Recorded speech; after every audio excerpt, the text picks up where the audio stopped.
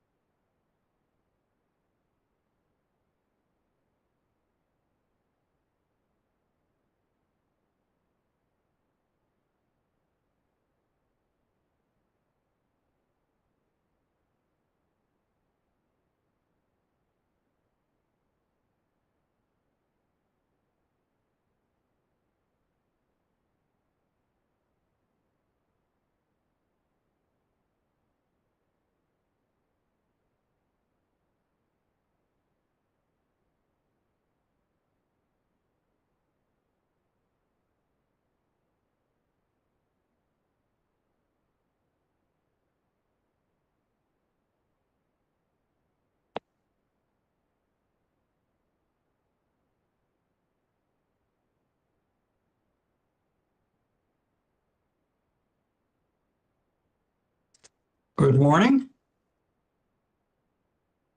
Morning. Good morning.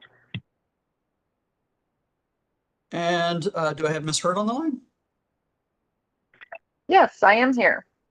Okay, and I see an attorney for staff, and I see an attorney for the Office of the Public Counsel, and I also see a,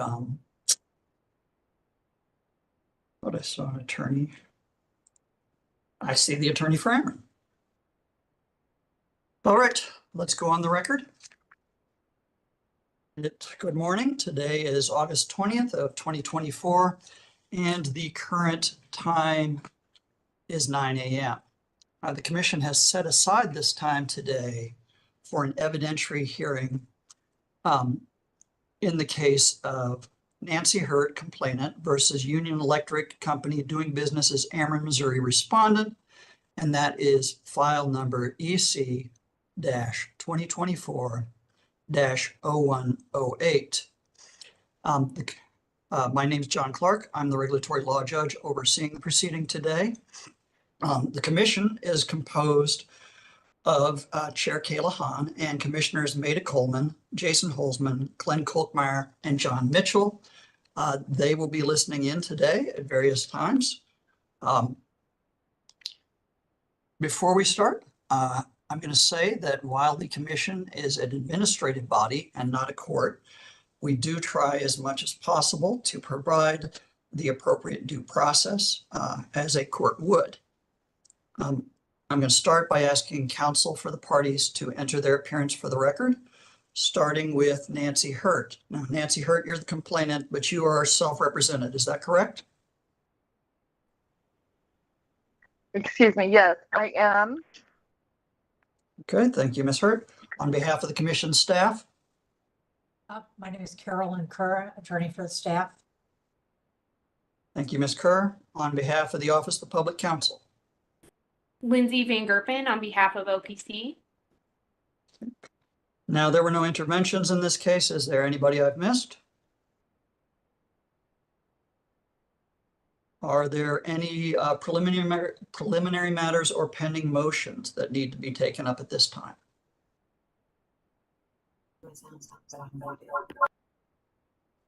I hear none.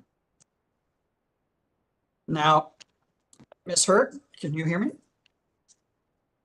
I can. You have the burden of proof in this case. Since it's your complaint, I'm going to allow each party to make a brief opening statement. I will start with you, Ms. Hurt.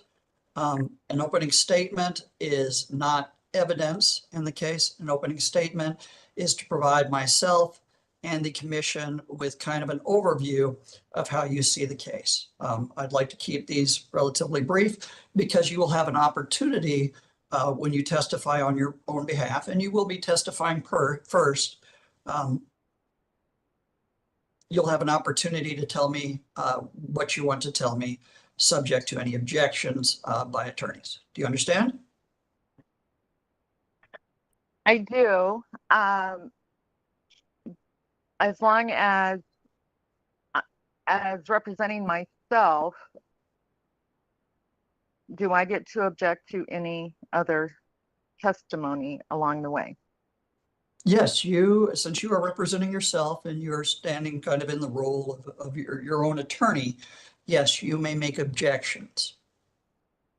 Thank you. When anybody makes an objection, if testimony is going on, I would like everybody to stop until I have ruled on such objection. Okay? Okay. Now I am going to say, Ms. Hurt, you are a customer of Ameren, Missouri, and under the commission's rule 20 CSR 4240-2.135, customer specific information is generally confidential unless it is waived. You understand that any information that you provide today in your testimony orally, you're waiving confidentiality as to that. You understand that? Yes, I do. Okay. If there are matters that need to remain confidential at any time, we can do what's called going in camera. Going in camera is basically where we isolate something so it doesn't go out to people who are not authorized to hear the information. So I'm relying on the parties to let me know if we are crossing the line into information that should be kept confidential, and I will happily go in camera to address that information. Is that understood? Yes, Judge. I this is- understand. Excuse me. This is Why don't Jennifer. we start with Ms. Hurt, and then I'll go to Ms. Hernandez. Ms. Hurt, go ahead. Thank you. As long as you, I don't know all of the previous confidential, generally confidential statements that could be made that you may not want to allow. So please interrupt me if I overstep that general confidential line, please. If I recognize them, I certainly will, or I will certainly remind you of them. But like I said, that privilege is yours to waive. So if you if you talk about it, and you don't ask me to go in camera, I'm going to assume that you've waived as to that. What I would caution about is you may not want to put your address, phone number, social security number, anything like that out there in testimony where others might hear it. Okay? Okay. All right. Ms. Hernandez? Yes, Judge, I apologize if I missed you asking for my entry of appearance, but I didn't announce that I was here on behalf of Ameren, Missouri. I believe I forgot to ask you, so thank you for reminding me. I will note for the record that Jennifer Hernandez is here as counsel for Ameren, Missouri. Thank you very much for bringing that to my attention. I indicated I would allow for brief opening statements, starting with Ms. Hurt. Ms. Hurt, if you would like to go ahead and give your opening statement. Would you like me to first give a brief bio of who I am? That is entirely up to you if you want to include that as part of your opening statement. I would like to include that. Thank you. My name is Mrs. Nancy Hurt, H-U-R-T. For 13 years, I have been learning what my purpose would be after my husband passed away, after he was diagnosed with extended small cell carcinoma. After I graduated from the University of Iowa, I primarily worked in the B2B customer service rep and account executive telecommunications field. I contracted as a part-time and full-time licensed realtor and had my own master accredited home staging business before retiring in 2020. I trained and volunteered representing abused or neglected children as a CASA for the state of Iowa for several years. That's a court-appointed special advocate. I also volunteered with my husband's local VFW post over multiple years. I purchased this cabin for purposes of a part-time retirement property for its peaceful and private setting on September 23rd, 2022. The same day, 22 years earlier, my husband and I were married. Thank you all for hearing my testimony, my reflections on these unconscionable events, as well as my suggestions for this court, the OPC, and the MOUC to reconsider the policy effects the tariff you mentioned earlier imposes on Ameren, Missouri customers, and to change this opt-out issue into a non-issue for all involved.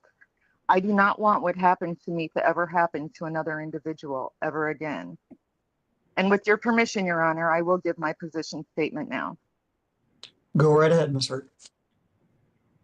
I willingly share my personal testimony at this hearing because the giant of an essential services electricity provider was given the approval through a regulated tariff monitored by my peers at the MOUC, whose staff experts provide interpretation of the relevant administrative law and granted Ameren, Missouri the capability to arbitrarily void a bilateral verbal contract after target marketing a postcard campaign for an opt-out choice directly to me.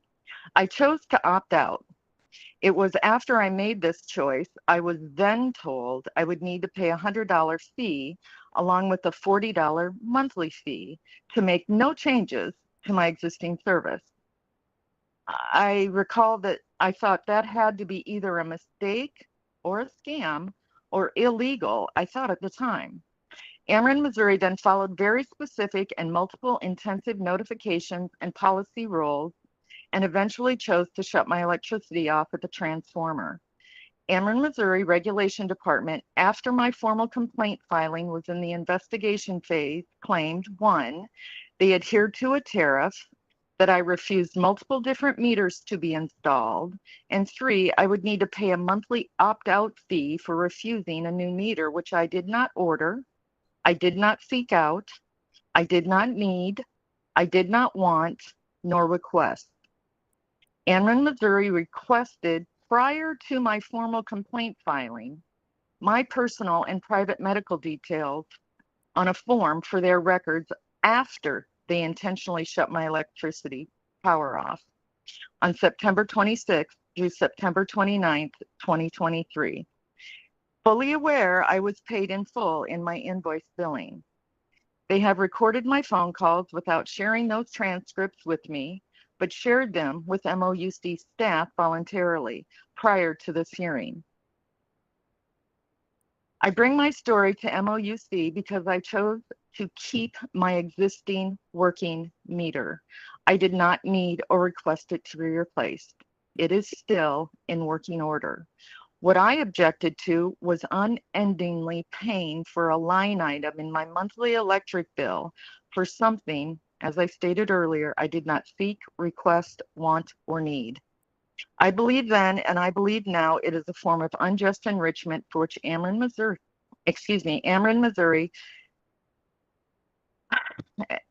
as held by Union Electric Company and its shareholders are the beneficiaries.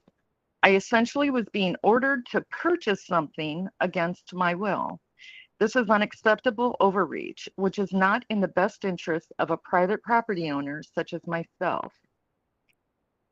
I claim the tariff as written is overreaching in its policing power of the enforcement penalty while using an innocuous descriptor phrase to opt out is, on its face, misleading, as it is actually used to describe a type of consumer of essential services.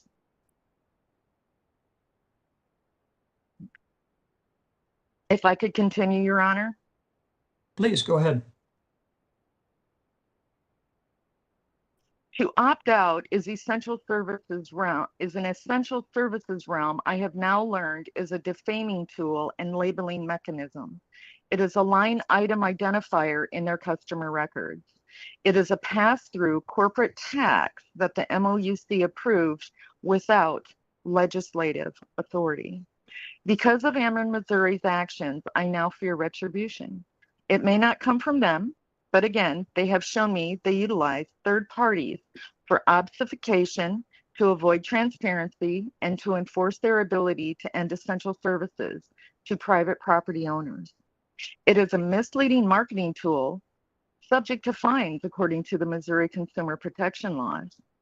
The term opt-out is unclear and defaming. It is used to describe a particular electric service customer. It means, according to researchers, to remain anonymous, to not be used for marketing purposes. I do not want my personal private data of any kind to be shared to a third party unless I choose so. Apparently, this opt-out value is now at $40 per month, unendingly, according to the tariff. Likewise, it misrepresents to the consumer a myriad of unknown complexities not specifically expressed in the MOUC expert-reviewed tariff. Anyone stating I will eventually have to have an SMART meter, so I should just pay this unending monthly fee for nothing charge, must be using a crystal ball and can predict the future too. Ameren, Missouri made an overreaching and unconscionable intentional business decision to use their employees for police powers not legally granted to them by the MOUC. I knew nothing of this tariff when I began service with Ameren, Missouri. They did not, nor do they send their new customers their general provisions or terms of service, changes, or amendments impacting a customer at the time they start service. I refer to Ameren Exhibit PDF sent last night. nor does MOUC require them to do so when disconnection guidelines are authorized.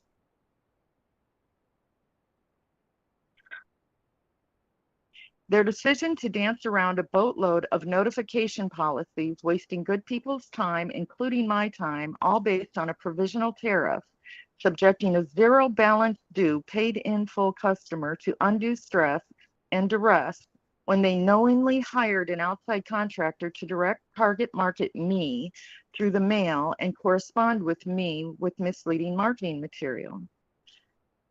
I still worry about their potential for retribution for standing up for my unknown administratively approved wrongs. This overreaching, unnecessary tariff has effectively awarded Ameren, Missouri policing powers, demanding unjust enrichment for an essential services provider. The MOUC, with expert review, erroneously approved this tariff to the detriment of the very people they support.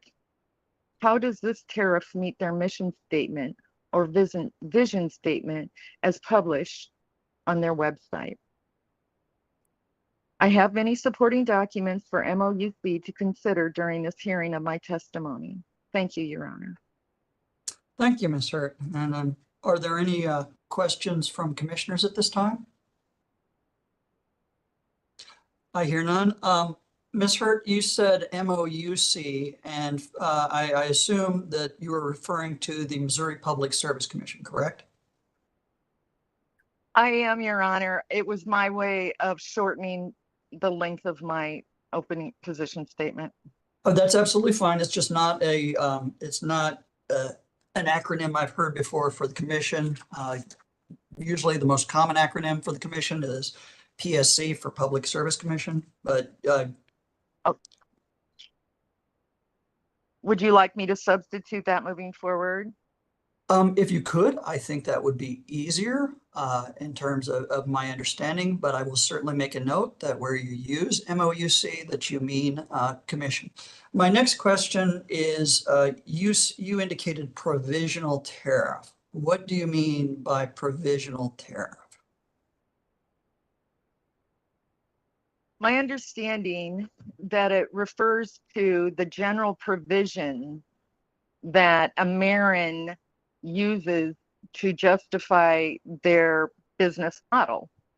They use the term general provisions in the document that they provided me in a PDF sent last night, August 19th. Okay.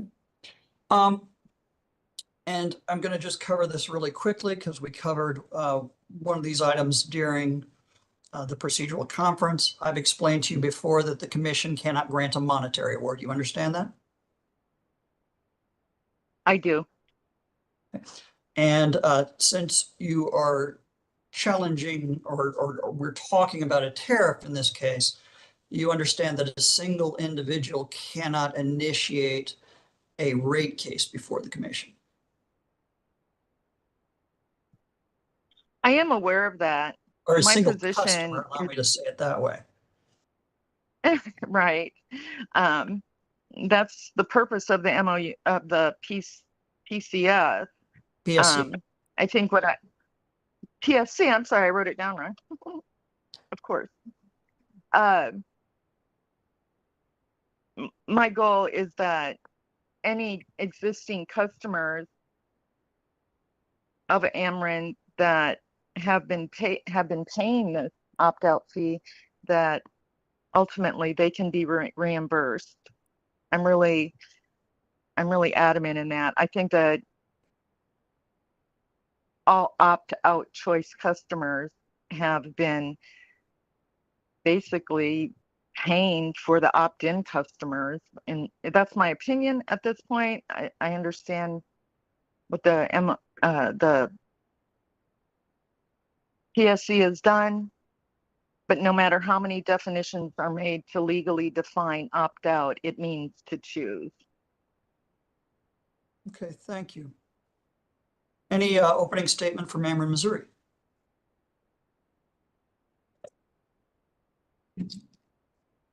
Yes, Your Honor. Good morning. The matter before the commission today is whether Ameren, Missouri can disconnect service or deny service when a customer is not meeting one of its customer obligations, and that is being access to the company-owned meter. In accordance with commission-approved electric tariffs, Ameren, Missouri allows customers receiving residential service, like Ms. Hurt, the option of refusing the installation of remotely read metering, but the non-standard metering equipment requires a manual meter read, and those customers are charged opt-out charges billed accordingly to the company's tariff. Ms. Hurt does not want a smart meter or AMI meter, but also she does not want to pay the fees for the meter reading and meter installation of the non-standard meter. Staff completed an investigation in this matter, and they made several recommendations in terms of the denial of service letters that Ameren provides to its customers. There should be a distinction made in this case, as Ameren was proceeding with Ms. Hurt under disconnection of service versus denial of service. But we have made those revisions to the denial of service letters as proposed by staff. We even went a step further and included those safety additional provisions in our disconnection notices, letters that go to customers, even though the rule does not require it. So we went a step further and added those safety, those certain statements in the disconnection letters that are sent as well. Staff has also recommended that Ameren, Missouri file a revised tariff regarding a definition for non-standard meter types. Ameren, Missouri has done that and filed a proposed revised tariff in its current electric case. Today, Ameren, Missouri has 2 witnesses for the commission, and the commission can ask these witnesses questions. We have Ms. Aubrey Kirschmer, who's the regulatory liaison, and Mr. John Herron, who is manager of the Smart Meter Engineering. I would encourage the commissioners online to ask questions if they have them. And as part of this hearing, we would just ask the commission to direct Ms. Hurt to decide which meter type she would like to use so that Ameren can proceed accordingly. Thank you. Are there any commission questions for Ameren, Missouri? I hear none. Oh, I'm sorry. Did I hear somebody? I hear No none. questions. No questions, Judge. Commissioner Holzman. Thank you, Commissioner Holzman. I don't have any questions for you either at this point, Ms. Hernandez. Does staff wish to make a brief opening statement? Yes. Thank you. Good morning. Yeah, please, the commission. As we've discussed, this case came to the commission's attention when Ms. Hurt filed a formal complaint alleging that Ameren disconnected her electric service even though she was current on her bill payments. She did not want Ameren's new smart meter to be connected to her house, and she did not want to pay the company's $100 opt-out fee and then be billed $40 per month for not having the new meter on her house. Ms. Hurt refused to pay the company to replace her current meter with a new smart meter or a refurbished non-standard meter and let her keep the meter she already had on her house. She alleged that Ameren unfairly disconnected her service. Ms. Hurt apparently wants Ameren to let her keep her existing AMR meter and have Ameren manually read it like a non-standard meter and not charge her any added fees on her electric bill for opting out of Ameren's smart meter program. When staff received Ms. Hurt's complaint, it looked at Ameren's filed tariffs to see if it followed its own tariff language. Staff found that Ameren was approved to change out all of its meters in Ms. Hurt's service area, from the AMR meters to the new smart meters, and that according to a stipulation and agreement entered into by Ameren, the company was authorized to charge a one-time fee of $100 and a $40 monthly charge to customers who opted out of having smart meters installed at their homes. Staff found Ameren was doing what it was bound to do, although it could have explained the difference between what it meant by standard and non-standard meters more clearly in this tariff filing language. Staff also reviewed commission regulations to see if Ameren followed the rules when they disconnected her service. Commission Rule 20 CSR 4240-13.035 deals with the denial of service and when companies can connect or disconnect service to their customers, as it relates to remote reading opt-outs. Staff determined that again, Ameren followed the process set forth in the regulation to do so with regard to Ms. Hurt's service. Staff did note, however, that the notice sent to Ms. Hurt telling her about the disconnection violated the regulation in 2 ways. Did not include information in Spanish, and it failed to satisfactorily inform her that if her problem could not be adequately resolved, she could contact the PSC. When Ameren was notified of the issues staff found relating to those disconnection notices and the tariff language, it signaled its willingness to make changes to its notices and its tariff. Staff worked with Ameren on those changes, and staff witness Claire Eubanks is here to testify and answer questions about those issues. With regard to the monetary damages and penalties, as you stated, Judge, the commission is a regulatory body of limited jurisdiction without the authority to grant such relief. And the commission can only determine if the utility violated the law. Staff witnesses Tammy Huber and Claire Eubanks will be here to testify about their investigation and explain the rules and tariffs Ameren is bound to follow. They can answer questions relating to how those tariffs and regulations apply to Ms. Hurt's situation, what Ameren has done since this case began to resolve some of the issues raised by staff. Ms. Eubanks can also explain some of the differences between the types of meters relevant to this case and the history leading up to the new smart meter installations. In closing, staff's investigation found that Ameren did not violate Missouri law or regulations or its own tariffs when it disconnected Ms. Hurt's electric service related to the remote meter reading opt-out when Ms. Hurt refused to pay the opt-out one-time fee and monthly charge. Staff did find, however, that the disconnection notice violated 20 CSR 4240-13.035 sub 1C 2D and E by failing to include certain language, and that Ameren's tariff should be revised to clarify the definitions of standard and non-standard meter types. Otherwise, I'd be happy to answer any questions. Thank you. Are there any commission questions for staff? I hear none. I'm actually going to save my questions for your witness. Okay. Thank you, Ms. Kerr. Would public counsel like to make an opening statement? Not at this time, Your Honor. Thank you. Thank you. Ms. Hurt, you're going to be testifying on your own behalf. Is that correct? I am. Okay. I'm going to go ahead and do you have any questions before I allow you to testify? I do. I was wondering if I could present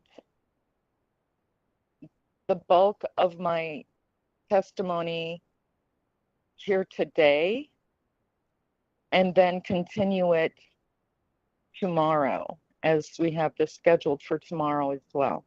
Is that something that you would consider, or should I just read everything I have?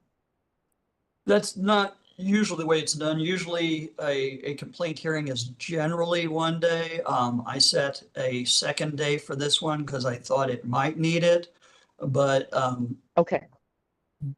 But really your opportunity, you should testify as to everything you want to testify to. Now, you will have an opportunity to, as was said before, object to evidence that you believe is objectionable. You'll also have an opportunity to question the other party's witnesses. All right. Thank you. Okay. At this time, I'm going to go ahead and swear you in. Would you raise your right hand and be sworn? It is raised. Thank you very much for letting me know. Do you solemnly swear or affirm that the testimony you're about to give in this hearing will be the truth? I do. Thank you. And you may go ahead and offer your testimony at this time. And basically, Ms. Hurt, this is your chance to kind of walk the commission through the story. Basically, what happened, why you think it happened, why you think it's inappropriate, and any supporting evidence that you wanted to offer. As I've indicated before, if there's an objection while you are testifying, please stop and wait for me to rule on the objection, okay? Yes, I will do my best. Okay. Thank you, Ms. Hurt. And what would you like to tell the commission?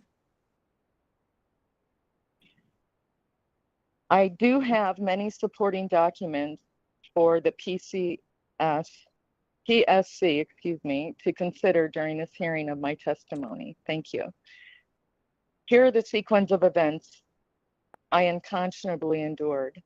May of 2023, I received in May a postcard promoting and offering an opt-out choice for voluntary customer decision regarding a meter replacement program. I called the toll-free number, told the rep I would opt out of the meter replacement offer. I thought that's all I would need to do. I was curious who I was speaking to, so I then asked, and they told me they were hired on behalf of Ameren, Missouri. I learned from the contracted representative I would need to agree to a 100-time fee and $40 additional per month to opt out, to keep my working meter in place. I remember giving a small laugh and said, no, I would not pay that after a brief conversation where I mentioned communistic tactics or such. I tossed the postcard in the garbage after the call because I actually thought this was a scam attempt and went on with my day. They called back, as I recall, a short discussion was had, and I said no again. They then left me a voicemail, as I recall, and I again couldn't determine their persistence or purposeful need for a second determination of my simple choice. I recall at this time an odd feeling of intimidation when I had verbally opted out previously. I ignored a second voicemail I received because I was cognizant of an intentional pressure campaign imposed on me by this outside contractor as directed toward me on behalf of Ameren, Missouri. I was a paid in full compliant customer and would often check the meter's operability. Even though Ameren, Missouri spelled my name wrong on my billing statement from the get-go, I still willingly paid my monthly electric essential service bills, keeping this verbal contract non-voidable, or so I thought. This is the first unconscionable event I endured. August and September of 2023. Over this time, 3 unannounced Ameren, Missouri technicians came to my property. 2 techs parked their trucks between 10 to 20 feet in front of my car's overhead garage door. I informed all 3 of them I opted out of the new meter program. I don't need it. The first tech said he was there to have the alternative AMR meter, or the NSM, installed. I quote his words here. See, Ms. Hurt, it says NSM. That means not a smart meter, as I was condescendingly told it was called by him. I recall telling him no, I declined that, and to let his supervisor know I declined through an opt-out call I made. At that time, I still wasn't aware of any specific meter differences, except one marked as smart by Ameren, Missouri, a lot. I suggested I could take a picture of the existing meter reading and send or text it to him, if that was an option or necessary to save him driving to the property. Some days later, the second Ameren, Missouri tech drove up, knocked on my door, asked my name, and intentionally attached a bright green doorknob fob labeled Ameren, Missouri. After he put that on my doorknob after he wrote refused on the doorknob fob. Then he hung it on my front door handle and left. I believe this front door derogatory placement method was used similarly in earlier times in history to identify problem people, if you will. That is how it affected me. I was really appalled by that. He intentionally put an Ameren, Missouri public announcement material on my private property without discussing anything about meters, but to confirm I chose to opt out and refused the new meter program. I said, yes, I opted out. If I would have known Ameren, Missouri was intending to place me at risk with the loss of essential electric service, I would have contacted the PSC at that time. I was very offended and appalled by this overreaching notification gesture. On September 29th 9th, 2023, a third tech shut my electricity off mid-morning after a very barely audible tap on my private property front door and a brief conversation confirming my name and address. He announced he was there to shut the electricity off. I asked him repeatedly, why are you doing this if I'm current in my billing? Does my meter work? What is really going on here? He told me he was instructed to not speak to me. I walked to the transformer where he parked with his diesel truck engine running, which I remember being very hot. And in my frustration, finally upset enough, I suggested to him, you realize this is a crime against humanity, right? And I walked away back to my property absolutely appalled. This was the result of my opting out.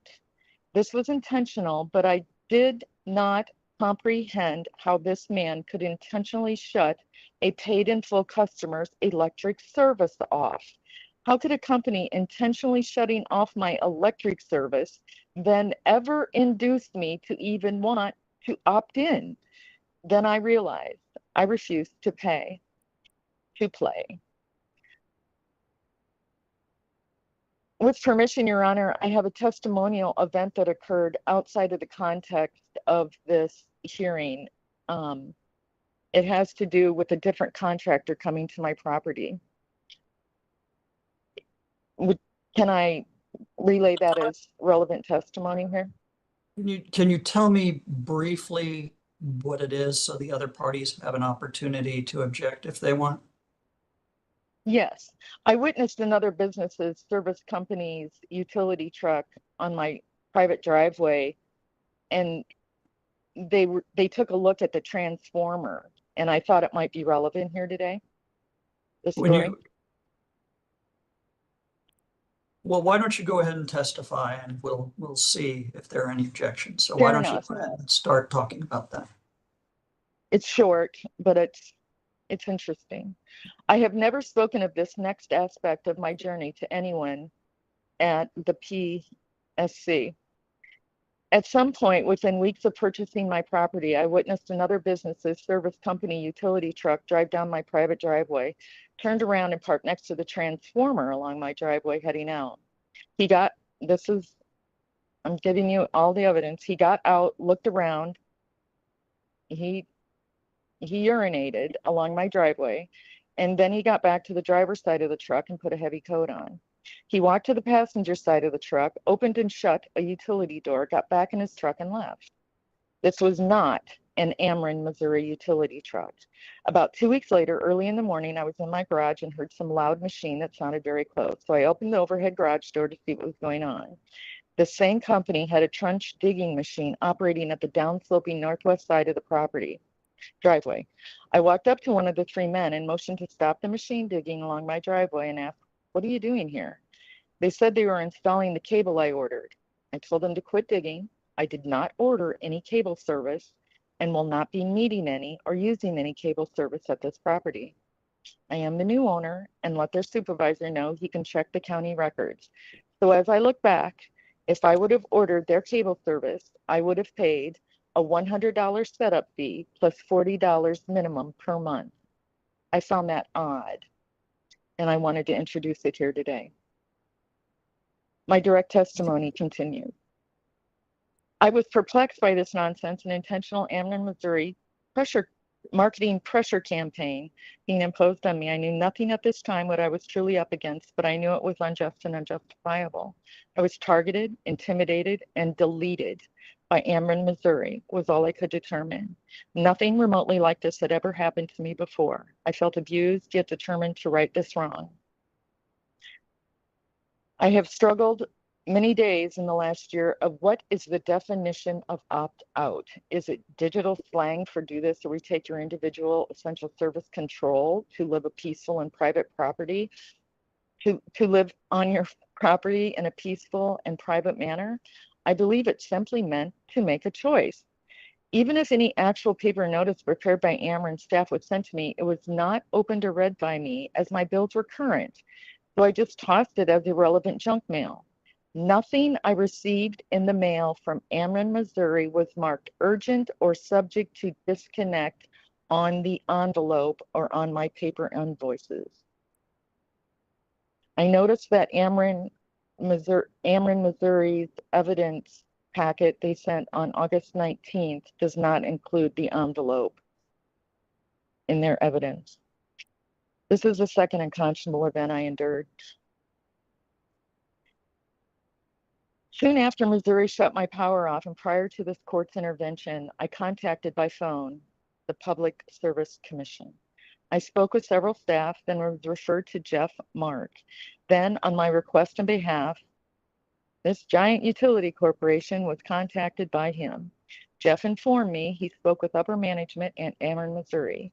He stated Ameren, Missouri offered me to fill out a personal and private physical, mental, and behavioral medical needs form. I mentioned I had supplemental items in my fridge and they could go bad, and that was the reason for that discussion. However, he told me there was no guarantee they would turn my electricity back on. I was told the licensed physician would not need to sign it to just fill it out for them. My determination was my personal and private physical and any social, medical, or biological needs or appliance data is private. No entity whatsoever should be privy to those personal identifiable details unless I give them my permission. Jeff emailed me the form to consider filling out. I refused to fill in that medical needs form prepared by Ameren, Missouri. This is when I realized I was being forced to do as they want or I would have no electricity. I chose to file a formal complaint. It made me ill to think about it.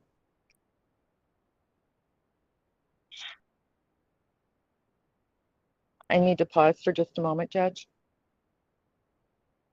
Okay.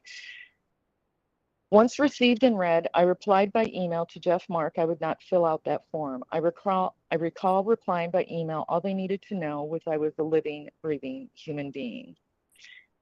The option or choice to file an informal or formal complaint was made as quickly as possible by me with limited online LTE service communication devices because my tablet and phone was losing battery power quickly.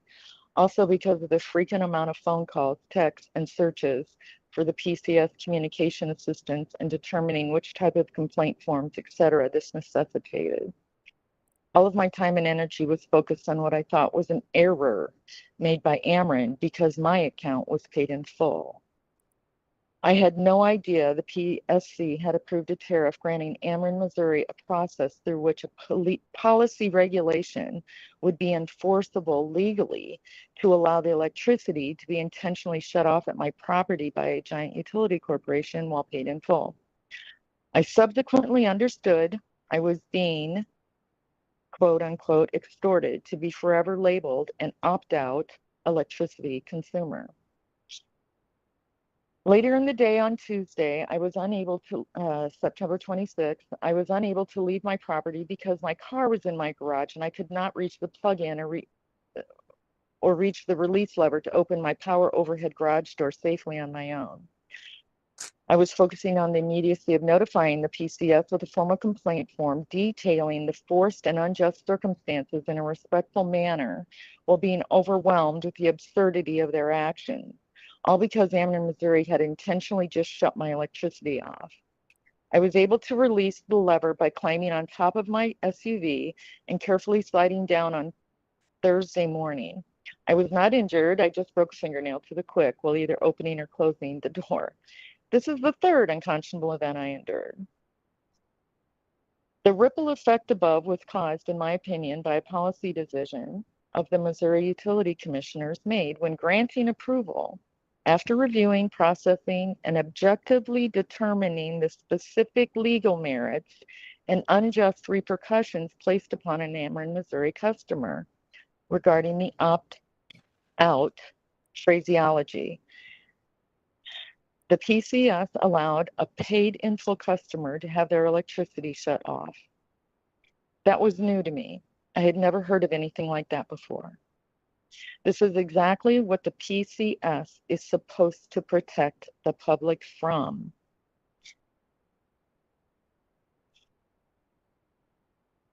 My position is I did nothing irresponsible nor violate the terms of our bilateral verbal contract. Ameren, Missouri does not possess eminent domain or police powers over my private property. It is granted to them when the federal court orders it. There is an easement in place on my property, and I know what that means. It means I have to provide them access to the transformer. The PCS earlier ruling in favor of this tariff should be, I believe, overturned as a policy error at the least, or more so as overreaching. It allows Ameren, Missouri to amend unilaterally and break a bilateral verbal contract, causing chaotic harm to their own customer, as I explained. I suggest this court require Ameren, Missouri to refund any customer who has paid this opt-out monthly penalty. And I have sent an exhibit to all parties regarding the Missouri Revisor of Statutes. It should be retroactively reimbursed by Ameren, Missouri because the customer did not benefit from anything or any service. And all Ameren, Missouri customers flagged accounts for this recurring fee should be stopped immediately due to legality review by this court and/or commission. The specific tariff details approved by the PSC and implemented against me as an opt-out choice consumer and customer violates by its very definition consumer protection. No matter how many definitions are made to legally define opt-out, it means to choose. To continue on with my direct testimony. At some point later, I texted a PSC staff member, Jeff Mark, if I kept my property for 15 or more years, which is my intention, Ameren, Missouri would collect an additional $480 per year. Over 15 years, $7,200. I can attest the end result of the PCS approval of enforcement and the legality of this tariff is if you do opt out and don't promise to pay us more money, we have the authority to punish you by shutting your power off to your private property. $7,200 is a significant amount. They can now line item collect and project per opt-out customer because they are granted a specific rate of return. So in my opinion, opt-out customers are offsetting the Ameren, Missouri investment in opt-in customers. This is unfair. I need to pause for a second here. Take your time. Thank you.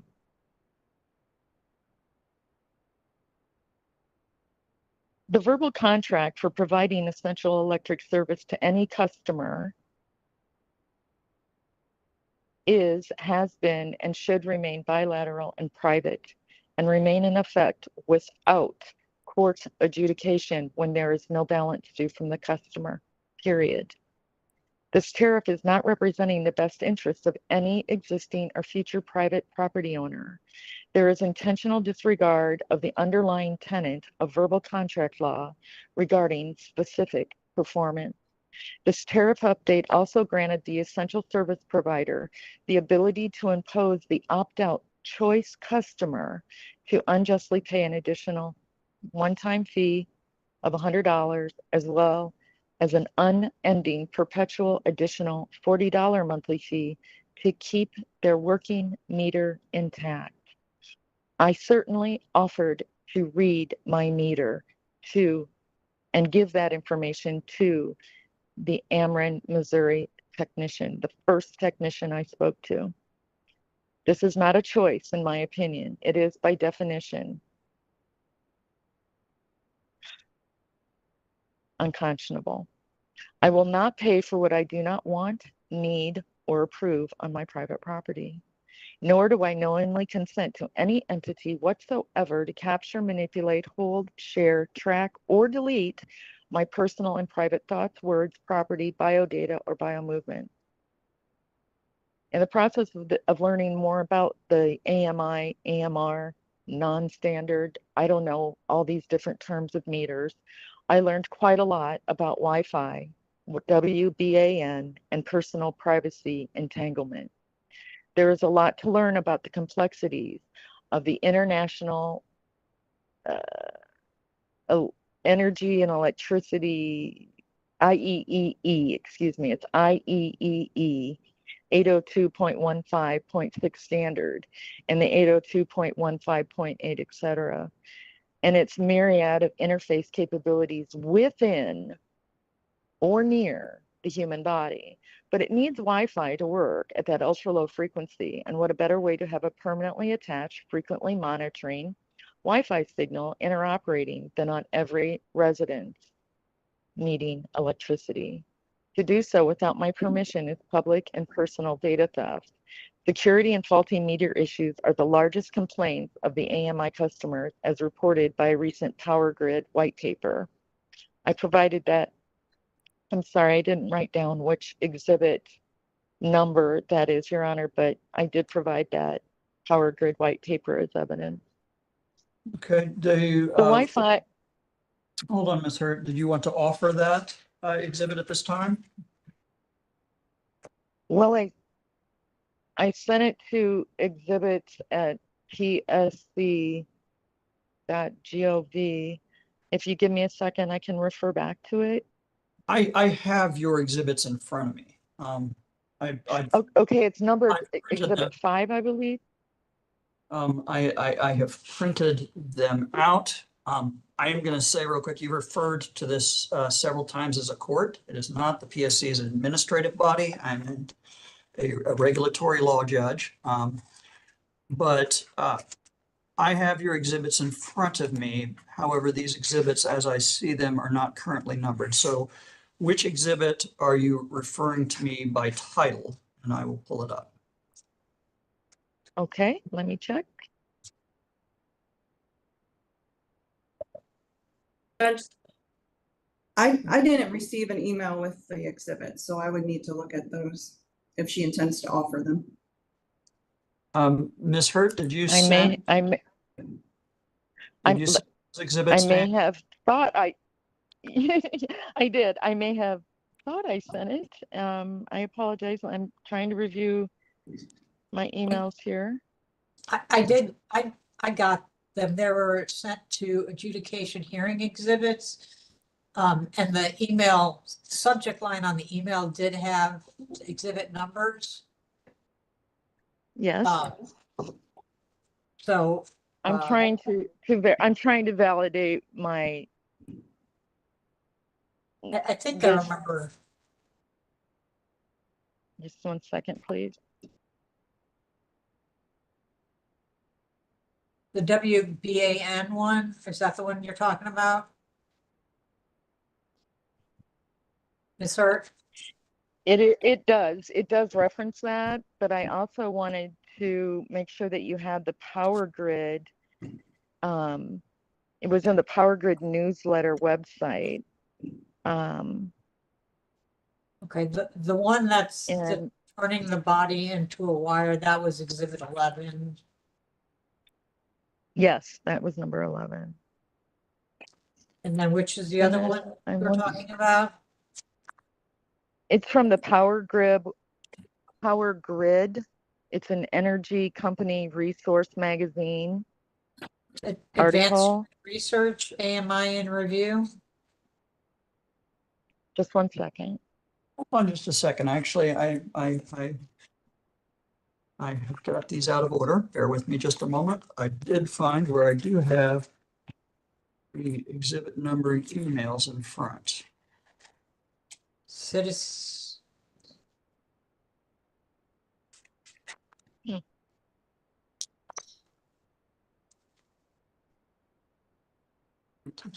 If I need to, Your Honor, I can locate it and resend it at a later time. I don't think that is necessary. Ms. Hernandez, have you been able to get those yet? I didn't receive an email from Ms. Hurt. Okay, Ms. Hurt, Ameren has a right to challenge your exhibits or to object, but in order to do so, they need to be able to look at your exhibits, and they have a right to do so prior to me ruling on their admission. And so I've got exhibit, you were referencing exhibit 5, right? And that is millions missing out on smart meter benefits due to faults and poor supplier service, warned citizens advice. Is that correct? At this time, yes, but I do need to verify the power grid article for everyone to review, please. Thank you. Okay, well, we'll go over that in a second. Are you able to send exhibits to Ms. Hernandez? Yes, I am, but I also contacted the Public Service Commission staff to find out how to notify everyone that would be attending the hearing. I was not given any further instructions that I had to supplement that with directly sending all my evidence to Ameren, Missouri. Well, I'm sorry that I happened, but did- as I've indicated, everybody here today has the same due process rights, which means that Ameren, Missouri has a right to review your exhibits. And Judge, I actually contacted Emily Walters to get the exhibits the other day. That's how I got them. Let's go off the record for a moment. Ms. Walters, are you able to forward those exhibits to Ms. Hernandez? And that might be faster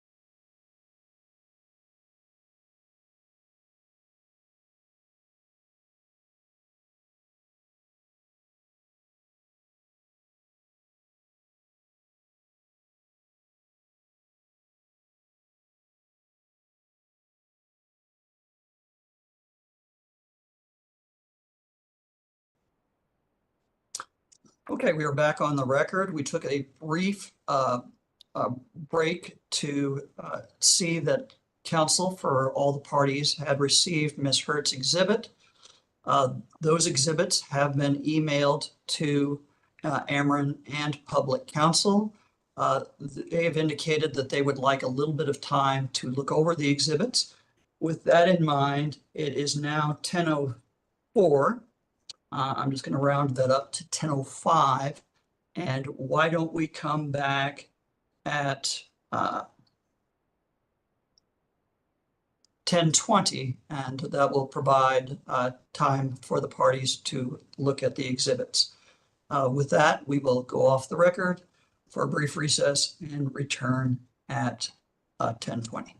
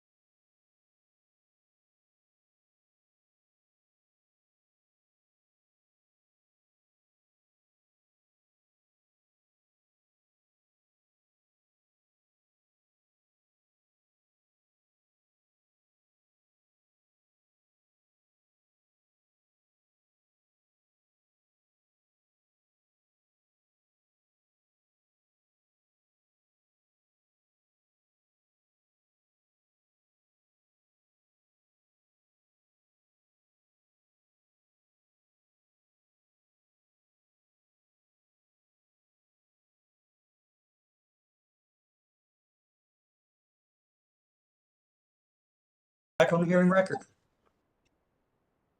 Okay, we are back on the record. We took a brief recess so that parties that had not received exhibits would have an opportunity to look at them.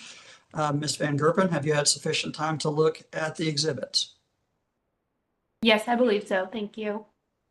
And Ms. Hernandez, have you had sufficient time to look at the exhibits? Yes, thank you. I'm going to note for the record that we have a number of commissioners present. The chair of the commission, Kayla Hahn, is present. We also have Commissioners Maida Coleman, Jason Holzman, and Commissioner John Mitchell present. Have I missed any commissioners? Okay, not at this time. Now, Ms. Hurt, you were testifying, and you, I believe, were going to offer Exhibit 5. Is that correct? Excuse me. Yes. What I ended up doing was just now forwarding to the exhibit at psc.gov, I believe it is, the relevant article that I wanted to reference. And I Is did that an email Exhibit that. 14? Is that a different exhibit? Yes, it is a different exhibit, Your Honor. I apologize. I thought I had sent it in a previous email and it was not included. So I included it now, if it can be submitted. Ms. Walters, will you say that that is sent to the parties? Yes, it's been forwarded. Thank you. And has everybody received it? The OPC has received it. We received it as well. Yes, I received the email with the links. Okay. Are you wanting to talk about this now, or are you wanting to talk about Exhibit 5, Ms. Hurt? This is substituting, well, excuse me, we can talk about Exhibit 5. Sure. Why don't we do that? Because that might give the other parties an opportunity to look over Exhibit 14 before we get to it. And I'd rather not take another break at this time. So Exhibit 5, I have missing out on smart meter benefits due to faults in poor supplier service warrants citizens' advice. Is that correct? I'll take your word for it. I'm trying to locate where I left off with my testimony. So can you repeat that, please? Absolutely. I have Exhibit 5. The email indicates it's Exhibit 5. Millions missing out on smart meter benefits due to faults in poor supplier service warrants citizens' advice. And I believe you also stated that this turning the body into a wire is part of that. Is that correct? Yeah, that's included. I wanted to bring it to the commission's attention. And you're wanting to offer Exhibit 5 for the commission's consideration. Most definitely.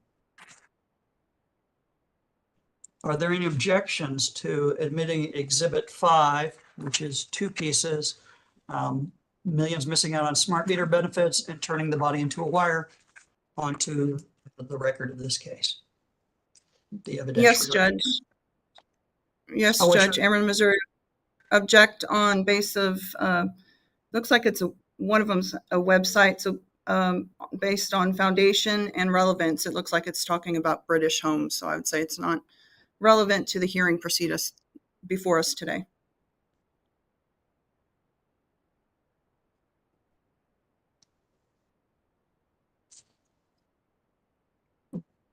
Why would that make a difference if it were a British smart meter versus an American smart meter?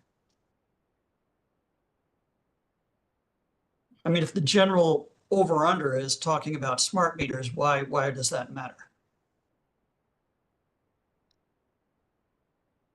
I think it would. We have no control. Yeah, I don't know what their standards are. I don't know how they're operated. I don't know what the regulations are in terms of what can and can't be done in that market. I just think there's a lot of unknowns. because of just looking at these exhibits, I can't tell you that I went through all the details and what is in each of those documents, but I think those are just some of my initial concerns about it being applicable or relevant to the proceeding before the commission. Okay. Ms. Hurt, what is the purpose of Exhibit 5? The purpose of Exhibit 5 is it falls under the category of the SMART technology digital world utopia. It's an acronym, SMART, and it encompasses existing technology that can be used to interface with Wi-Fi electric meters known as AMI. It's relevant, and that article did come from England, I saw that, but it also interjected some of the problems that were occurring to people, and I think it's relevant. I think it has a lot to do with, we can't just focus on what has happened to me, but we have to focus on what these meters are capable of doing. And I bring that to I'm trying to bring that to your attention. Okay, I'm going to ask a few questions, a few additional questions in regard to this, but I'm going to say this is a complaint hearing. And as a complaint hearing, it's governed by statute 386390. And that statute provides that complaint may be made by the commission of its own motion, or by public counsel, or by any corporation or person, as it was done in this case, Chamber of Commerce, Board of Trade, Commercial, Mercantile, Traffic, Agricultural, Manufacturing Association, and that list goes on, by petition or complaint in writing, setting forth any act or thing done or omitted to be done by any corporation, person, or public utility in violation or claimed to be in violation of any provision of law subject to the commission's authority, any rule promulgated by the commission, of any utility tariff, or any order or decision of the commission. Before we talk about what appears to be the benefits of smart meters, as well as it appears to be some potential possible health detriments from the smart meters, would you explain to me what it is you're alleging that Ameren, Missouri has violated?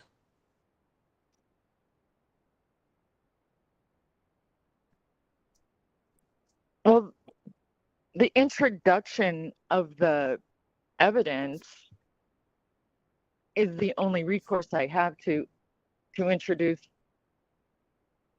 the potential, I don't know, overreach, I guess is the word I'm looking for what the commissioners could anticipate down the road for complaints. I realize what my complaint is about, but they never billed me. Ameren never billed me for the fee. So that's at play. Never billed you for what? Only because for the monthly fee on this issue of my complaint. But the only reason they didn't is because the PCS intervened. So I'm trying to walk that path of their intention towards me, and the knowledge I've gained, I guess. I apologize for interrupting, Ms. Hurt. I guess my question is, as a complaint, what law, commission order, company tariff, or decision of the commission that you believe Ameren has violated? I'll have to refer back to the documents the staff provided from the commission where they identified the actual tariff that they provided in their evidence. Excuse me, I'm looking for it.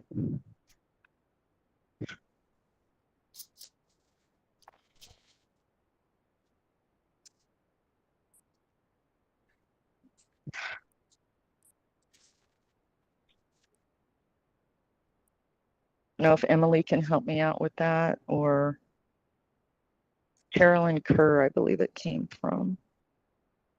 Is this one of staff's exhibits?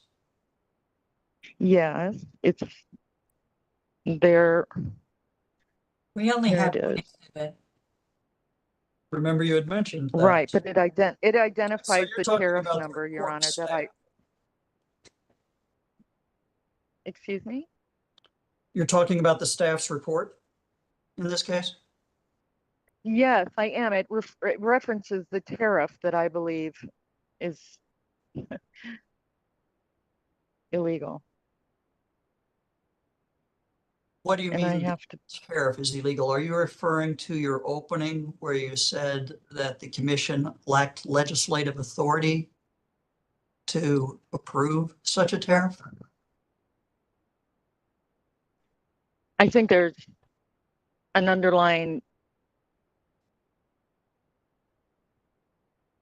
presence there that it's based upon its being overreaching. It is overreaching to shut someone's power off. That's it. That's always been the number one common knowledge, common sense approach to having electricity in one's home. Okay. But the Let's fact go of the through- matter is that I don't know how to present this. If I can't introduce what I feel is relevant, then don't make it relevant. That's all. I The understand.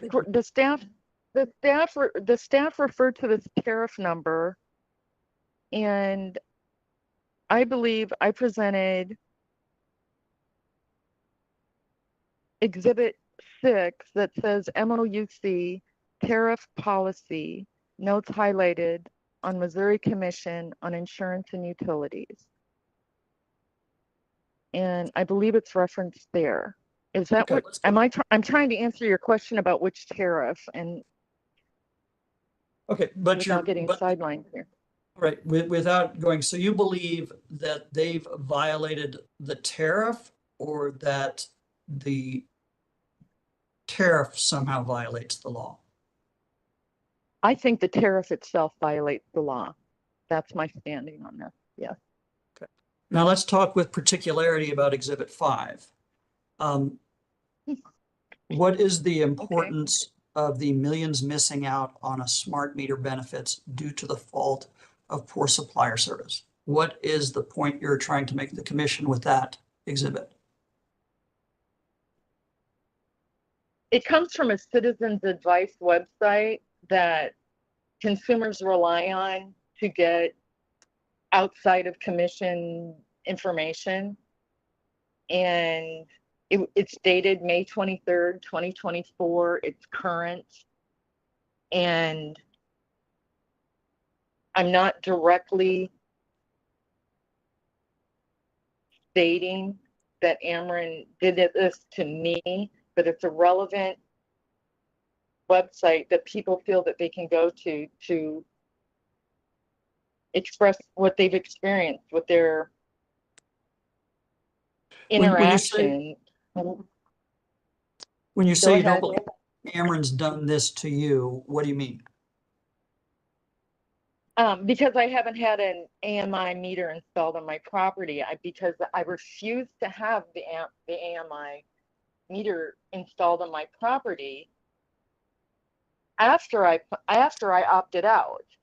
And now I'm looking into what this AMI metering technology can do and what people are experiencing with it. So I've had a year here, Your Honor, to look into this, and that's why I presented it. Okay, and what point are you trying to make to the commission with the turning the body into a wire? Because it takes away the trust that I have as a consumer that Ameren, Missouri would never install anything that could potentially do me harm.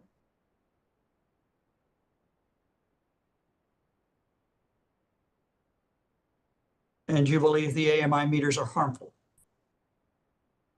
I believe that there's a percentage of people that feel the effects and can be harmed by them, yes.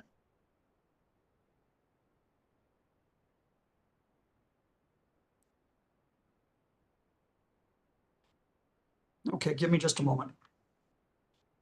Yes, sir.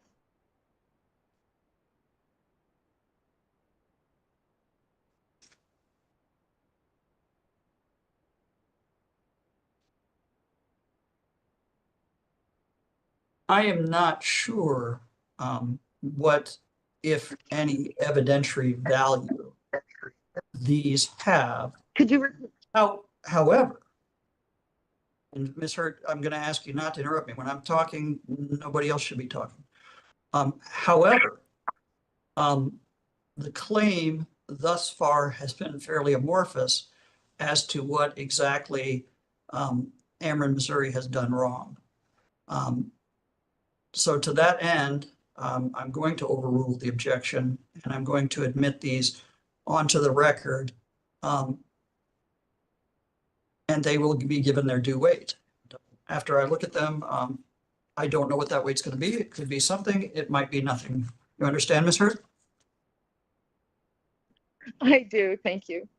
But I will admit them onto the record. So Exhibit 5, the millions missing out on smart meter benefits and turning the body into a wire is admitted onto the hearing record.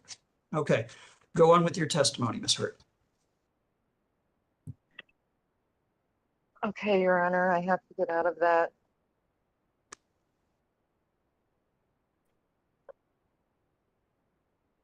Give me 1 second.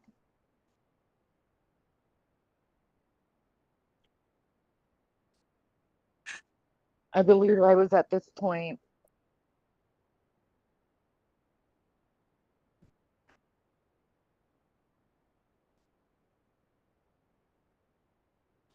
After my formal complaint was submitted to the PSC staff, I recall that on later Thursday, you ordered MOUC regulated essential service provider to turn my power back on.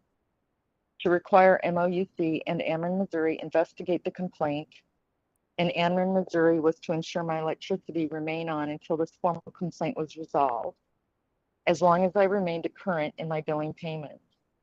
It was switched on by the same technician who shut it off at the transformer late in the afternoon on Friday around 3 p.m. There were many items of food in my freezer and fridge that were ruined, but I did do my best to go pick up 4 bags of ice from my fridge and freezer while this occurred. It did get to over 80 degrees inside the property. I had no hot water. I could not get my mini portable solar charger to charge my portable phone or iPad. I could not run my microwave, etc. I cried myself to sleep Wednesday. Friends offered to come rescue me. My brother was coming to visit, and I was quite disoriented, I guess, is the only word I can say about what this final outcome would be. The point is, I was punished without cause, spiritually, emotionally, and was determined to never let this happen to another living, breathing human being. So I continually prayed for his guidance. Yet I now reflect that every one of the 24 to 61 of the other people on this email list that I have been given, plus all the employees and shareholders of Union Electric Company doing business as Ameren, Missouri, all the Missouri Utility Commission staff and board, they were able to continue on with their lives, all in paid positions of consumer oversight for protecting and serving members of their community wisely. This is the 4th unconscionable event I endured. Every customer service technician, billing and CSR representative and regulation division and engineer employed by Ameren, Missouri, I either directly or indirectly engaged with relayed to me my existing meter was in working condition. It is still working fine. According to my Ameren, Missouri invoices, it is an actual meter reading and not an estimate.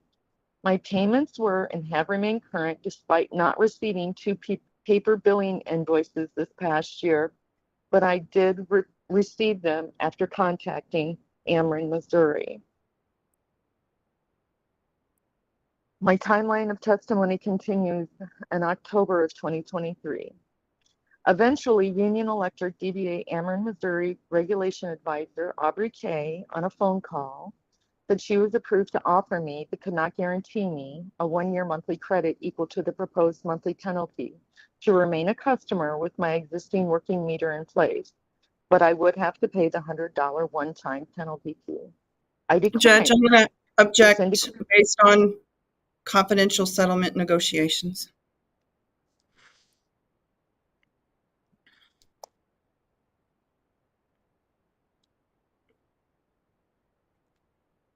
What happened to my sound? Oh, you're muted, Judge. I thought it was my sound. I'm sorry.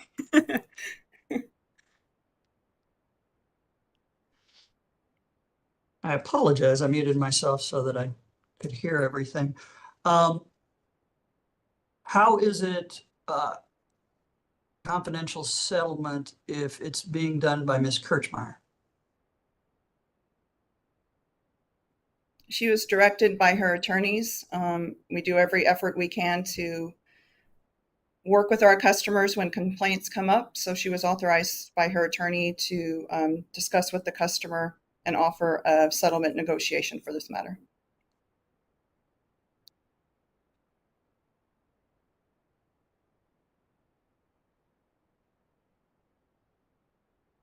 I'm going to sustain the objection.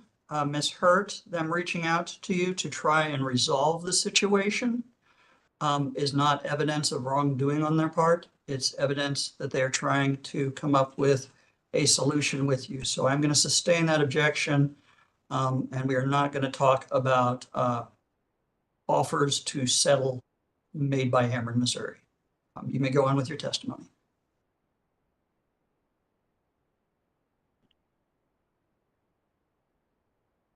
All right.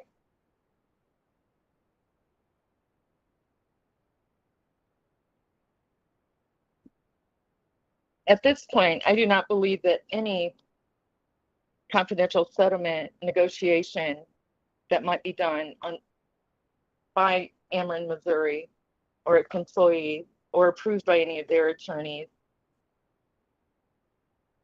should be done on a case-by-case basis. It's unfair to the remainder of their customers. I'll move on.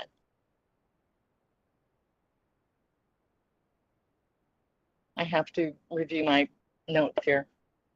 Take your time, Ms. Hurt. I respectfully submit that the settlement should not be legitimized as appropriate. Ms. Hurt, we're not going to talk I about just this. came I've already ruled Okay, that we're not going to okay, talk about I'm this. sorry. I'm trying to read my notes. I'm sorry, Your Honor. I apologize.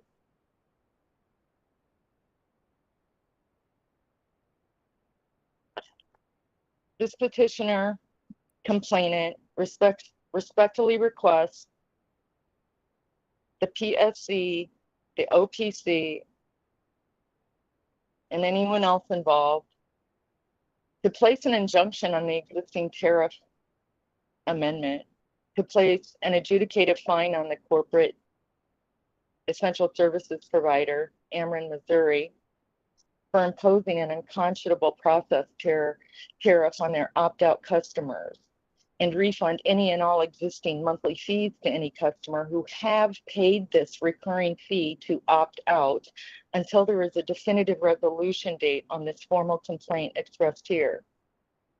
Ameren, Missouri has deleted me once, Your Honor, and I respectfully request you to keep your enforcement instructions in place for Ameren, Missouri to continue maintaining my electric service in the on position as long as my payments remain current and paid in full.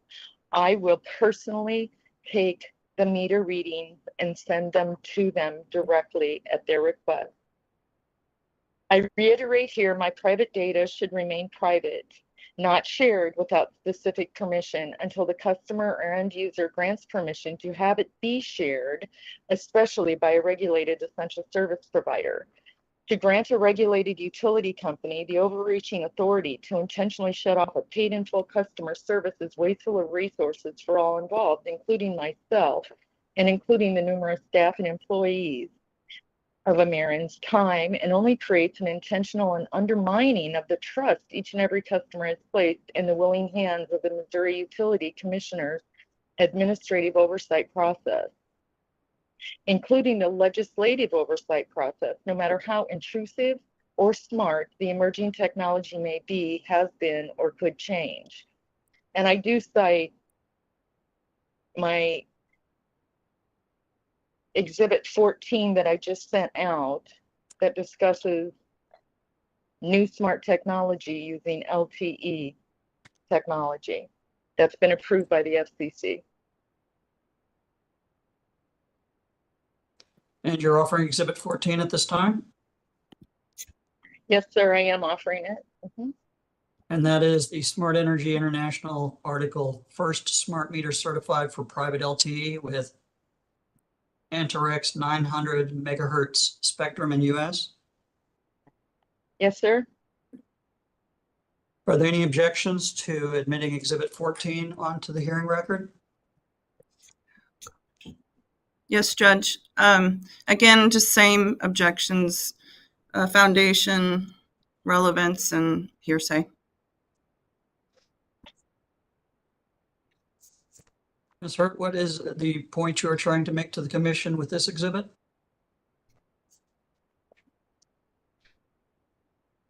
The technology is moving faster than they can install smart meters everywhere.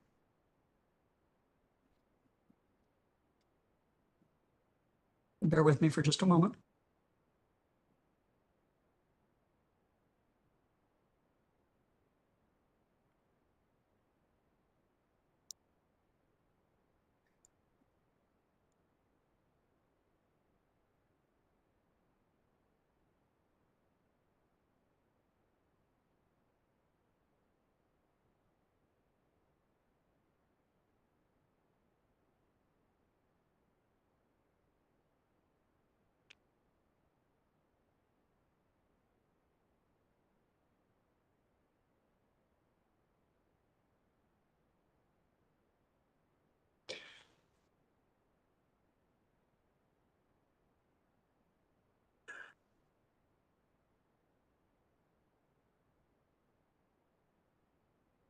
Similar to the last exhibit, I am going to overrule the objection and admit Exhibit 14 onto the hearing record, and it will be given its due weight, and I don't know what that is at this time.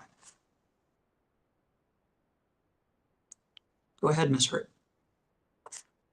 Thank you, Your Honor. When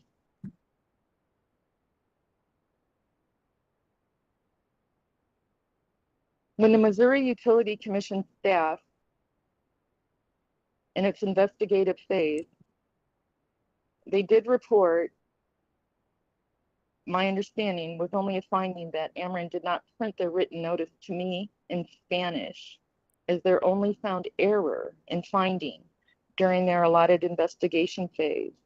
Again, this is irrelevant. It shows a deep disregard, unfortunately, of any empathy toward this customer, myself, as the complainant, and the majority of the community they serve in general. Not that it's not important. It is a self-fulfilling finding. It is, if a customer requests Spanish as their preferred language, Ameren Missouri should flag the customer account accordingly for communication in a different language. I have formally petitioned this court to have the public hear what has happened to me without knowing the outcome. That is the risk of retribution I have accepted for this earthly persecution. Likewise, if or when someone else hears or sees this evidentiary hearing on the repercussions of the actual meaning and effect to choose to opt out, they will act as most folks would. They can't, quote, they can't do that, I heard, and or that's not fair, quote. Yet it happened to me, and it could happen to them, sadly.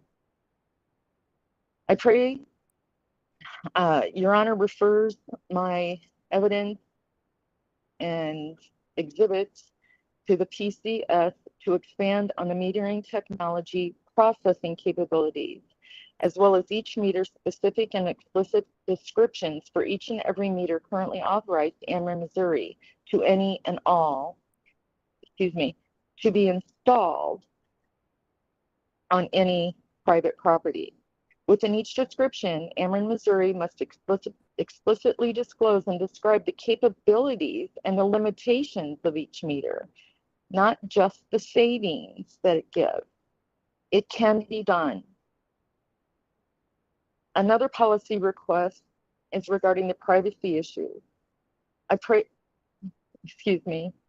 I sometimes directed my sentences to this court, so I pray the Missouri Utilities Commission require Ameren, Missouri to limit or withhold the misleading and innocuous outside contractors hired for target marketing campaigns.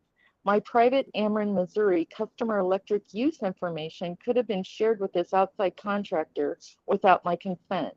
I do not want any regulated essential service provider to share my personal or private data or customer details with any outside contractor without my permission.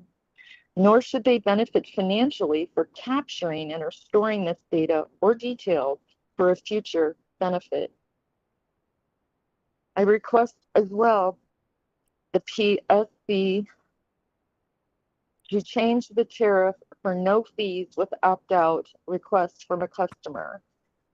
I did provide Exhibit 7, the FEC guideline, as an evidentiary guideline for the commission to review. Okay, hold on just a second. Thank you. Ms. Hurt, are you offering Exhibit 7? Yes, Your Honor, I am. Are there any objections to admitting Exhibit 7 onto the hearing record? Ms. Hernandez, if you're making an objection, you are muted. There we go. Exhibit 7, it's a FERC guideline, so I don't know its relevance, but I'll just object on based on relevance. Okay. I'm going to overrule that objection. I'm going to admit Exhibit 7, the FERC guidelines, onto the hearing record.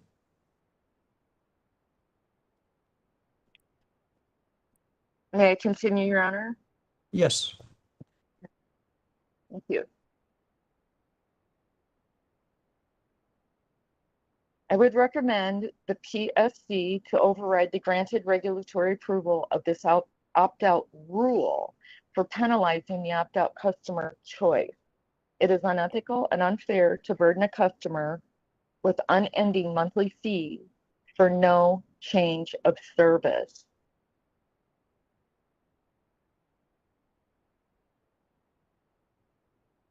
I also am going to introduce Exhibit 4, the Missouri Revisor of Statute. At this time, Are there any objections to Exhibit 4? And that is section 392.245?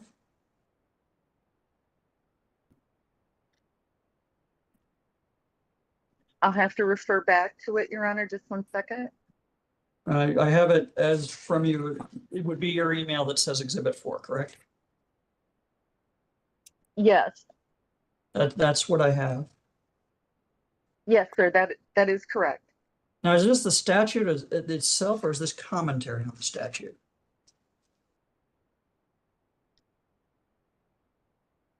Let me refer back to it. There were several other statutes linked to it. Were you just referring to 392.245 or those other ones as well? Are you talking to me, or are you talking to Ms. Hurt? Ms. Hurt, sorry. Yes, I'll because have to click on this link. It does say RSMO section 392.45 dated October 19th of 23 that there were some changes to the This- MMPA. This appears to be commentary on the changes and not the statute itself. Is that correct? I'm going to click on it and verify for you.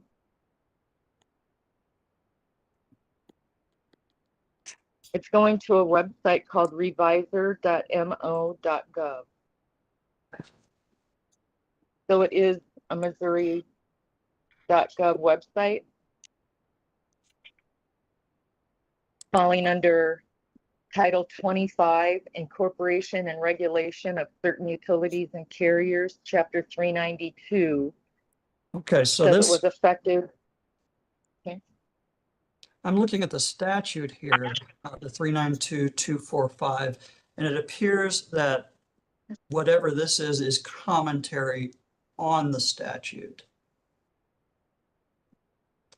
I believe it is, but I also provided a link for the statute in my evidentiary exhibit. And what's the purpose of this exhibit? Okay, just one second.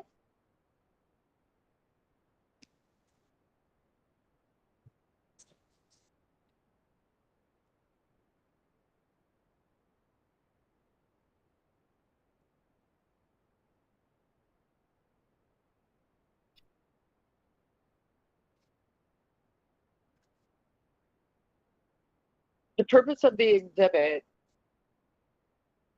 according to Governor Mike Parson that signed it into law July 1st, 2020,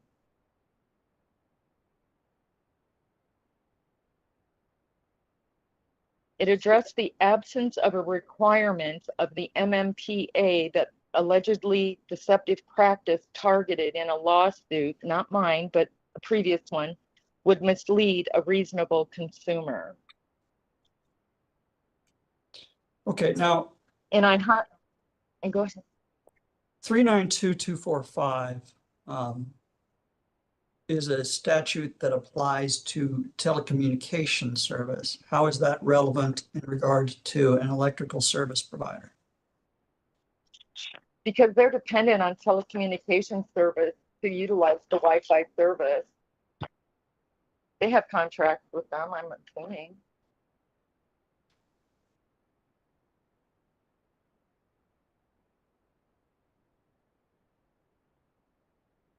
Well, I believe this is a statute that would be subject to the commission's interpretation. I do not at this time, I do not at this time believe that it is applicable to electrical companies, but I have not, or electric companies, I have not had an opportunity to read it its entirety. I'm going to object to its relevance. It doesn't apply to this case And why not, Ms. Kerr? because it doesn't apply to electric companies. It applies to telecommunications and the other statutes that are cited or there's links to it. Apply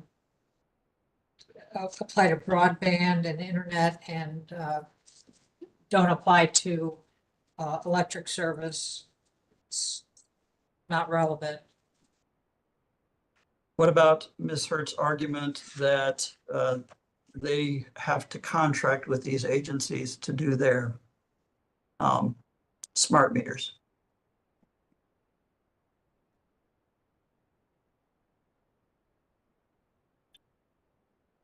This talks about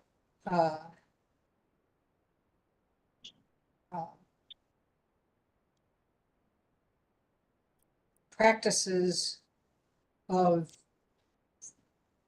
the electric, she's talking about the practice of the electric companies and this is just, I don't think it's relevant. This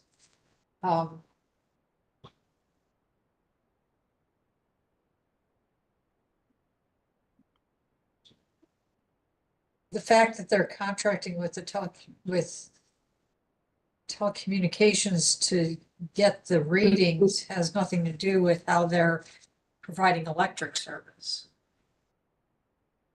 I've had a little bit more time to look at this since you started.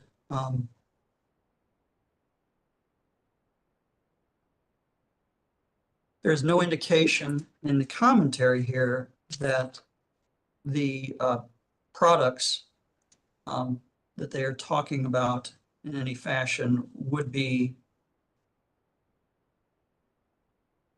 smart meters. Okay, I'm going to sustain the objection. Exhibit 4 is not admitted onto the hearing record.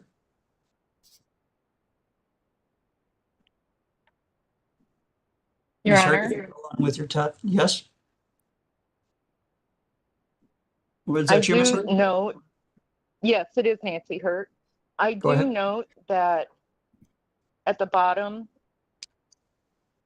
of that commentary you referred to, Mm-hmm.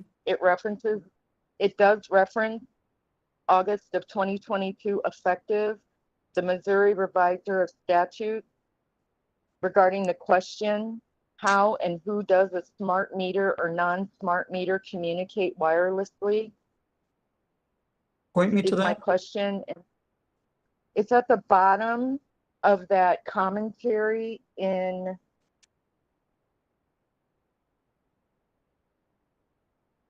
Oh, I Exhibit see what you're 4. talking about. I see where it's referring to other statutes. Yes, and I may have presented the most recent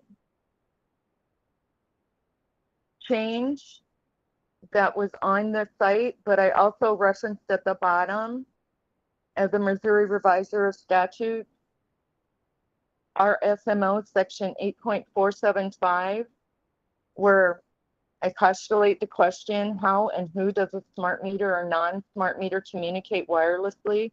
Who is Ameren? I wrote use to transfer data from or to a smart meter. Okay, so where it says question, that's your typing in there? Yes, sir, it is. When I put the underlined dot. If I did that incorrectly, I apologize. I may not have known, how to present all these documents, but I did do that. I did write that, but I did add the link. Okay, I'm going to That I- agree with both staff. Again, I'm going to agree with both staff and the company on this. I don't believe that this is relevant to this proceeding, and I'm not going to admit it onto the hearing record. So you may move on Okay. with your testimony.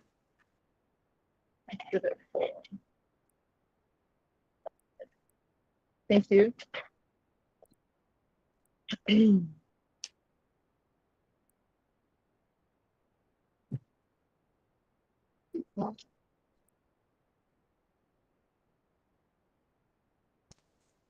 Now, if you are asking the commission to look at certain statutes, you are certainly welcome to point out those statute numbers.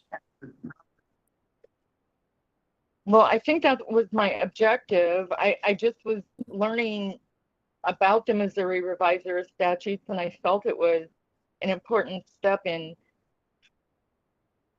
acknowledging to the commission that even exists, the Missouri Revisor of Statutes. Okay, if you'll go on with your testimony. Thank you. I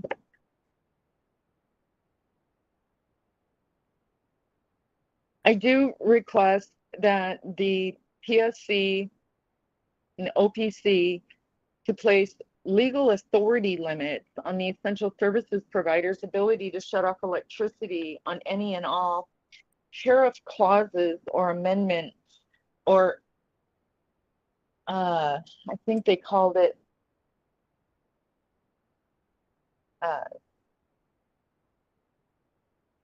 adjustments or something to Ameren, Missouri's general provisions evidence that they submitted to me, unless authorized, excuse me, for any paid in full opt-out customer, unless authorized by the judicial system first. In parentheses, intervention only when a policing authority makes the request. Ameren, Missouri is not a policing authority. I also believe, I am referring again back, I guess I can't refer back to the Missouri Revisor of Statutes at all. Is that what you're telling me? You can refer to the Missouri Revisor of Statutes. That commentary that you provided, I determined was not relevant. So if there are other statutes that you wish to talk about, you are certainly welcome to talk about those. I'm not confident, nor am I aware of the actual statute numbers. I'm not that familiar with them, but I would recommend, if anyone from the OPC is much more familiar with them than I am, that they would give notice to the Missouri Utility Commission that they should provide careful adjudication, is the word I wrote, but I'm not sure that's the right word at this time, and use reasonable care in consideration of the customer as the primary beneficiary of this existing tariff, not the utility company. It's antithetical to think that Ameren, Missouri would shut my power off when I'm a paying customer. I want the service. It just seems arbitrary to me. I want them to consider the recent changing administrative law environment to which to understand the clear intention of the tariff, which the commission must also review more in depth. This formal complainant respectfully requests all members of the commission to refer to the recent overturning of the U.S. Supreme Court opinion commonly known as Chevron deference ruling. Chevron deference ruling. I present Exhibit 2, SCOTUS overruling, deference to agency experts for regulation, rules, and policy legality. I did not present the actual Supreme Court ruling. I didn't find that, but I did present some expert initial analysis when that did occur, and I'd like to submit that. Exhibit 2. And this is an article about the Chevron versus the Natural Resources Defense Council. Is that correct? That is correct, yes.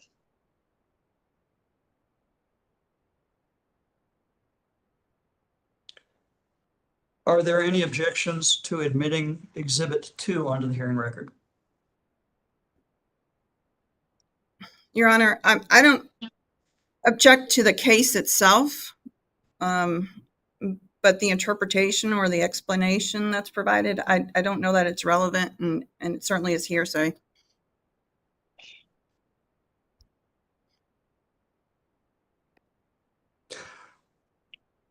You had indicated you could not find the actual case Chevron versus Natural Resources Defense Council. Is that correct? The Chevron case? Correct, Your Honor. Correct. Maybe it's just for lack of knowing where to go online. I think there's a link to it in the article. Thank you. Thank you. I thought I did, but I'm going to overrule the objection. I'm going to admit the article onto the hearing record and give it its due weight. Exhibit 2 is admitted onto the hearing record. thank you.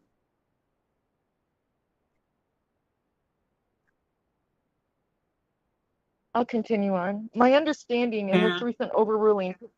May I go on? Hold on just a second. I'm going to consider, since that was your intent, the Chevron the actual Chevron case part of that exhibit. So that will be included as part of Exhibit 2. Go ahead, Ms. Hurt. Thank you. My understanding is this recent overruling provides for a more thorough standards of review of the legality of rules, policies, and regulations by an appointed judge to determine, not by an administrative staff determination, such as the MOUC. It's going to be discussed, papers are going to be written, opinions are going to be given. I understand that moving forward, but it did occur, and I wanted to bring that to the commission's attention.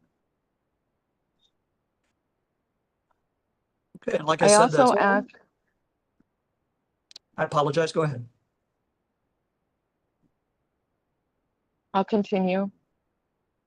I also respectfully ask the Missouri Utility Commission staff to review my evidence from a simple complainant as myself has gathered regarding AMI meters, privacy issues, administrative law, bioethics, as well as SCOTUS, which is the Supreme Court of the United States acronym, opinions specifically. There are a significant amount of expert and non-expert, advocate and non-advocate papers and international, federal, state reports, guidelines, and commission advocacy associations, private reviews, and white papers, reports, etc., that are involved in this. I have only submitted a fraction of what I have uncovered. But I do request that my electricity not be shut off without cause. I'm requesting my status within their record keeping remain in good standing. I'm requesting this status report be provided to me in writing on their official letterhead.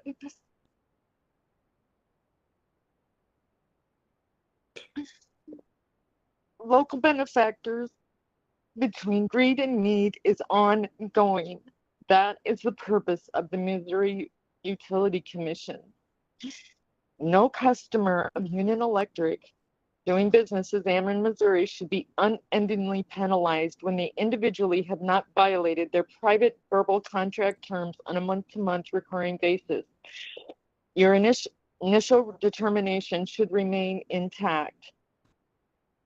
I'm not looking to determine, or for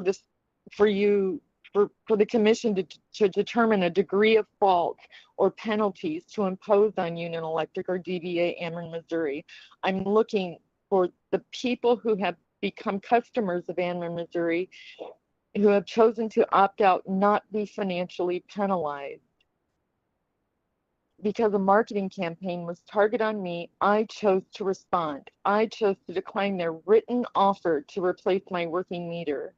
According to the material they wrote, I could choose to opt out, period.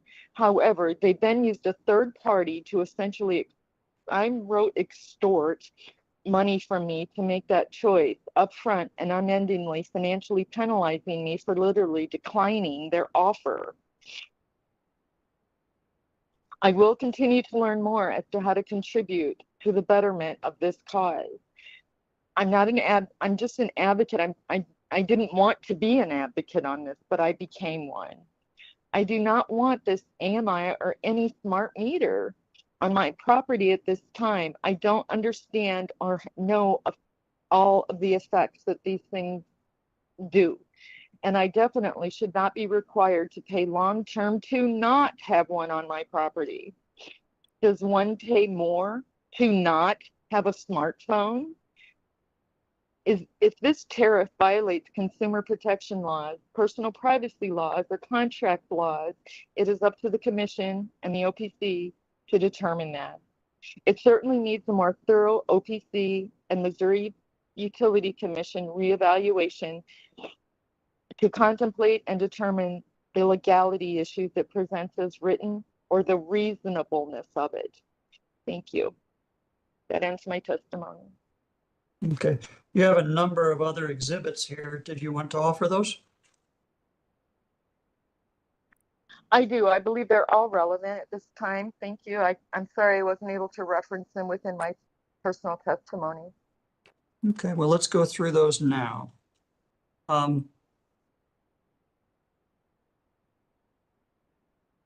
Exhibit 1 appears to be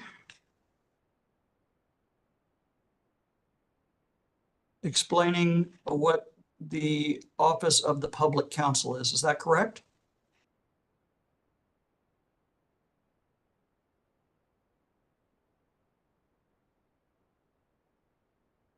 Ms. Hurd, is that correct? I'm sorry, I was on mute. Yes, I wanted the commission to be aware that I investigated what their purpose is and what the OPC can do for consumers. I never reached out directly to them, but I was aware that they existed. And I believe they're on this call, and I hope that they intercede and assist all parties involved in this effectively. Thank you. Okay, when you say you hope they're on this call, are you referring to the Office of the Public Counsel? Yes, I am. Okay, yes, they do have an attorney present. Ms. Van Gerpen, I believe, entered her appearance on behalf of Public Counsel. So yes, there is somebody here today at this hearing from the Office of the Public Counsel. Are there any objections to admitting Exhibit 1 onto the hearing record? Judge, if I could just clarify, is this like just a exact copy and paste of what the OPC website provides? Yes, that it is correct? exact. Okay, you haven't Yes. added any language to this, correct? Correct, I have not. Okay, Ameren, do you have an objection? No objection. Okay, Exhibit 1 is admitted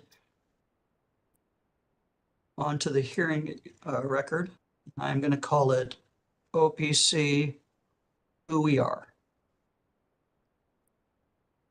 All right, I believe Exhibit 2, the Chevron, was already admitted onto the hearing record. Exhibit 3, this is the Department of Energy report on AMI customer savings. Are there any objections to admitting that onto the hearing record?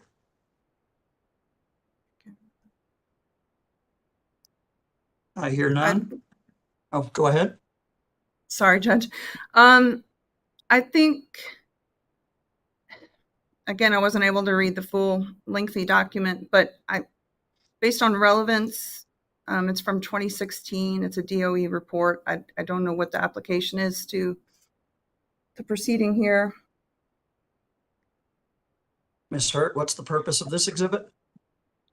I could not provide any other DOE reports. I could not locate, excuse me, any other DOE reports that have been submitted for public review to present. It's the most recent one I could find. I believe it's relevant. Okay, how does it relate to your particular situation here? Beyond that it concerns smart meters. That's fine.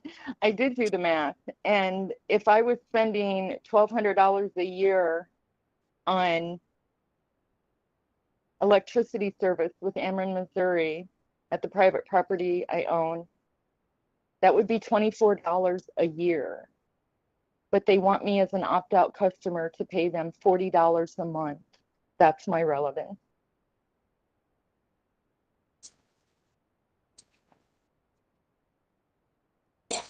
I'm going to overrule the objection. I'm going to admit it onto the hearing record and give it its due weight. And I will call that Exhibit DOE report.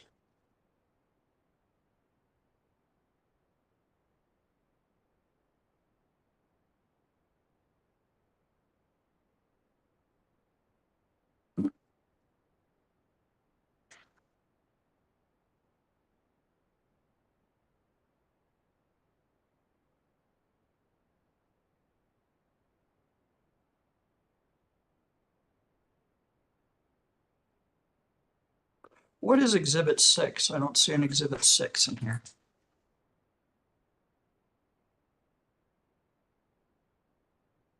As Exhibit 6 was a copy of from I downloaded into a PDF form, rules of the Department of Commerce and Insurance.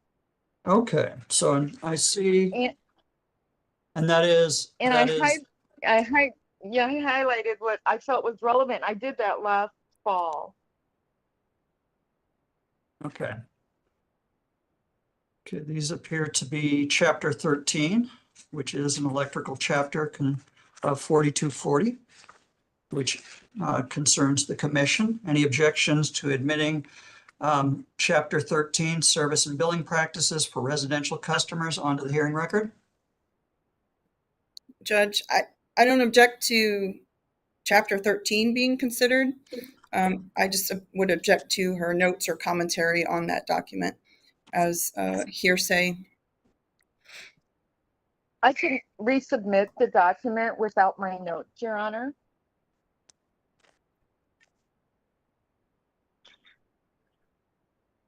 I don't actually see, with the exception of Y, I don't actually see, It's highlighted in hot pink. yeah. With the exception of that, I don't really see any commentary on it. I just see that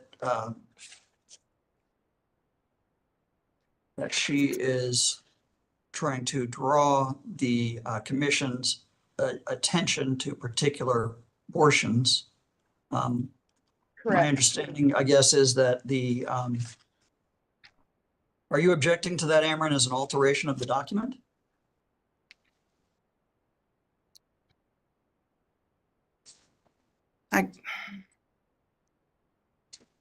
I suppose it could be that, but I mean, I'm not saying that she changed any words in that document. If I can have, I thought there was 2 Chapter 13s that were provided, and I may be mixing up which one. I thought one had more significant markings on it than the other. I believe I only have one Chapter 13.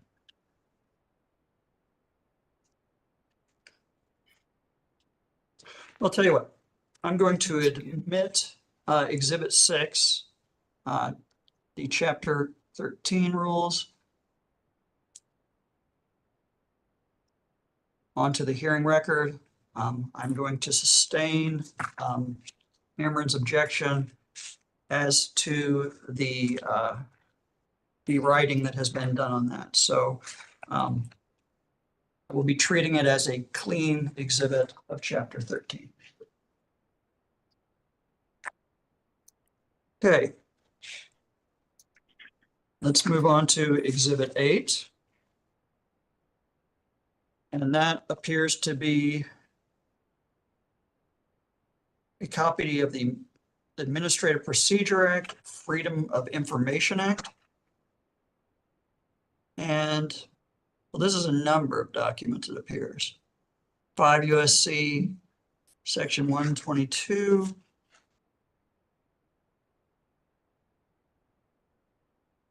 Ms. Hurt, do you want to explain to me what this exhibit is? This is a copy and paste from the Administrative Procedure Act.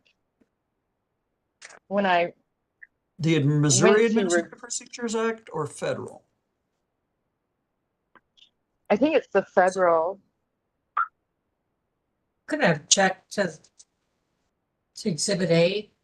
Federal law It is doesn't apply. It's irrelevant. Ms. Hurt, do you have a response? Why would the federal Administrative Procedure Act not apply here?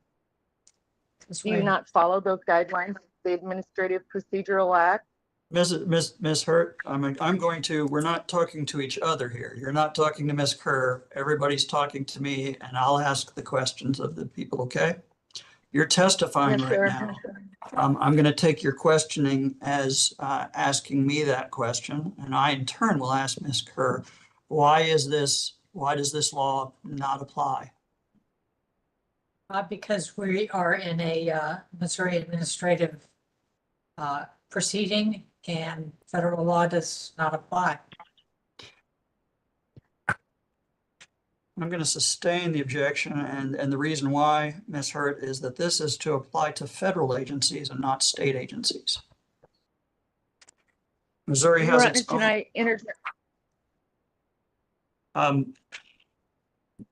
Yes, if you have an additional argument you want to make towards its admission, go ahead.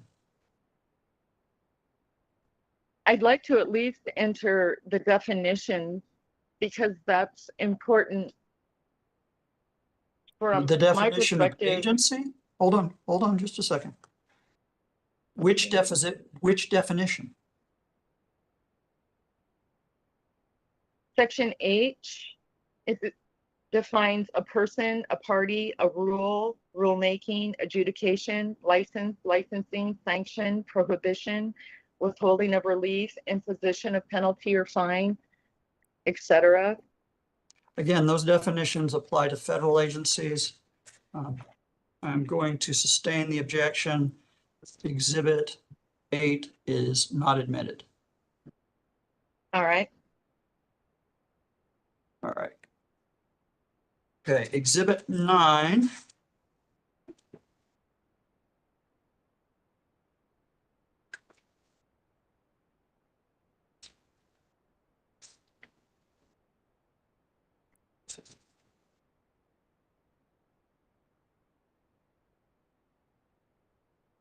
Is this the same DOE article?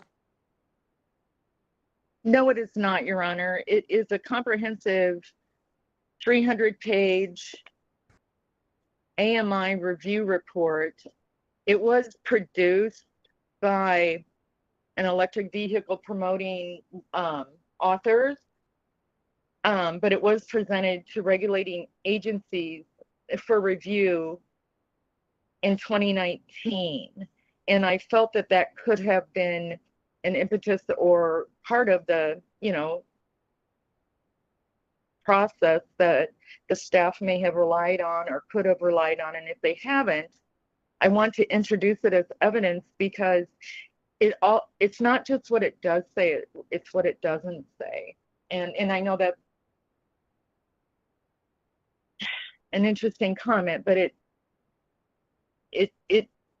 took advocacy people, it took commissioners. They did a thorough job. It's a very comprehensive report, and I would like it to be submitted for review by the commission. But you've already indicated you don't know whether the staff or the commission relied on this report in any way. I don't. It was written in 2019. Any objections to admitting Exhibit 9 onto the hearing record? Judge, again, relevance and hearsay. I think the document is doing case studies on other systems that are not regulated by the Missouri Public Service Commission. Again, I did a very quick review of it, but it looks to be utilities that are not bound by Missouri regulations and also not necessarily investor-owned utilities. It looked like maybe some municipalities were included in that study. And Ms. Hurt? Hold on just a second.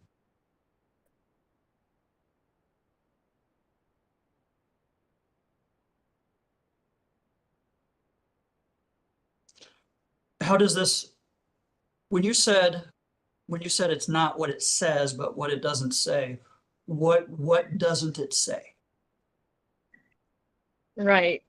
I'm going to have to pull it up here. It's informing the conversation is in the title, but it significantly is biased toward a utility entity and holding companies. There is nothing in that says how it can benefit a consumer. Electricity consumers.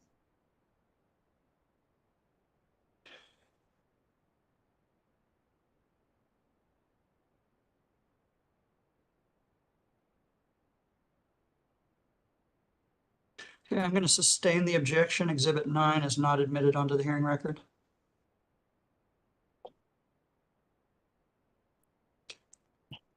I'm more interested in what an exhibit does say than inferring bias and what it doesn't say, Ms. Hurt.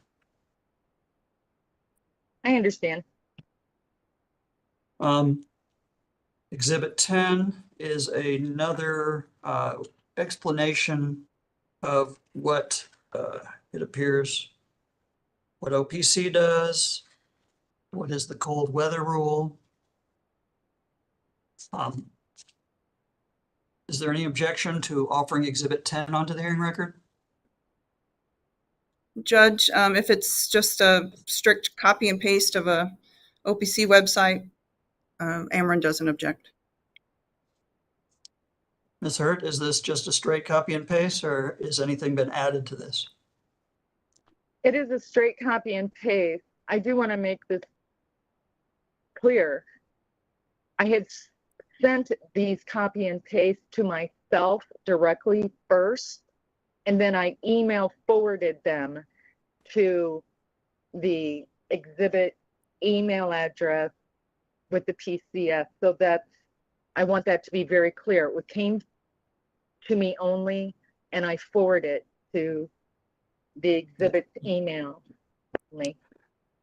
You haven't added or subtracted anything from this article. No, I have not. And Ameren, you said under those circumstances, you do not have an objection. Is that correct? Correct, Judge. Exhibit 10 will be admitted onto the hearing record.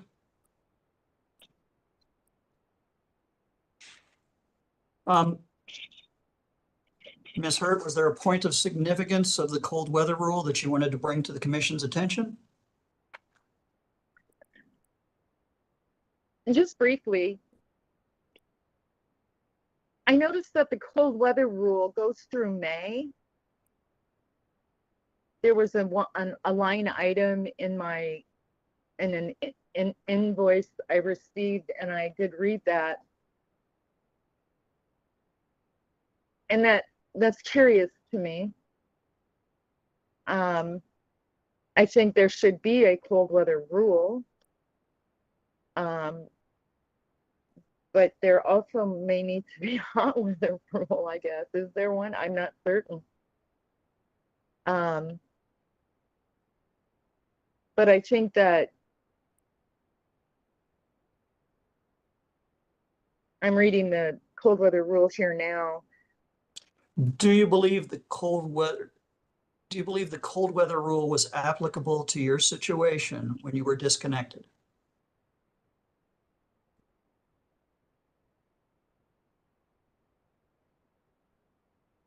No, I think they went outside of the cold weather rule, and I think they applied their tariff rules that were applied. Okay, let's move on to Exhibit 11. Because we've been going for a while now, I'd like to take, after we do exhibits and before we do cross-examination, I think it would be appropriate to take a recess. Exhibit 11. And what is this, Ms. Hurt? It says, I privately do not use Wi-Fi connections unless absolutely necessary by choice. Yes, that is my writing on that. It was, I copy and pasted my note. It's a bolding feature in my note. Makes that font so huge. I apologize. I wanted to bring attention to this emerging technology, but actually it's in place. And it's been in place to assist hospitals, nursing homes, physicians, and nurses to take electronic meter reading on people who are admitted to hospitals and care homes, etc. I just don't want this. I wanted to bring it to the commission's attention that this, what the technology is, what it means, how it affects the wireless body area networks, and this came right off Wikipedia, and the security issues it states. There are some interesting proposals in the published academic literature, etc. However, the fact that such proposals have not yet been included with the standard by IEE is incomprehensible. That is not my wording. That came right off of Wikipedia. So it's public knowledge. Okay, so the top part of the document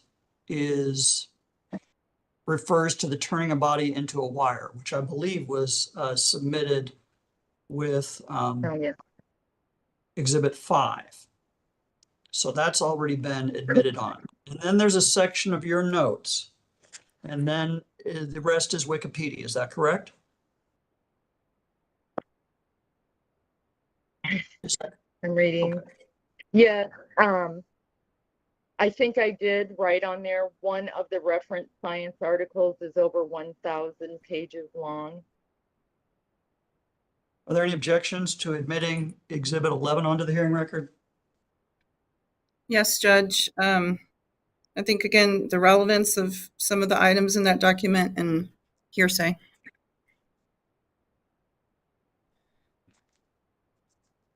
I'm going to sustain the objection to Exhibit 11. I do not believe that Wikipedia is a reliable source, given that, at least for any period of time, it is modifiable. So Exhibit 11 is not admitted onto the hearing record. Very good. Okay, let's talk about Exhibit 12. And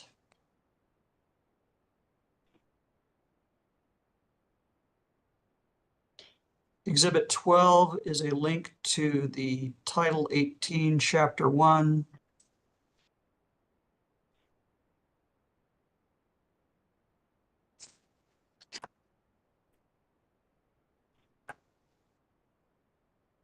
Ms. Hurt, is what you're trying to enter here a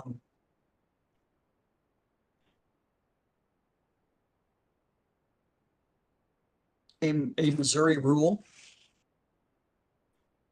No, I believe it's the Code of Federal Regulations that's been archived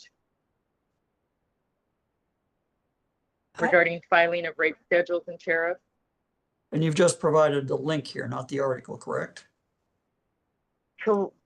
I wouldn't refer to it as an article. It's the Code of Okay. Federal You Regulations. provided a link to the law, is that correct? Correct, because And the Missouri isn't, my understanding is the Missouri Public Utility Commission publishes rate changes in the Federal Register, and that's why I've been trying to balance my research into federal regulations and state regulations the best I could. What's the purpose of That's this all. exhibit? What are you wanting the commission to take away from it?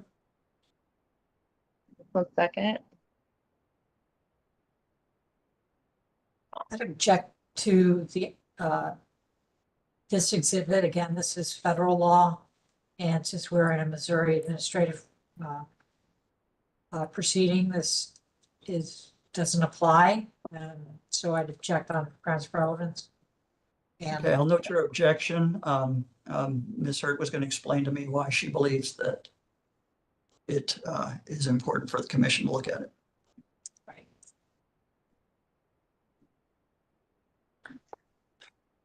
right. I did not present Missouri, rate schedules and tariffs. I believe that all the parties involved already had that. So I didn't pursue I didn't want to be redundant, but the specific obligation to file these schedules and tariffs, I know what I wanted to say here, is that rates and tariffs are to be filed in the Federal Register, is my understanding, is the requirement within this application, subpart A. And I'm not aware where Missouri publishes rate schedules and tariffs and changes to the public. If that helps, Your Honor, I was trying to, I don't know. I don't know where they What- publish that. What does that have to do with AMI meters? There's a fee associated with AMI meters, not using an AMI meter. I think the terminology now is not a smart meter or not a Wi-Fi enabled. There's so many different terms out there. I don't know what it was referring to, and it's confusing. It's confusing to the consumer, and any regulation that has to do with metering should be outlined clearly, either in a Missouri state register on regulations and for consumers, and a marketing campaign done, I think, by the Utility Commission to promote that. They do a lot of work, and their work needs to be well promoted to the public so that they can see where these changes are occurring and how it affects them. Thank you. Okay, that sounds like something that you would like the commission or the parties to do, but that doesn't sound like it relates to any sort of violation by Ameren, Missouri. So Exhibit 12 is not admitted onto the hearing record. And I will abstain. Okay. I will sustain staff's objection.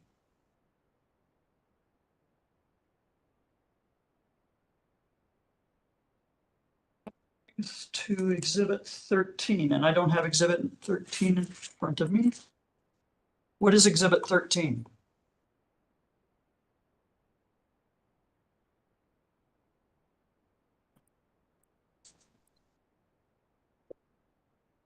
Clean it up.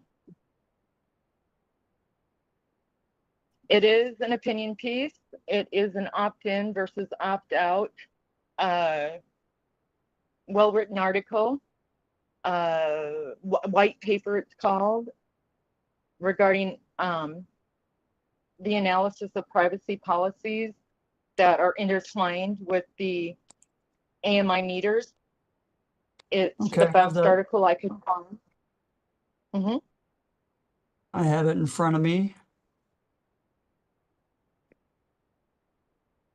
I made no changes to it.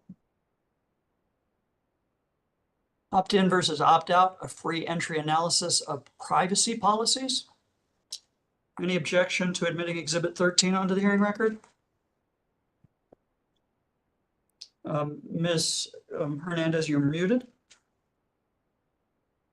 Yes, Judge. Relevance and hearsay. I'm going to overrule your objection and admit it onto the hearing record and give it its due weight. Thank you.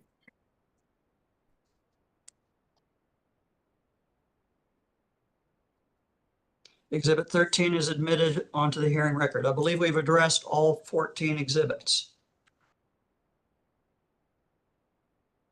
Did you have any other testimony that you wanted to offer at this time, Ms. Hurt? Before, Not at this time. okay. It is. Not at this time. We ran much longer than I intended to run before taking a break, but we did take a break earlier in regard to the exhibits. So I think it would be an appropriate time to take a lunch break as well, as it is 11:45.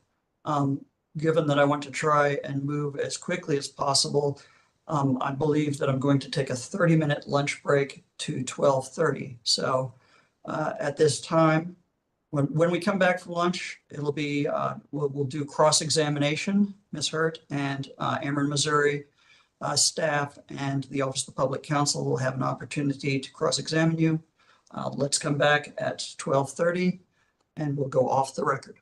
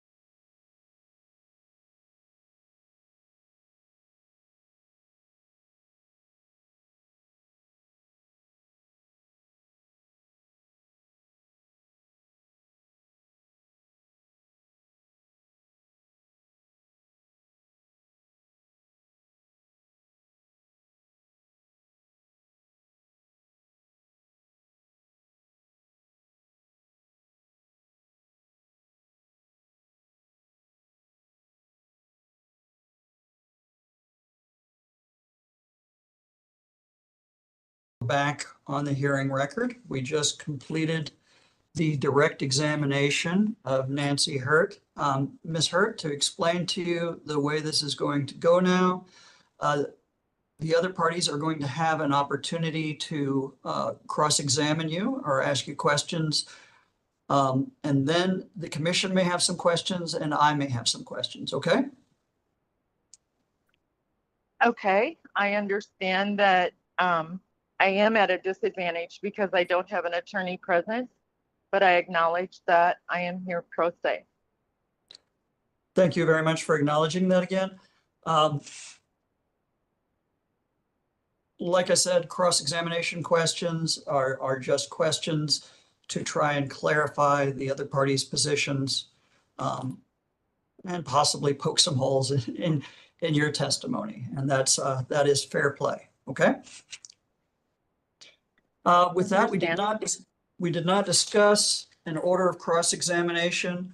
Since Ms. Hurt is the complainant, I'm going to move to the respondent next. So Ameren, Missouri, do you have any cross-examination for Ms. Hurt?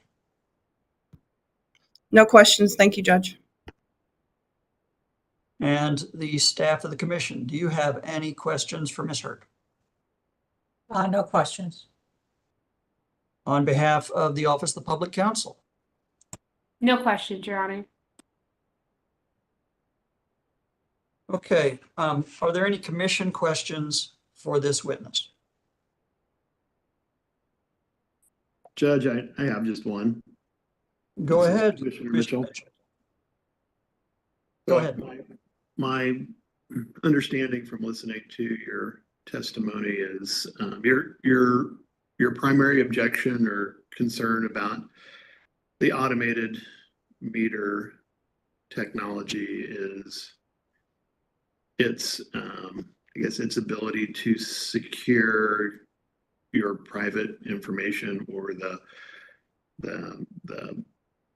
pulling of data remains private.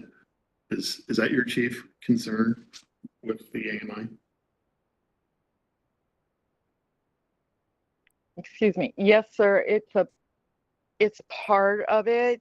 It hasn't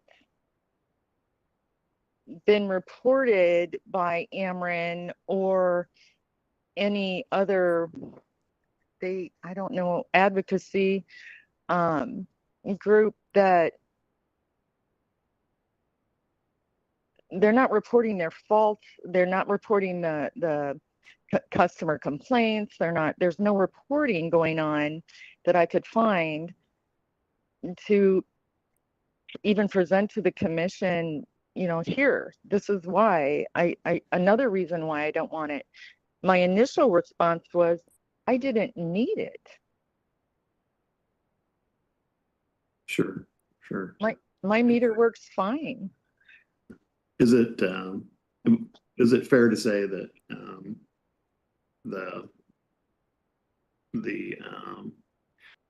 the company has a policy and a procedure to allow their customers to opt out of their AMI products, and that was offered to you and you declined that offer even after it was explained that there was a additional cost to having a non-standard meter in their system? That's all fair to say? I didn't know the difference between one or the other. At the time it was explained to me by the first technician when he said to me, Miss Hurt, this is not a smart meter. It's got the initials NSM on it. And I said, hold the phone. I opted out. I don't want any new meter. Is my meter working? I kept referring to that, my status on that. And to be clear, I was offered to call a number to say, do you want to opt out? You have this opportunity now. It didn't delineate at that time. I wasn't aware that there was a fee involved. I didn't know anything like that. So based So I on what just- you know, I just held my ground. Yeah, I just held my ground and said I didn't want it. okay, thank you, that helps. Thank you. Thank you, Commissioner Mitchell. Are there any other commission questions? I hear none. Ms. Hurt, I've got a few questions for you. Bear with me because I took a bunch of notes. So I'm going to be backtracking kind of to the beginning of your testimony. Now, at one point you said there was another company that came out and parked near your transformer that was not Ameren, Missouri. Is that correct? That is correct. And what company was that? I believe it said Northeast Missouri NEMAR or NUMAR.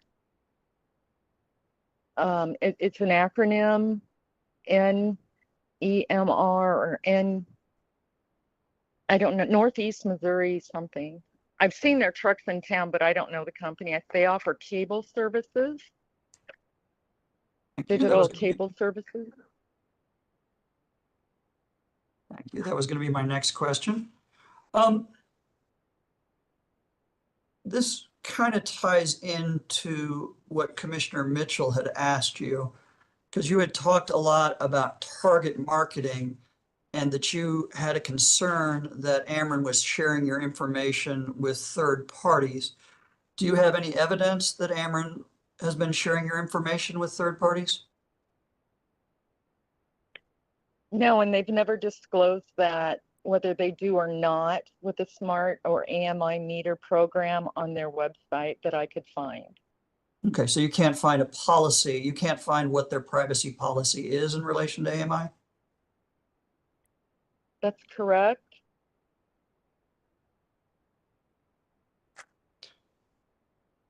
Now, you talked both in your opening and briefly in your testimony about how you entered into a bilateral contract with Ameren, Missouri, and that they were somehow breaking that bilateral contract. You're aware that for the company to change rates, they have to come to the commission. You understand that, correct? To change what, sir? If an electrical corporation wishes to change a rate, they have to ask the permission of the commission, correct? I understand a rate, yes, but not terms of service to my originally agreeing to have them provide electricity. Okay. I'm having, I guess, and maybe you can explain to me, I'm having problem figuring out the difference between why the commission would be allowed to change a rate up or down, but would not be able to approve, or why it would be incorrect for the commission to approve a smart meter. I'm not being real clear on that. Well, I think I understand what you're saying, if I may. It's a line item point of reference on their billing. It's not a rate. It's a fee. Okay. Monthly fee. Are you familiar with other line items on your bill? Yes. And can you tell me briefly, do you know what other line items on your bill that you've seen? I don't have any in front of me. There's taxes and rate adjustments, winter rate, cold weather rate, winter rate, I believe, in summer rate. I noticed that on one invoice, but I don't have any invoices in front of me. Okay. Now, you had indicated, and I didn't really follow this, you had indicated that disconnections should only be done with a policing authority. What do you mean?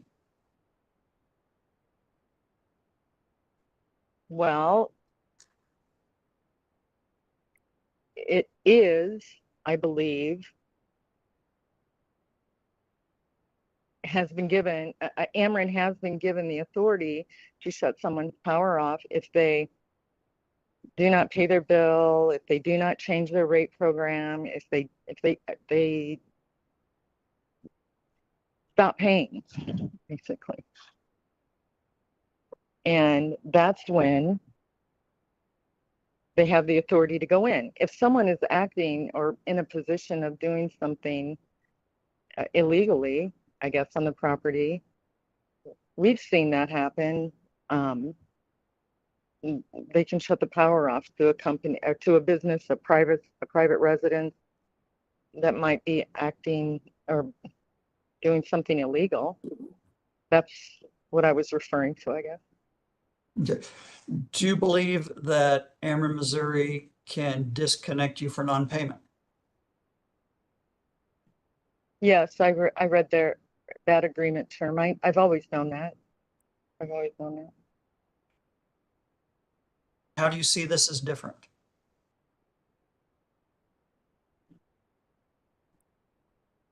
They are requiring me to pay for something, to pay for nothing. There's no change. I offered to take a meter reading for them. I offered to take a picture and text it to the technician. I can do that. I also know that I have the capability to prepay ahead of time. Ameren has not approached me for any of those opportunities. Other than I did inform the first technician. I said, I'll take the meter reading. You don't have to come out here.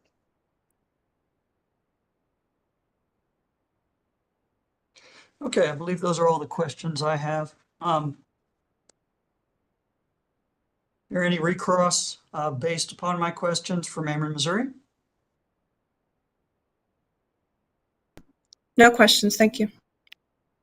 On behalf of the staff of the commission?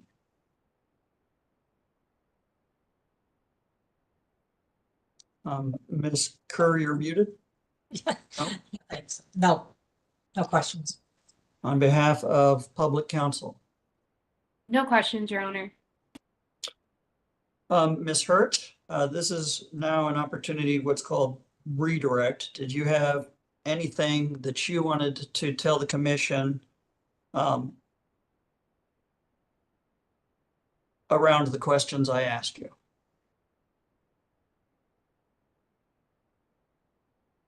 I'll just open it up and make it more broad. Is there anything else that you wanted to tell the commission before you finish testifying? You had asked earlier if you could possibly testify the second day, and I indicated that that is not usual. Usually, if I allowed you to do that, then theoretically I should allow every other party to do that.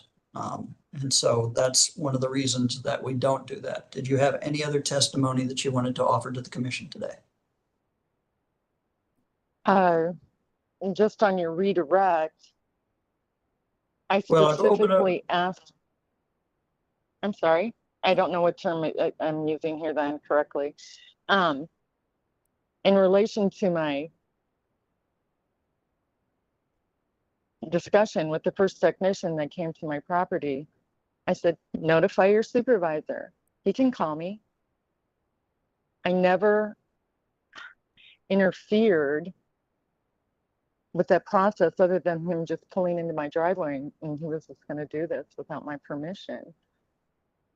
And I said, no, I opted out. And he wanted to put a different meter than the AMI meter, which I still didn't know what they were, the difference between them. And I specifically said, please take notes for your supervisor. He's welcome to call me. And I never heard from anyone until the second technician showed up on my door and put that door fob on my door.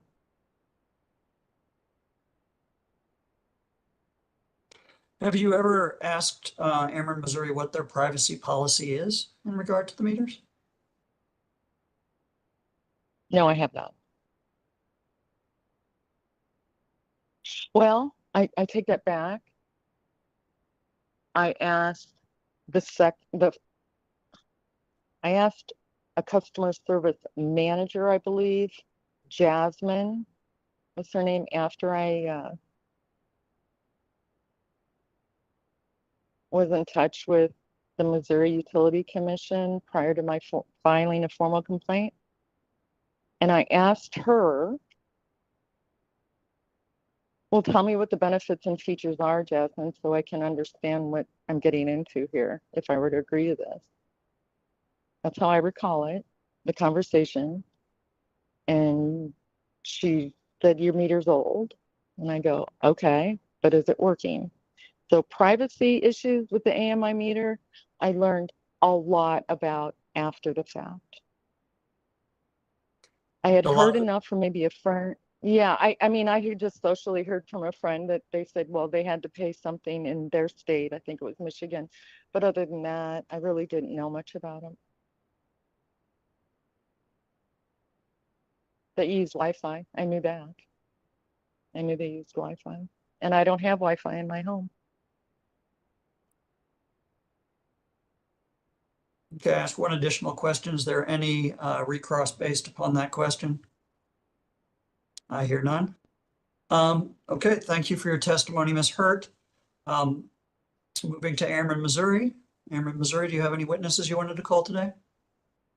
Yes, Judge. Ameren, Missouri calls Aubrey Kirschmer. Mitch Kirchmer, would you raise your right hand to be sworn? Sorry, 1 second. You have your video.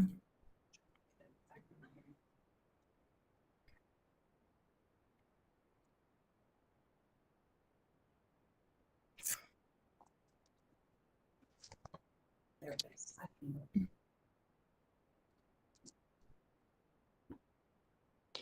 Okay, would you raise your right hand to be sworn? Do you solemnly swear or affirm that the testimony you're about to give at this evidentiary hearing is the truth? I do. Ameren, you may question your witness. Thank you. Can you state and spell your name for the court reporter, please? Yes, it's Aubrey Kirschmar, Aubrey, last name KRC like cat, MAR. And Ms. Kirschmer, where are you employed? I work for Ameren, Missouri. And what's your position with Ameren, Missouri?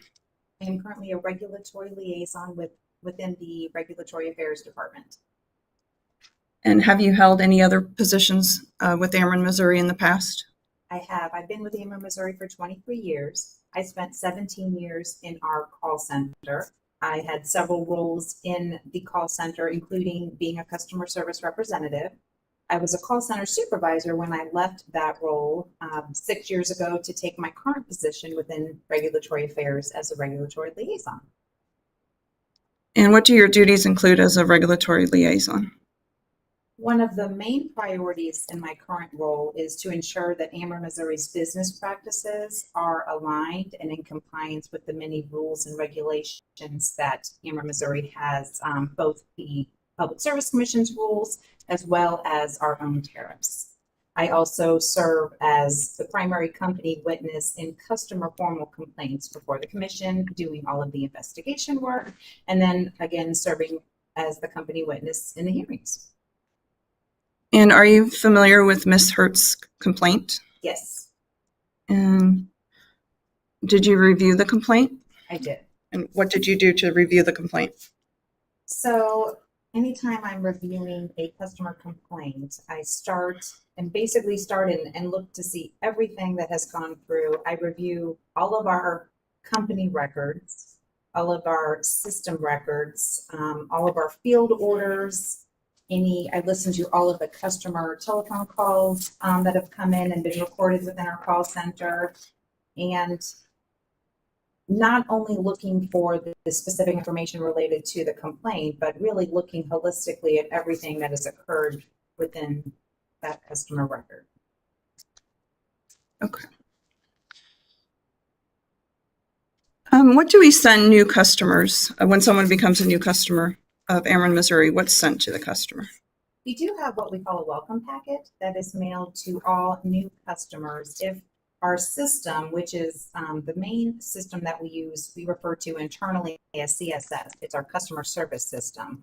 But when a new customer record is initiated and the system recognizes that this is a brand new customer to Ameren, Missouri, when they set up a new account, a welcome packet is mailed, and that includes the customer's rights and responsibilities brochure, which has been, which is a one-page brochure that we actually recently, I say recently, probably 5 years ago, revised and shared with OPC and staff as we're required to do. We're required to share with them our new customer packet or our customer rights and responsibilities. But that is mailed to new customers when they start service with us. You mentioned that when you were reviewing Ms. Hurt's complaint, you looked at, I believe, customer contacts with the company. Can you explain for the commission sort of the contacts that were made by Ms. Hurt, as well as the contacts that were made or attempted to be made by Ameren, Missouri with the customer regarding opt-out of AMI meter? Sure, I can. So we did develop, when we initiated our installation of AMI meters through our service territory, we implemented a communications plan. And that included initial communication that was sent to our customers to give them a heads up that AMI is coming to your area and give them some more information about that. So with Ms. Hurt's particular account, in May, we sent her the initial welcome letter. Basically, it's an AMI informational letter stating that, you know, we were going to be upgrading her meter to from her AMR meter to a smart meter. We follow that up with a second piece of communication, which is a postcard, and that says that's generally sent within 3 weeks of us being in a particular customer's neighborhood. So it's more of a, okay, now it's really close. We're going to be here soon. So that information was sent. From my review of the account contacts and review of the telephone calls that Ms. Hurt made to our company, I was able to determine that Ms. Hurt did call us and had received some communication advising that we were going to be upgrading her meter to a smart meter. And she called to tell us that she did not want the AMI installation and she would be opting out. So the charges were discussed.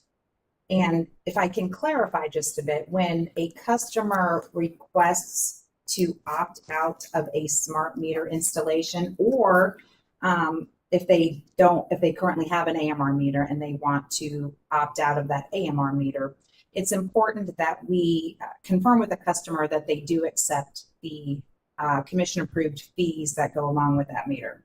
So Ms. Hurt, I do think, so she was made aware of the fees when she called. So that was in June. And if my memory serves correctly, I think we went out mid-June to install the non-standard meter at the request of the customer. And when we did go, when an Ameren employee went out to her home to install the non-standard meter, and that is when she was adamant that she did not want the additional fees. So she did not want the non-standard meter installed. She wanted to keep her existing meter. So at that point, that this account was then sent to our, we still have currently a special smart meter program, and there were special smart meter program advisors that were working any orders that were coming back, such as this, where a customer in the field refused installation of the non-standard meter or an AMI meter. There was some special follow-up work done. So in July, we called the customer and left her a message and asked her, gave some more information about the non-standard meter and what would be associated, the fees that would be associated with that, and asked her to contact us. She needed to make a decision between the non-standard meter or an AMI meter installation. We did not receive a return call, so we actually then mailed a letter, which a 30-day notification letter that explains the process. We did not hear from the customer. I mean, basically, internally, we needed to know whether or not she wanted to have the NSM meter installed or the AMI meter installed. Since we did not hear back from her, we also mailed a second follow-up letter, which is a notice that your services will be disconnected if you do not contact us to choose between either an AMI meter or a non-standard meter. And so that was the communication we sent. We also, the day prior to us going out to take action, we called and left another voicemail for the customer that explained again, we need to know what your decision is. Unfortunately, keeping the AMR meter is not an option. We need to know if you would like AMI or a non-standard meter. And unfortunately, we still did not receive a return call from the customer, and that's why the services were disconnected. So I know that was a long way of telling you that, you know, all of the communication that we made, but we did make, we sent out 2 notification letters, and we had made 2 phone calls during this process to try to reach the customer.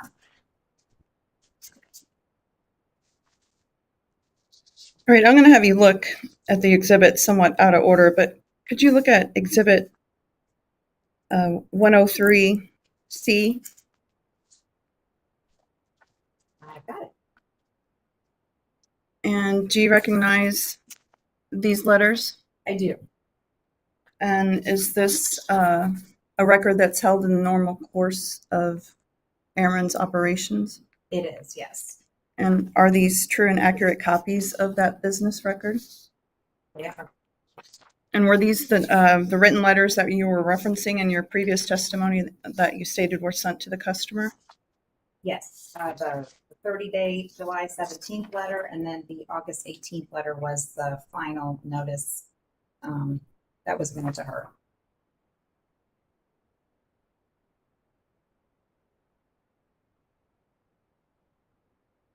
Of exhibit 103C.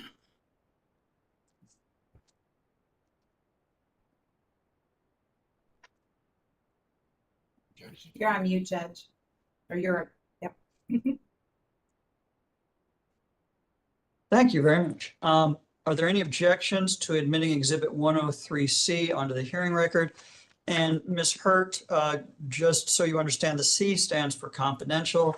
That means that Ameren is requesting that this be entered into the case as a confidential exhibit, which means that nobody that is not a part of the case can see it. So the general public will not be able to see this exhibit, and it is confidential because it contains some of your customer specific information on it. With that, Yeah. are there any? You do have an objection? I do. Okay, what's your objection? My objection is that it did not, their evidence does not include the envelope. Can you explain to me why that is important? They sent a disconnect notice through standard mail. My property is a part-time residence. So sometimes my mail gets put on hold at the post office. Okay. And when I Did you- picked it up, yeah, I can't guarantee that I received it. That's my point. There's no, did they show that I received this? I mean, I don't know how they would have a way of knowing that you received it unless you contacted them and let them know. I agree. I mean, it would be the same way if you paid your bill to Ameren and you know, you assume it got there unless they contact you and said they don't receive payment. Is that fair?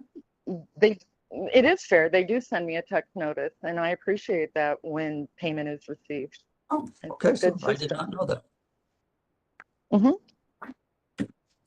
Mhm. I will note for the record that the envelope was not included and that it was mailed via standard mail according to Ms. Hurt, but I'm going to overrule your objection and admit Exhibit 103 confidential onto the hearing record. Thank you, Judge. If you could look at the first page of Exhibit 103C. Sorry, the front of it's a one-page document, the front. And you see at the top the date, July 17th, 2023. Do you have any reason to believe that the letter was not mailed on July 17th, 2023 to the customer? I do not, and That's not the date I see on the, oh, okay, I'm sorry, we're on the wrong, I'm on the other side, never mind. Go ahead, I was wrong. I do not, and I also would like to mention that in our account contacts, there's also a contact that states that this letter was mailed on July 17th. So from review of the company records, there are two places that lead me to believe that it was mailed on July 17th. And then if you look at the back.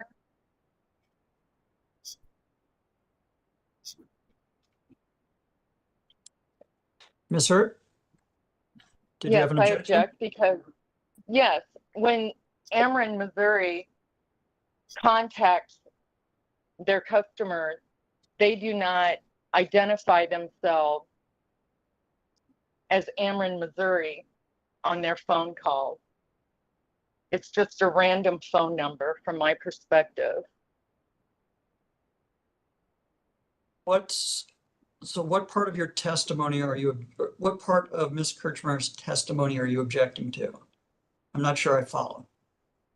That she stated that they called me after the letter was sent, but they don't identify themselves as Ameren when they're reporting to a customer that there's a disconnect notice involved. It's a random phone number. So is your objection that it doesn't show up on your caller ID as Ameren, Missouri? Correct.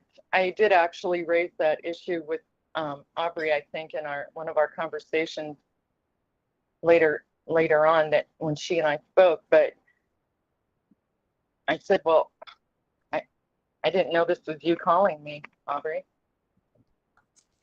So it does make a difference when you're trying to balance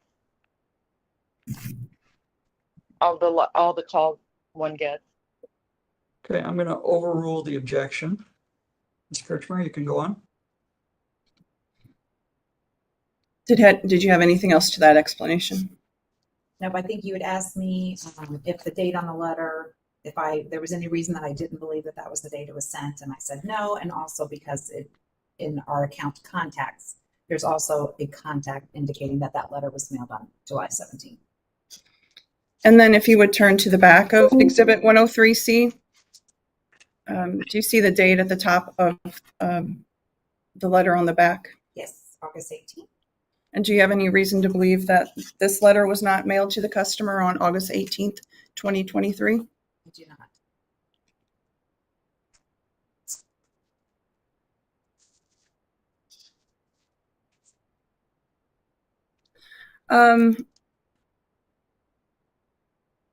Earlier, you were present for Ms. Hurt's testimony, correct? Yes. And did you hear her speak about someone requesting personal health information? Do you remember her testifying about that? I do recall that, yes. Okay. From your review of the contact notes, did Ameren send the customer a medical form? Yes, we did email brochures, a medical equipment registry form to an email address that we had on file for Nancy Hurt on September 26th. And what year was 2023? Okay. And why did Ameren send that form to Ms. Hurt? From a conversation that I had with my coworker who actually sent that medical equipment registry form, that was based on a request that had been received or a conversation that had been had between Dr. Mark with the OBC and our manager. And so there was a request that we mail out a medical equipment registry form to the customer, so we did that. And what type of information does that medical form request from the customer? Goodness gracious, I don't have one in front of me to recall exactly, but from my recollection, there is a request for the customer to fill out what type of medical equipment is used in the home. This particular form, I don't think is required to be signed by a doctor, but I could be wrong. It may require a physician's signature. But I do know that in general, we're asking for what type of equipment, medical equipment is used in the home. And why would Ameren be asking that? Well, for our medical equipment registry, that is a registry that customers can elect to sign up for, which will code their account. It depends on what type of medical equipment is being used, if it's critical equipment or if it's just cautionary equipment. But it can allow for certain protections in cases of, for example, non-payment disconnection. If there's life-sustaining equipment that's used in the home, there are certain steps that our credit department would take prior to interruption. There's extra notification. There's maybe a load limiter that would be used. And we also, in cases of planned outages, if someone is on the medical equipment registry, they may receive some type of advance notice. But it's just, there's so many different variances depending on what type of medical equipment is used. If it's, like I said, life-sustaining or just cautionary. And did Ameren, Missouri ever receive that medical form back from Ms. Hart? Not according to my review of the records. And I just want to clarify the record. You mentioned several dates earlier when you were going through the customer contacts. Were all those dates in reference to 2023? Yes.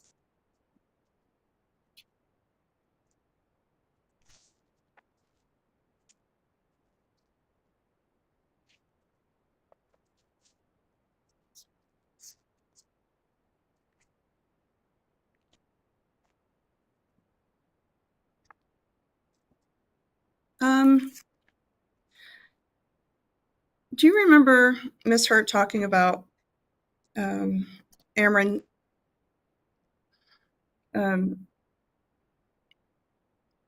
I guess taking actions against customers who choose not to opt out?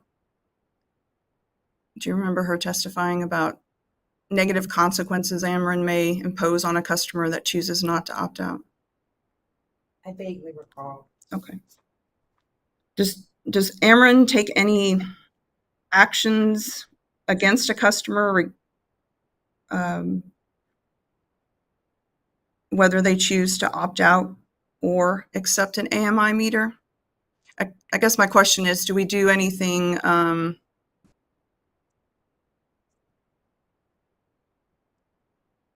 trying to remember the term that Ms. Hurt used, but anything negative to the customer based on their decision on as to which meter they would like to use in the provision of electric service? No. So we don't single any customer out? No. Okay.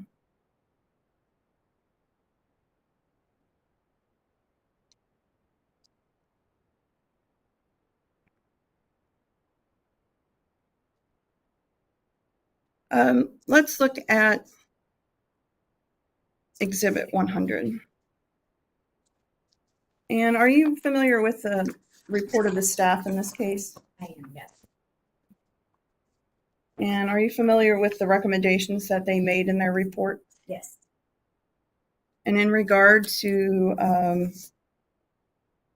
the language recommendation that staff made Can you explain a little bit about the steps that Ameren took to put in place those recommendations made by staff? Yes, definitely. So the staff report, I believe, was filed before, I think around December 20th of last year. And they had several recommendations, and the recommendation related to our correspondence was a recommendation that our denial of service letters did not include all of the components that the Chapter 13.035 denial of service rule indicates that denial of service letters should include. So we took action. One of the data requests that I had received from staff was to share all denial of service letters, any types of letters that we would have sent in these situations, shared those with staff. And I think it might be the third page of Exhibit 100. This is our general denial of service letter that we send to any customer in a situation where we are denying service. They have requested service with us and we are denying it for a certain reason.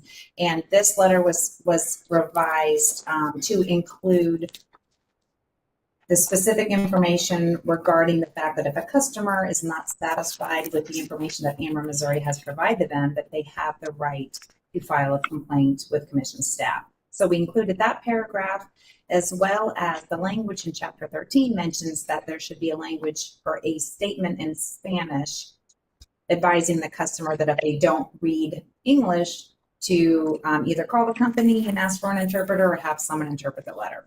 So the third page is our general denial of service letter, and we worked to incorporate those changes internally, and this was pushed to our production. Now, the first two, so this letter and Exhibit 100 is our current denial of service letter that has incorporated the changes that staff recommended. On page 3? Page 3, yes. Okay. So the first 2 pages, this is the letter that we developed a process back in early 2021. We started working internally on a process that we could follow across the company for situations such as the one that Ms. Hurt was in, where customers were denying us access to either install an AMI meter, and they were also denying the fees to pay the fees for a non-standard meter. So we had customers that we really needed to come up with a process on how to best handle those. So we had worked to come up with notification letters and disconnection letters for customers that under our discontinuance of service rule in our tariff, there is a reason of disconnection for failure to allow the company access to change or replace the equipment.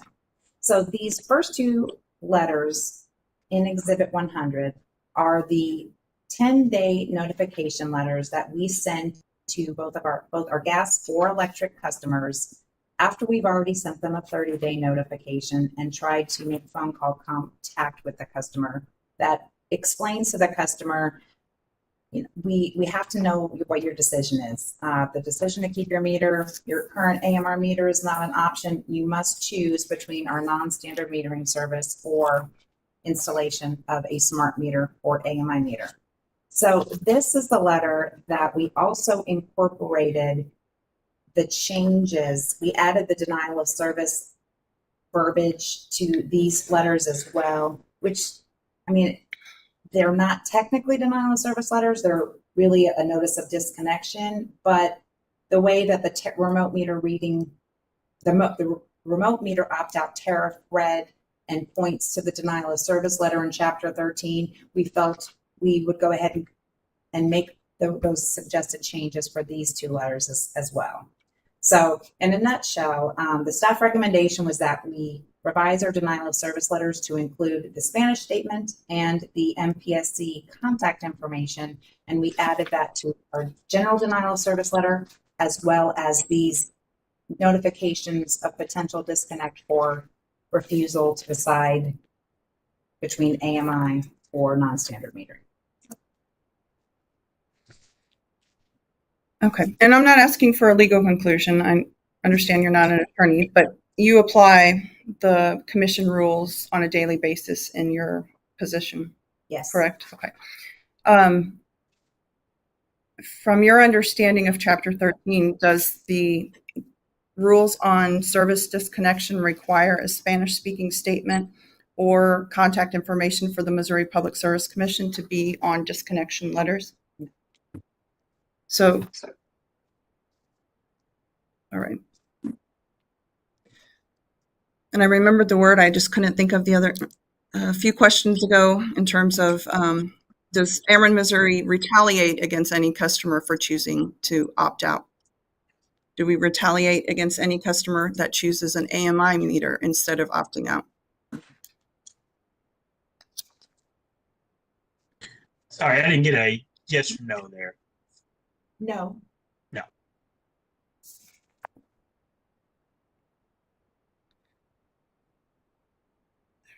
I would move for admission of Exhibit 100 at this time. Are there any objections to admitting Exhibit 100 onto the hearing record? Your Honor, this is Lindsay with OPC. I stepped into this case late, so I don't actually have a copy of Ameren's exhibits. I don't believe, based on the testimony, that I would have any objection, but I also haven't seen those documents either. I apologize. Yes, I did send those out yesterday, but I don't believe OPC was on there on that email, as I guess we just didn't expect OPC to be part, so that's my fault. I can forward those to you right now. Thank you. I appreciate it. If you would go ahead and do that, I'm going to wait till Ms. Gerpen has had an opportunity to cursorily look at it at least before we can continue. So while that's going on, I'm going to go off the record.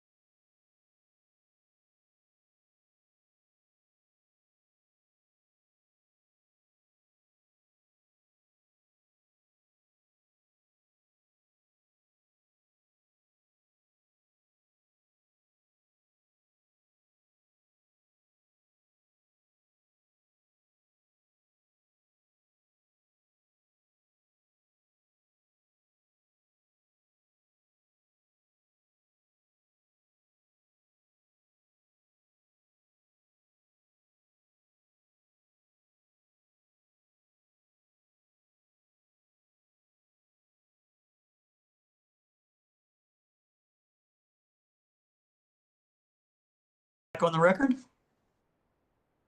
Okay, we are back on the record. We went off the record.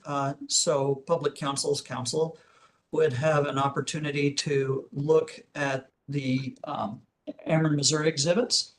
And you had an opportunity to do that now, correct? I have, Your Honor. Now, earlier, I admitted Exhibit 103C onto the hearing record, but you would not have had a chance to see that at that time. Do you have any objections to 103C being admitted onto the hearing record? I do not, Your Honor. Okay, then its previous admission onto the hearing record stands. I asked if there were any objections to Exhibit 100. Are there any objections to Exhibit 100? No, Your Honor. No, Your Honor. Okay, Exhibit 100 will be admitted onto the hearing record. Thank you. If you could look at what has been marked as Exhibit 101. Yes, I have You have that? Okay. Yeah. And earlier I'd asked you about the staff recommendation, and you discussed the change in the language of the Spanish-speaking statement and the PSC contact information. Was there another recommendation made by staff? Yes, there was also a recommendation from staff that we add some additional language and additional definition in our tariff to better explain the differences between a meter and a non-standard meter. And then what is Exhibit 101?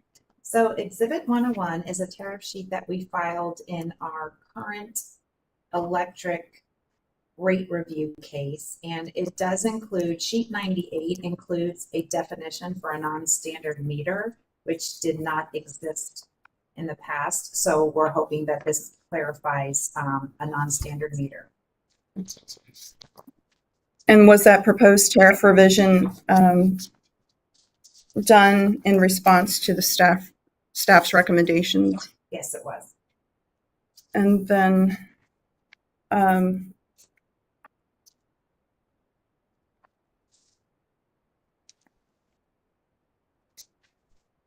going to skip around a little bit, but going back to Exhibit 100, where are these letters in terms of what? I guess the question is Ameren, Missouri using these letters currently, these revised letters? Yes, we are. Page 3 of Exhibit 100, which is our general denial of service letter. This is a letter that can be generated out of our customer service system, our CSS system, and that was pushed to production in June. So as of June, this is the letter that we're using. The other two letters are used through, they're pulled through what we call our LAM tool, which is letter automated mass mailing tool. And these letters have been in there since February. Earlier this year. So yes, to answer your question, all three of these letters are in production today. These are the letters that we're using.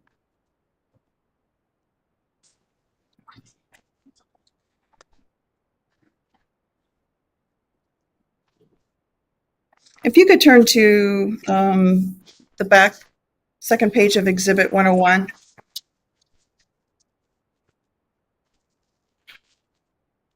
And what is this second page of Exhibit 101? So sheet 129 is the where the tariff language exists that discusses the remote meter reading opt-out option. Okay.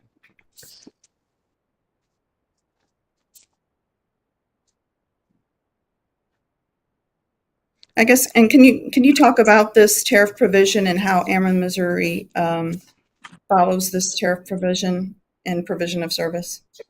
So this has been in our tariff for I think since 2017, where customers who do not want any automated meter reading meters installed on their property are given the option to opt out. If they do opt out of our residential service customers only, if our residential customer chooses to opt out, and if they either want, if they currently have an AMR meter and wanted that removed, or they're opting out because they don't want us to install an AMI meter, we will install a non-standard meter for those customers, which do require a manual monthly meter reading from our employees. And the charges that are associated with such are referenced here, making mention that the charges are listed on our miscellaneous charges sheet number 63 of our tariff. It also goes on to state that if a customer is denying us access to their property through either a verbal denial or threats of violence, or they fail to allow us access to set up a time to set up an appointment for access, then we notify them in writing that failure to provide access to install this remotely meter-read metering equipment will result in them being considered an opt-out customer. The notification must include the charges that are included on sheet 63, the miscellaneous charges, and we shall follow the notice procedures that are found in the denial of service rule within chapter 13. And when you say the rules, the denial of service rules, is that for notifying a customer of their decision to opt out? I'm sorry, can you repeat that? Sure. On page 101, the backside, you were just talking about the remote meter reading opt-out and the rule language for denial of service. Are those notice procedures when a customer is going to be denied service? Not necessarily, not really. I mean, like in situations where it's already an existing customer, we're not denying them service. So in those situations, we are notifying them. We're kind of falling back on our discontinuance of service tariff, which indicates that we can disconnect service to customers for refusing after reasonable notice to permit replacement of company equipment. Okay.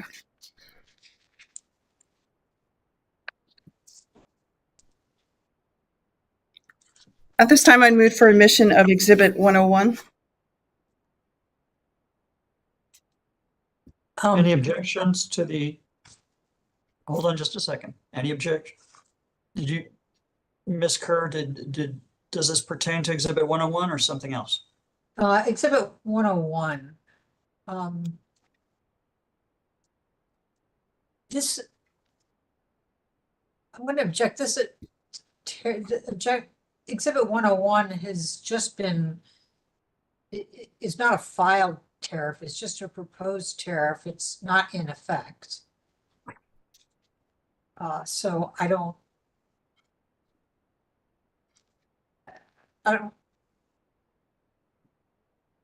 Ameren, do you have a response to Ms. Kerr's objection? Because she's correct. And let me ask one question real quick by way of disclosure. This is in the currently pending Ameren rate case ER 2024-0319.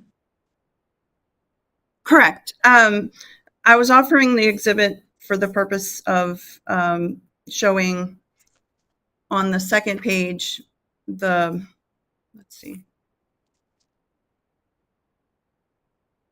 No, I guess it is on the first page. The non-standard meter definition that the witness testified was,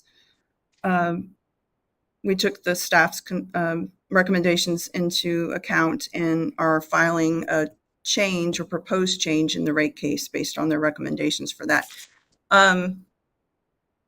I can ask additional questions. I think I understand what Ms. Kerr's objection is on the remote meter reading opt-out language.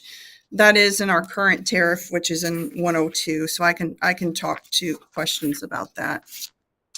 So I guess if I Go can on. hold the mission. Sorry. I am going to let you ask those questions. I wanted to disclose that I am the regulatory law judge assigned to oversee that current Ameren, or that pending Ameren rate case, ER 2024-0319. And so this tariff is actually, I guess, would be filed in a case that I'm overseeing, but that's just so everybody knows. But go ahead and ask your questions. Okay. So you were talking about earlier the procedures for opt-out.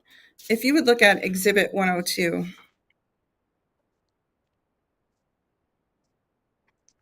and it's the second page of 102.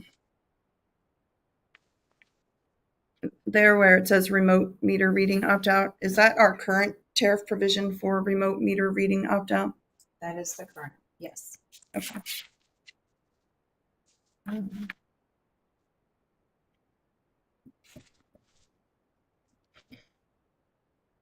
And so the procedure you were outlining earlier about how the company goes about determining if a customer wants to opt out or not, the procedures are the same on Exhibit 101 versus 102. Yes. We just have some additional language proposed for the new tariff, but the content is the same between the both, yes. Okay. And the steps that Ameren would take are the same in both. Yes.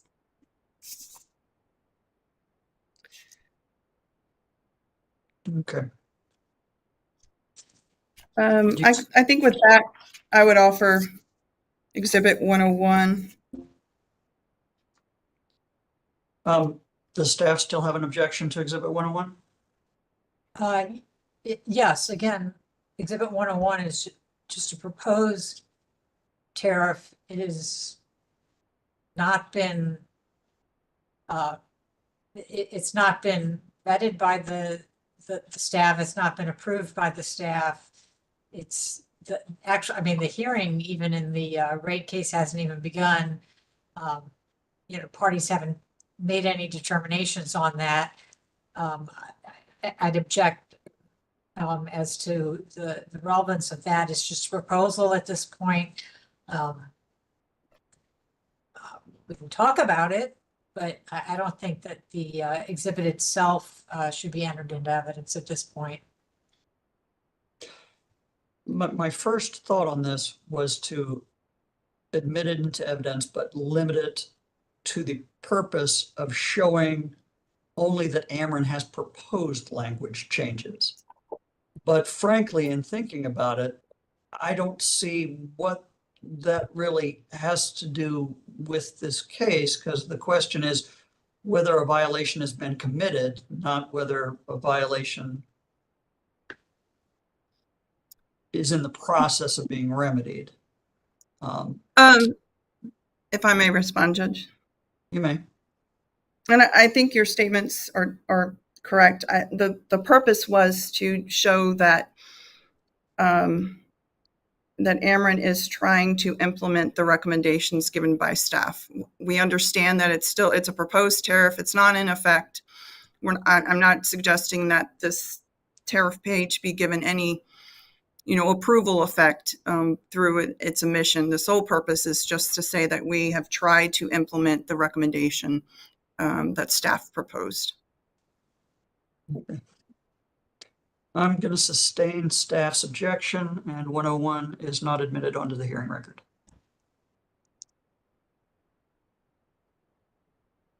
You may continue. All right.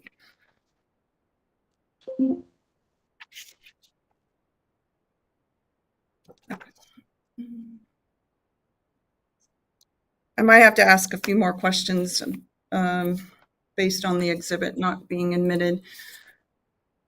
Can you explain? Well, let's go back to the staff's report. And in your testimony, you talked about the Spanish-speaking statement and the Missouri Public Service Commission contact information, and how Ameren has put those on letters now going out to the customers. Can you explain what steps Ameren has taken in terms of staff's second recommendation? Yes, we have,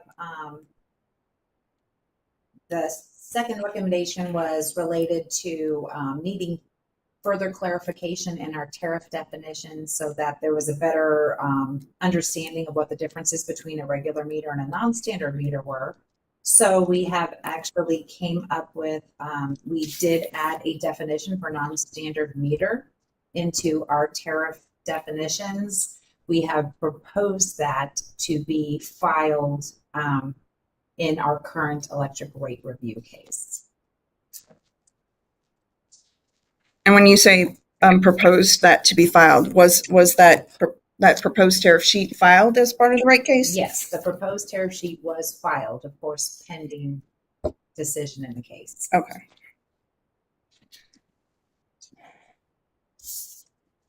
If you could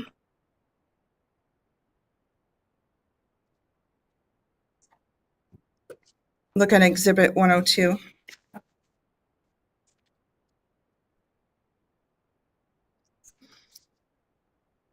And I think you mentioned earlier or discussed opt-out charges.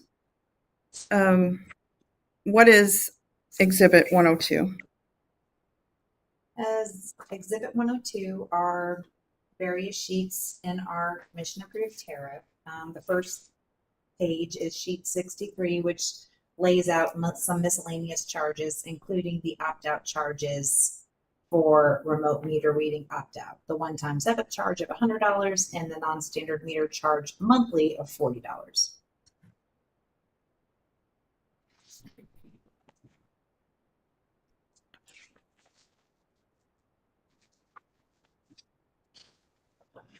And then I believe you discussed sheet number 129. But if you could go to the third page of that exhibit, sheet 142, what is this sheet? Sheet 142 is the disconnection and reconnection of service tariff for Ameren, Missouri. It includes the reasons for either denial of service or disconnection of service. There are 10 reasons listed that the company has the right to either deny service or after written notice disconnect service. So there are 10 reasons listed there. Okay.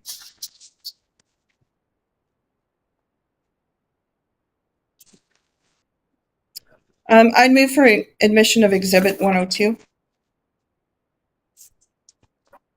Are there any objections to the admission of Ameren Exhibit 102, which are approved company tariff sheets number 63, 129, and 142?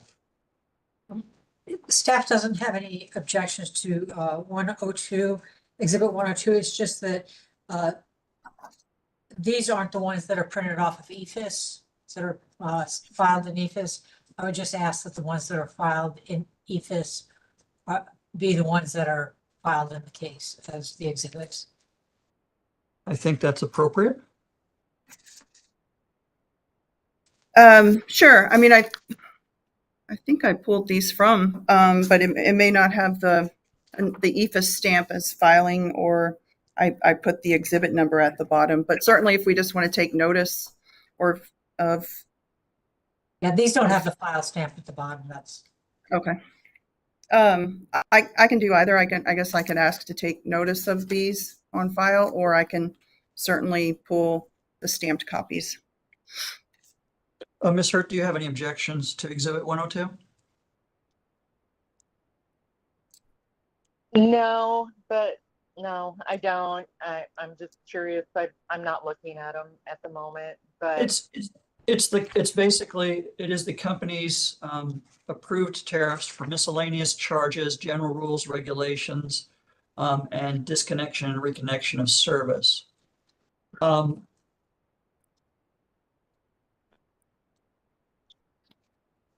going to agree that I have a Yeah, I mean, I think they need to be put into evidence. Thank you. Okay, well, here's what I'm going to do. I'm not going to admit Exhibit 102. But I will take administrative or official notice of Ameren, Missouri's approved tariff sheets number 63, 129, and 142. So those will be evidence in this case. That's fine. Thank you, Judge. One moment, I'll look at my notes to see if I have anything further for this witness. And if I haven't said it already, Exhibit 102 is not admitted.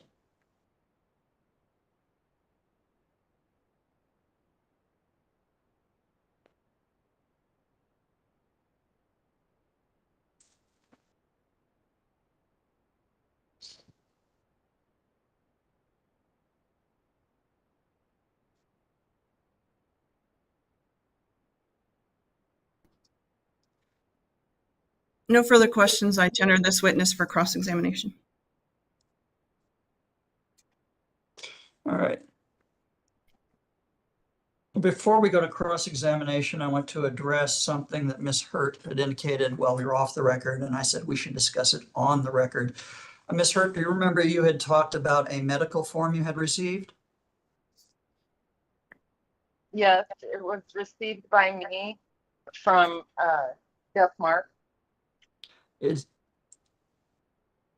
it a form you received from Ameren, Missouri, or you said from Jeff No, I Mark? never received.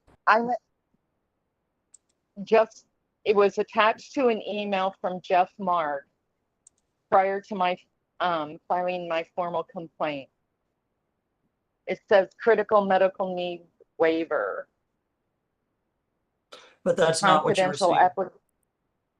But that's not what you received from Ameren. I don't recall receiving anything from Ameren on a medical needs waiver form in my email. No. Why do you think it would be appropriate to have that that document in this case? I think the commission needs to review it. I think that under eligibility, item number, well, they're bullet point number 3, it says under their eligibility paragraph, to be eligible for the program, person must meet the following qualifications. And bullet point 3 is have a critical, medical, or behavioral condition that would be made worse by being without the utility service in the home. I think this form is overreaching. I think it doesn't say anything about medical equipment. And just if you have a serious illness or chronic condition, I'm not against them having a form. I'm against the wording within it. Well, since you're objecting to a form, or since you're wanting to put in a form you didn't receive and is not a part of this case, I don't think that would be appropriate in this case. We're not extending it out to looking at the lawfulness of every Ameren form, especially if you didn't receive that form in this case. Can I bring it up if Dr. Mark provides testimony?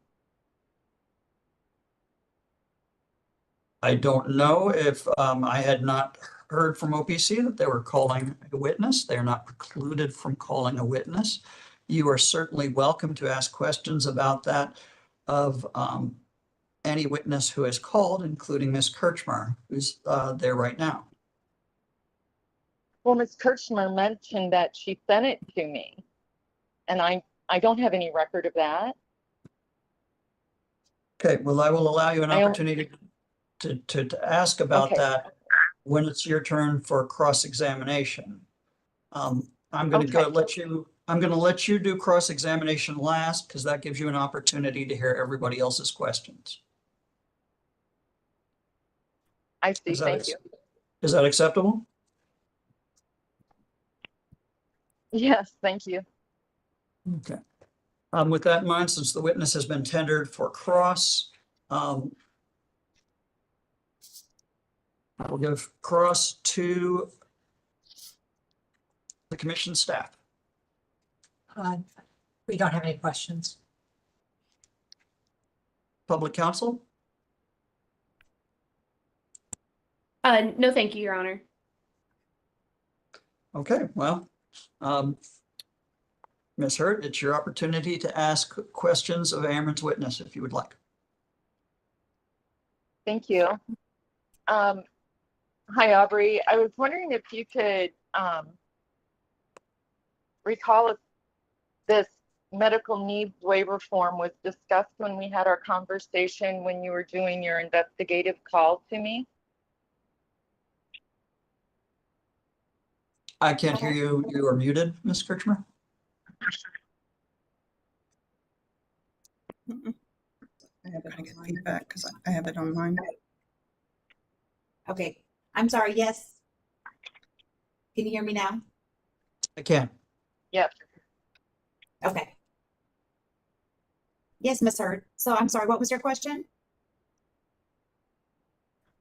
I wasn't able to locate in my email that you sent me a form on the critical medical needs that you mentioned earlier that you sent to me. I only received that from a third party, Dr. Mark. So I was wondering if you could provide me with the date that you sent that to me. Sure. Our records show that my coworker actually emailed the medical equipment registry form to an email address. I don't want to say it on the record, but on September 26th, but it's a Gmail. It was a Gmail email address that ended in it was something 19@gmail.com. Yes. Okay. That was emailed on September 26th of 2023 from a coworker of mine. Okay. Okay. Thank you. Mm-hmm. I do have another question for you. Okay. Being in the regulatory area and your expertise in customer service, if electricity is an essential service, why do you go to such length to prepare? I think you mentioned, is it 13 different letters of disconnect reasons? How did that come about? Sure. Well, I can let you know. I think you might be referring to, I had mentioned that in our commission approved rules and regulations, our tariff, there are 10 different reasons for denial or disconnection of service. Everything from non-payment of an undisputed delinquent account to unauthorized use, interference, or diversion of service. That's another reason. The reason of refusal after reasonable notice to permit inspection, maintenance, replacement, or meter reading of company equipment, with the caveat that if the company has a reasonable belief that health or safety is at risk, notice at the time of inspection is attempted is reasonable. So obviously, it is an absolute last resort of ours to disconnect services for a customer. That is the last thing that we ever want to do. But there are certain times, such as non-payment, an undisputed delinquent bill, or a safety issue, or refusing to allow us access to our own equipment, where we must take steps after reasonable notification to interrupt service. Sometimes that is that can prompt a customer to take action, and but it's a last resort. We definitely don't want to disconnect if we can avoid it. I hope that answers your question. Okay. It does. Thank you. I just wanted to make sure I understood clearly. I am going to refer you to your testimony that you said, excuse me, there was an AMI opt-out program, written program. I'm not sure what your words were. An opt-out offer to Ameren customers in 2021. I think that's what you said. Okay. Tariffs, rules, regulations put out. However, earlier you had mentioned that the revision to your new customer rights and responsibilities brochure was written 5 years ago. So that would have been prior to your AMI opt-out changes, tariffs, rules. Can you help me with that? Sure.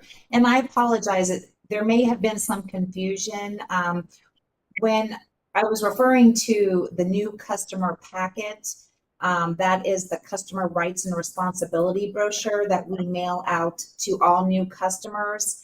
And there is specific information that is included, but there's actually nothing in the customer rights and responsibilities or new customer packet related to AMI. There is no AMI information in that new customer packet. So they are completely separate pieces of correspondence. So I hope that wasn't confusing, but I think we were just mentioning that as a new customer, because I know that you started service here in September of 2022, that a new customer brochure should have been mailed to you at that point, but it does not have any AMI information in that packet. Okay, It's more general information. got it. Right. General provision, rights and responsibilities, don't tamper with the meter, things like that. Most likely, yes, something along those lines. Right. It's not the first time I've had electric service. I do want to also then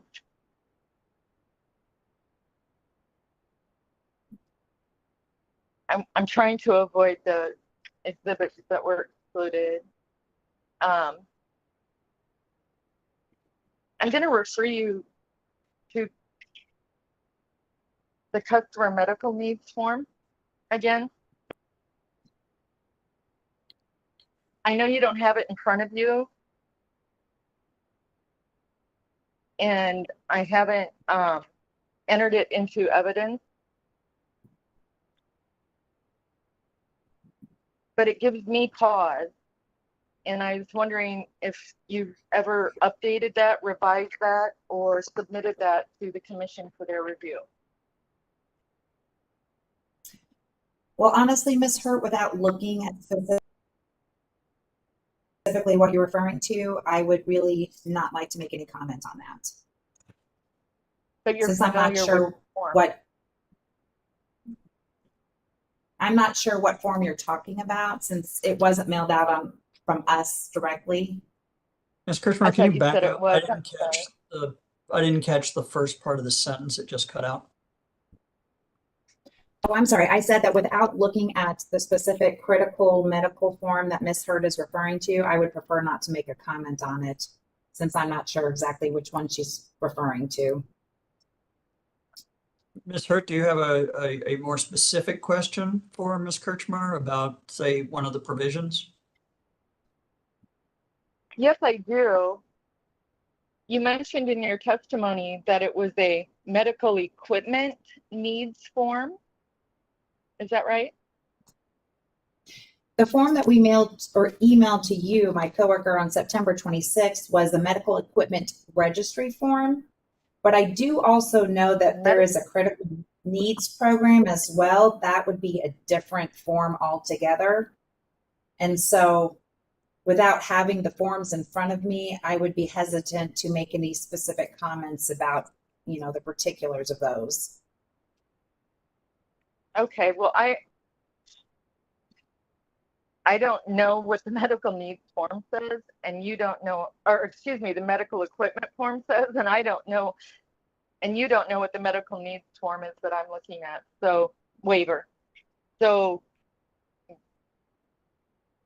I don't know, but I am going to read to you the eligibility, and this form was sent to me by Jeff Mark, that item bullet point 3 notes, do you have a critical medical or behavioral condition that would be made worse by being without the utility service in the home? Is that a regulated or commission approved line item that's ever been addressed by the commission because of your expertise in being in the regulation department for 7 years? Are you familiar with that wording? I am not familiar with that wording. We do have a dedicated team within Ameren, Missouri called our customer advocacy team that works very closely with the Office of Public Counsel and other stakeholders regarding all of our critical medical programs. So, Ms. Kirchner, you're cutting out again. I can't hear you. I cannot hear you at all right now. Can we back up?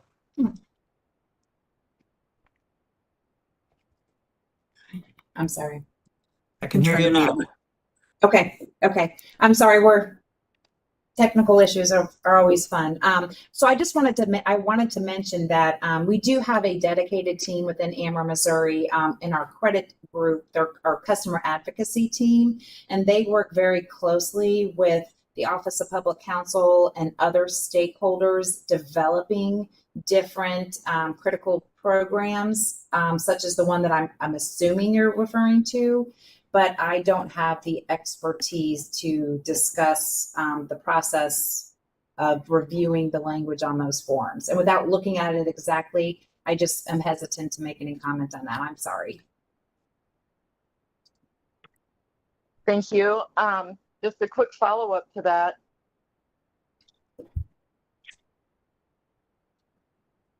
Doesn't every customer require critical needs for electricity?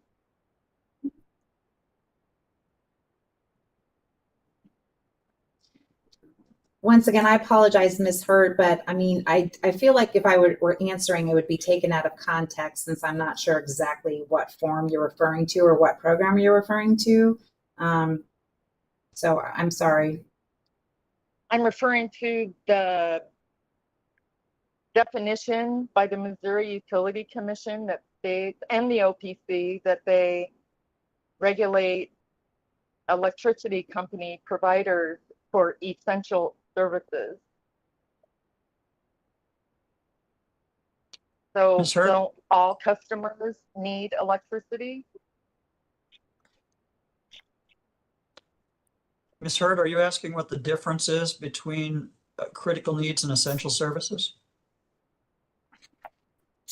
No, I'm trying to state that all of their customers need electricity. I certainly empathize with anyone who would have a medical equipment need or a medical need. That's one layer of this. And I'm curious to know why some customers don't deserve to have electricity in their home and some do.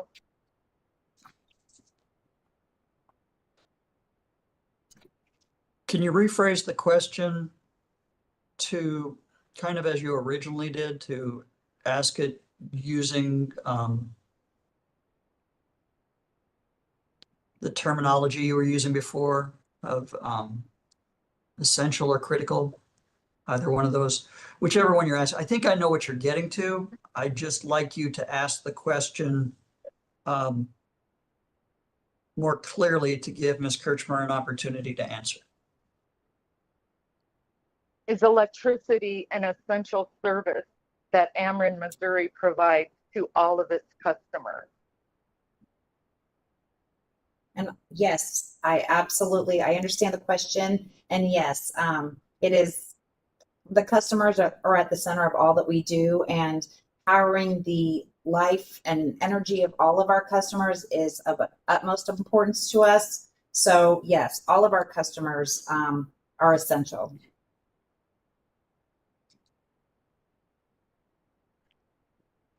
And electricity is an essential service, is it not? I do believe so, yes.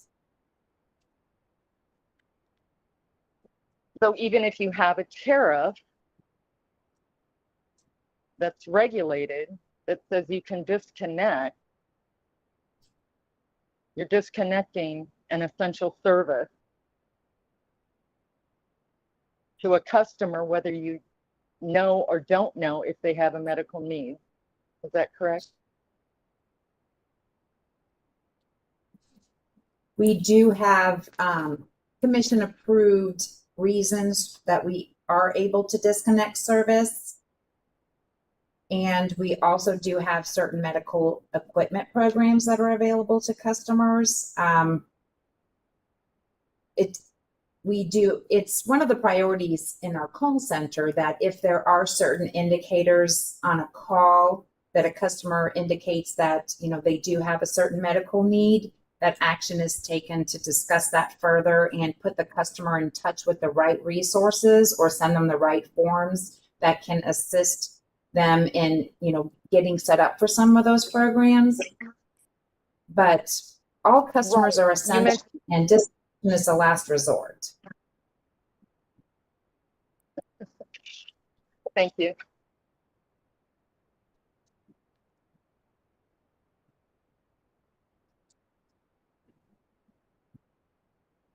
Ms. Hurt, do you have any Thank you, further Your Honor. questions? I'm sorry, I No further interrupted. Go questions, ahead. Your Honor. It's okay. No further questions. There's just enough delay here. No, thank you. I'm done there. Thank you. Are there any commission questions for this witness? I hear none. And I have asked everybody if they wanted cross-examination. Is that correct? We've already been through everybody else? All right. I do have a few questions for you, Ms. Kirchner. Now, you indicated that you mailed to Ms. Hurt a medical equipment registry form. Is that correct? Yes, the company emailed it. I'm sorry. And that was on, I believe, December 26th or? September 26th of 2023. Now, Ms. Hurt had referenced the critical need form. Was one of those sent to Ms. Hurt? From my understanding, not on behalf of the company. I have nothing in our records indicating that we mailed a critical needs form, no. Okay, so Ameren did not. Are you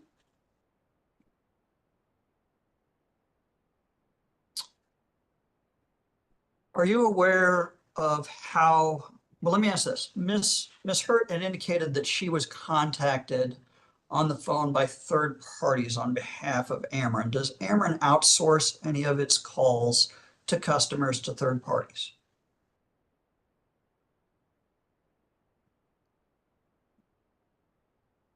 No. Well, in regards to her account, no. Now, I guess I should ask you to clarify. What type of call outsourcing are you referring to? Well, why don't you tell me what kind of calls are outsourced? So, and the reason that this gave me some pause is that we certainly do have, we have 3 call centers for Ameren, Missouri. One of them is in St. Louis, one of them is in Jefferson City, and we have a third call center, but that it is contractors and it's out of state. And so, you know, that kind of gave me a little pause because we do have, but they identify as Ameren, Missouri employees when they are speaking to our customers. So although they are not employees, they are really outsourcers. But so in that aspect, we do have outsourced employees for Ameren, Missouri, if that makes sense.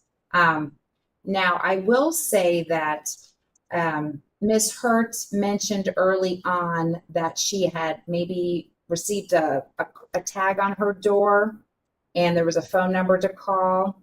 Now, we did have, and we have another witness that can probably just answer this question a little bit in more detail than I can, but we did have a contract company that was doing our AMI installations. And so that was a third-party contractor that was working on behalf of Ameren, Missouri. They had a call center that was set up where customers could call the number on that door tag to set up installation of the smart meter. So maybe there was an access issue and, you know, the contractor came to install the smart meter and they weren't able to access it, may have left a tag on the door. And then the customer, the number on that tag that they called was an outsourced employee. So if that helps. And if one were to call that number, or if Ms. Hurt called that number, what customer specific information would that contractor, that third party contractor, have access to? Judge, I honestly can't answer that because I don't have that level of detail as to what type of information they had available. You know, my guess is, you know, customer name, address, Ameren, Missouri account number, and meter number. But if there was any additional information that, you know, was in their system, I'm not certain. But I can certainly find out for you. Or we have another company witness that may know that information, but I'm not sure. Do you know how third-party vendors or contract workers are paid? Are they paid by the call? I don't know that, Judge. I'm sorry. I can certainly, like I said, either find out for you or our other company witness may know this.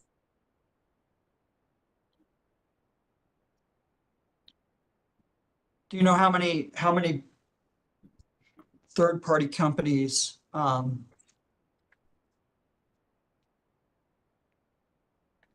is it one third-party company that Ameren contracts for this kind of work?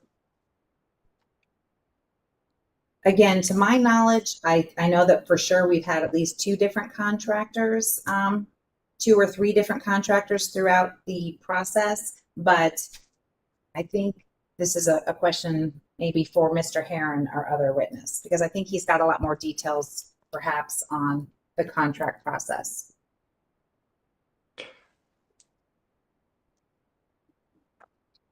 Would he also be the person who I'd ask about meter issues? Yes. Like yes. if I wanted to know about installing, taking them off? Yes, that's why we've got an engineer on the call. He can help with all of that. Now, would he also be familiar with Ameren, Missouri's meter replacement policies? Or is that a better question for you?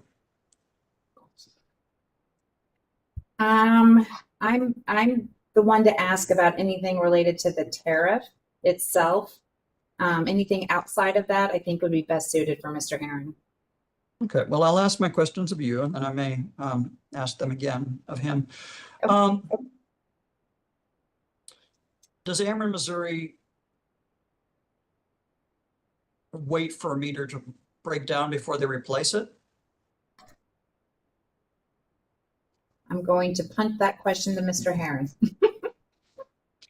Does Ameren, Missouri have a meter replacement policy or meter replacement program?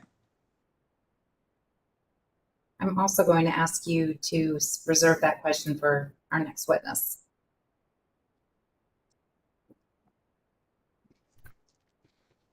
Okay, I believe those are all my questions. Is there any recross based upon my questions? Staff?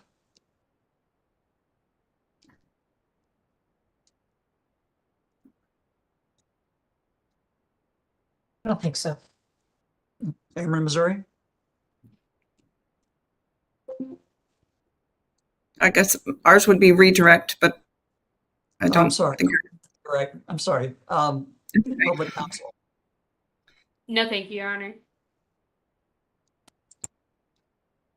Actually, I do have one question, if I might. Go right ahead, Ms. Kerr. Thank you. Are damage claims like food damage, are those handled by a third party or?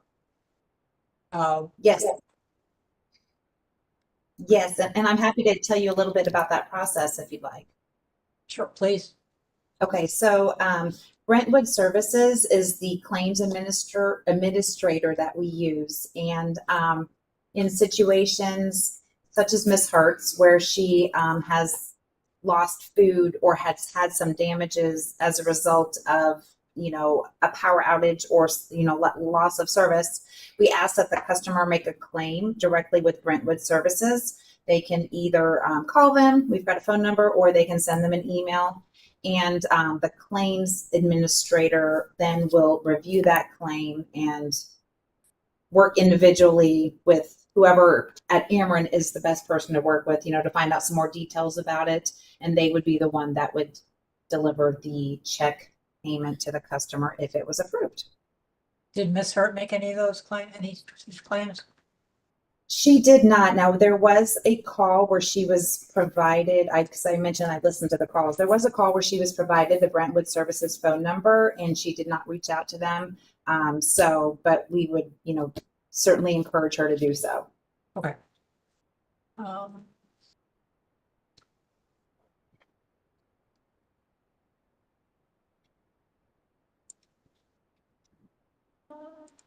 I think that's it. Thank you.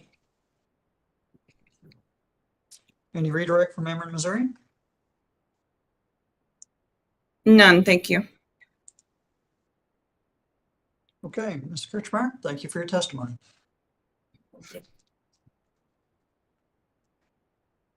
It is about 2:14 now. It seems like a good time to take a short recess before we pick up the next witness. So why don't we take a 15-minute break till 2:30? Thank We'll you. go off. Thank you.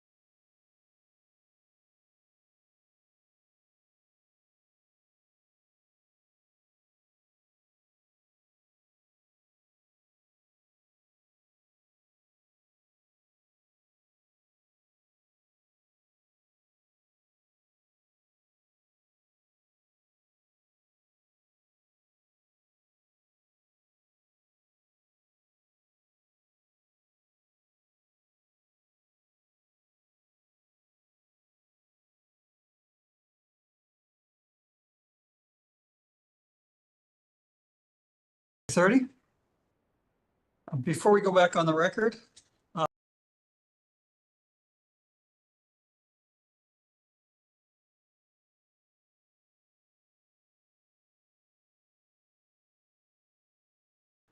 when we left off, we had just excused Ameren's witness, Aubrey Kirchberg.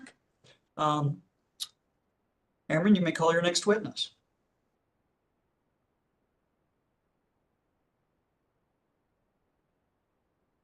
Well, it appears I don't have Ameren here yet. Let's just wait a moment. I assumed they were here. I'm here, Judge. We're just switching audio.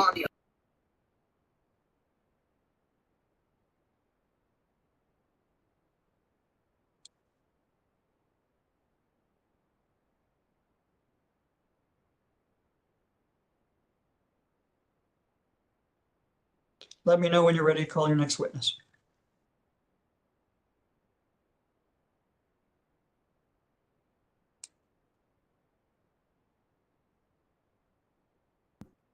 All right. Ameren, Missouri calls John Herron. Mr. Herron, can you hear me?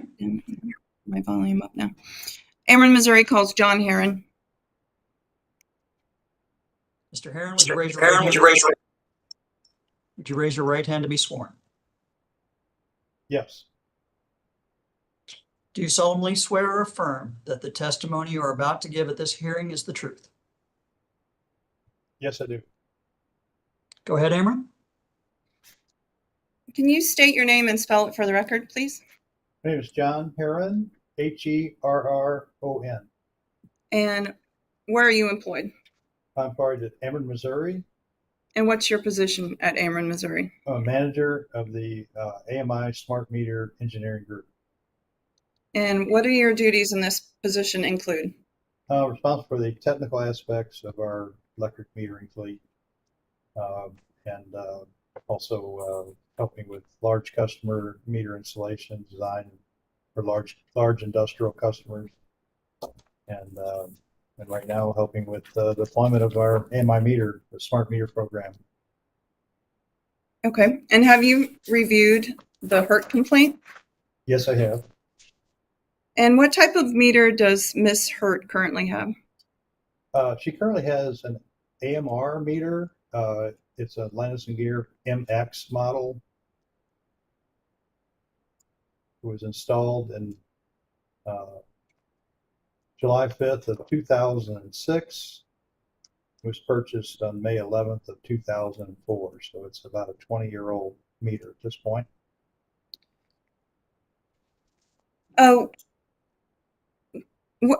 What are the differences, if any, between the type of meter Miss HURT has, the AMR meter, and the AMI meter that would be installed?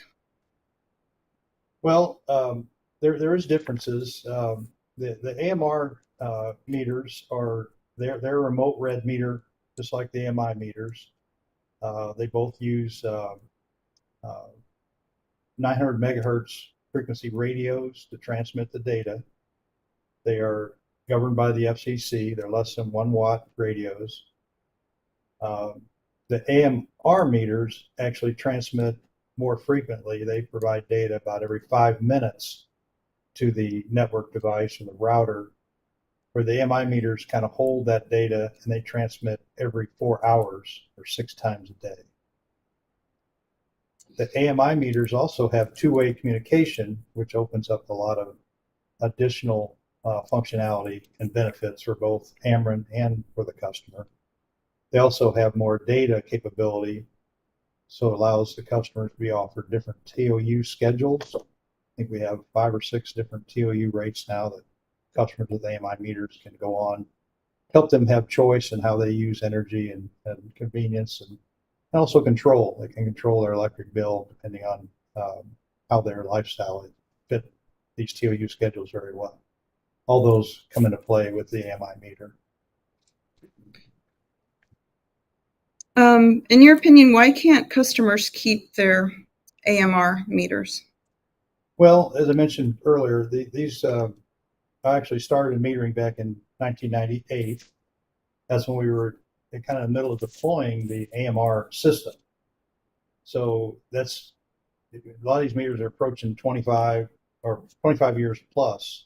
We started the program in 1995, so some are close to 29, 30 years old at this point.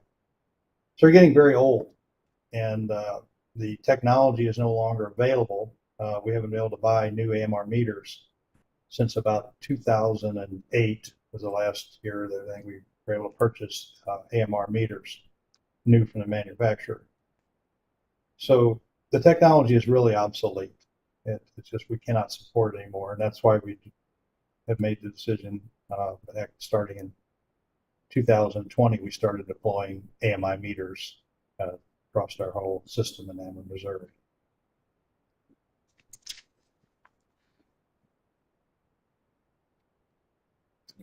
Now, you were present when Ms. Hurt testified, correct? Yes, I will. And she talked about some concerns about privacy matters from data. And I believe Judge Clark was wanting to ask some questions down this line too. But I want to ask you, the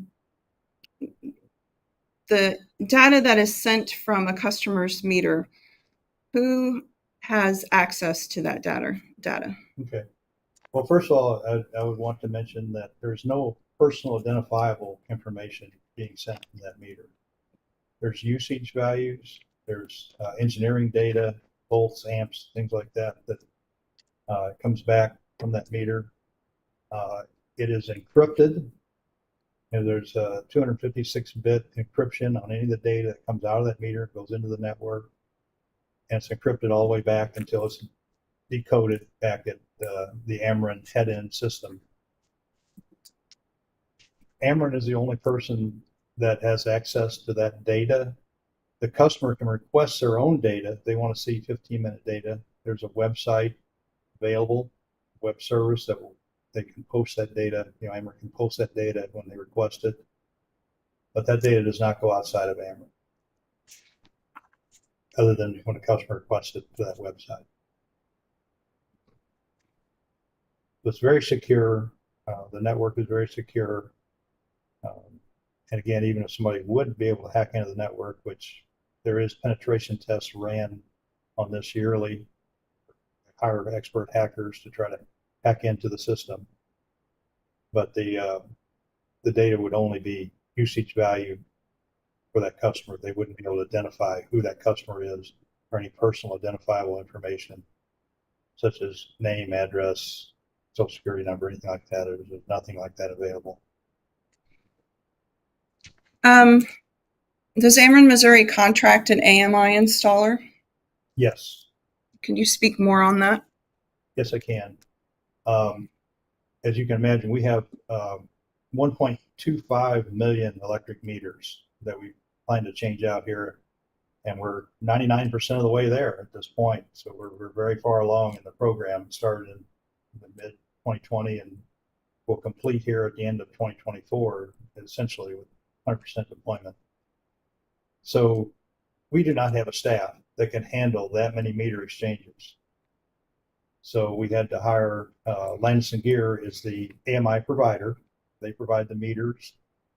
They provide the command center, the head end, the software, the MDMS, which is the data warehouse, basically, that this data goes into at Ameren. And they also contracted out with the meter installer. And recently we added a second installer. So we have two, actually, well, the first one now has completed their assignment. So they're now no longer on property. But the second installer is still installing the remaining, I think we have about 20,000 meters to go to complete the installation. So that contractor is a subcontractor of Landis & Gear. And those contractors have performed the majority of our meter exchanges on the Ameren system, including, I think, the one that, attempted to change Mrs. Hurt's meter. Are you familiar with the opt-out charges if a customer chooses a non-standard meter? Yes, I am. Okay. The non-standard meter charge, $40 per month. Can you explain why that charge is set at $40? Yes, I can. It is the value of the basically the cost of someone going out to read that meter on a monthly basis. I know that there was some concern about, kind of a windfall amount of money coming back into Ameren, but really, we're probably not even made whole on that whole process of going out and obtaining a manual read compared to these reads coming in over the AMI network or the AMR network for that matter. But because we have to go out and manually read that meter, a vendor rolls a truck. We have a vendor that's providing these reads for us, and their billing rate and the amount of time that it takes to read that meter is probably a little bit more than $40 every time they go out and read that meter each month. And then are you familiar with the one-time setup charge? Yes. And then why is that charge set at $100?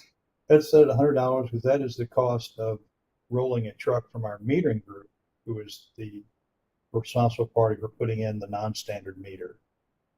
Our AMI vendor, they only install the AMI meters, and they basically go down each street, house to house to house. It's very efficient and very cost efficient because you're basically traveling very short distances. But these NSM meters, they're very few and far between, so there's a lot of drive time to get to a customer that wants an NSM meter, and that special handling of that meter too. But it basically covers that truck roll to go out and install that non-standard meter.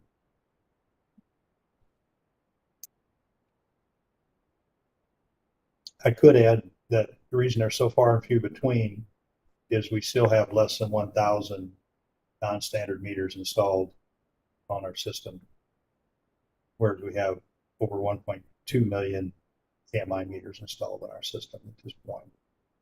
So it's about 1/10 of 1% of the customer base that has decided to opt out of the AMI meter, which means 99.9% of customers are getting AMI meters. I think there was some discussion earlier about, possibly a customer being able to read their meter and send it to the company or give it to the meter, call it in or provide the meter reading to the company. Do you have an opinion on, why a customer can't just read the meter and provide that to the company? Well, meters are not easily read. In some cases, they're dial reads, and it takes some experience to read them, and I'm sure customers can figure that out. But it's also the responsibility of putting that on the customer every month, providing a read, and we need to read at a certain time. We have billing cycles, so there's a short period of time where we need that read, so they have to be very regimented to provide that read during that time frame.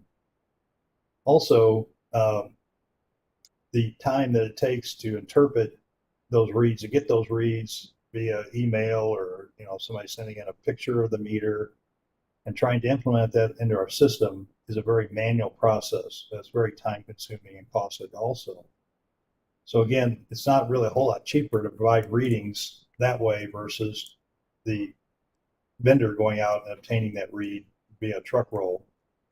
It's about the same amount of cost and time frame involved in, and then also, I hate to say it, but somebody might read the meter a little bit light because they may not want a big bill that month. So, there's a little bit of a trust issue there too.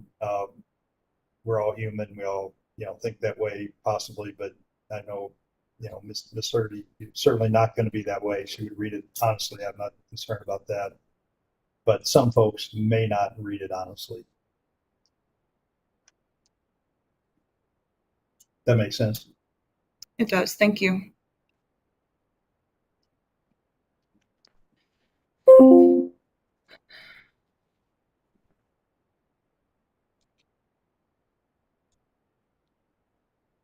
One moment, I'll look at my notes and see if I have anything else for this witness.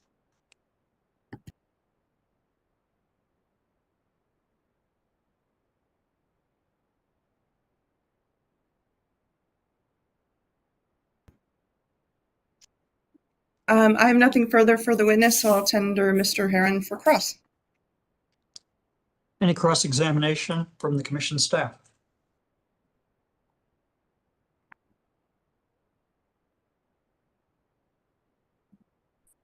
I don't think I have any questions. Any cross-examination from the Office of Public Counsel? No, Your Honor. Ms. Hurt, do you have any cross-examination questions for this witness? Yes, I do, Your Honor, if I may. Go right ahead. Thank you for coming today and answer some of these data-related questions. Sir, I appreciate that.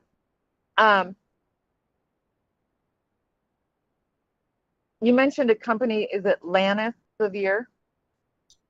I'm sorry, Landis, and Landis plus gear is their it's LANDIS +GYR. Okay. And they're 100% responsible for gathering the AMI meter reading. Is that right? No, no, Ameren is 100% responsible for bringing those readings in, and we own the network, we own the head-end system and the data warehouse. We purchased all those devices from Landis & Gear, so they're responsible for making it work initially, but Ameren owns all that equipment, and we are responsible for that. Okay. You mentioned the warehouse.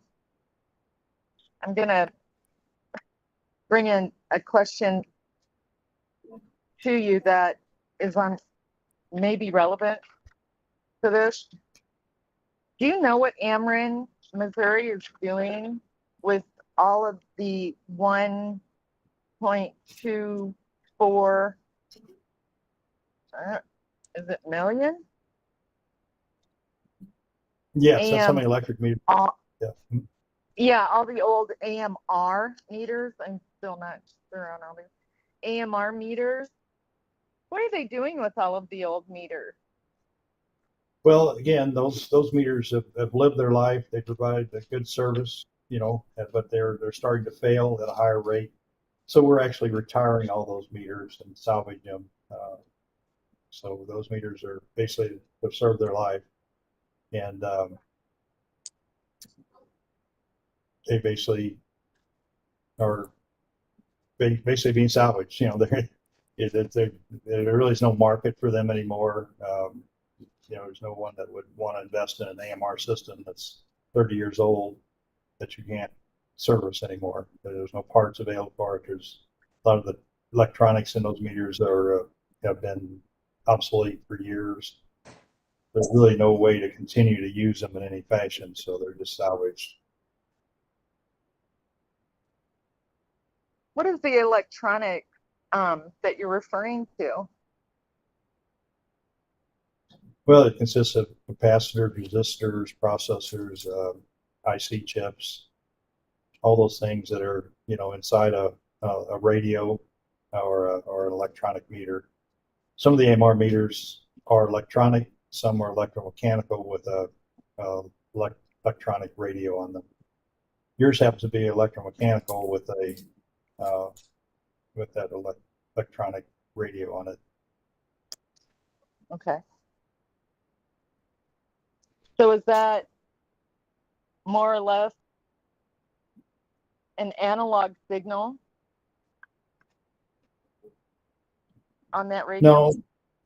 No, it's electronic. It's a digital signal. The meter itself is kind of considered analog. It's an electromechanical meter with a disc, but the radio is a digital with a high-speed power supply in it. So it has that transmission. It has that radio frequency transmission that some folks don't want. And that's why they choose, some folks choose to use the NSM meter. They don't want that EMF.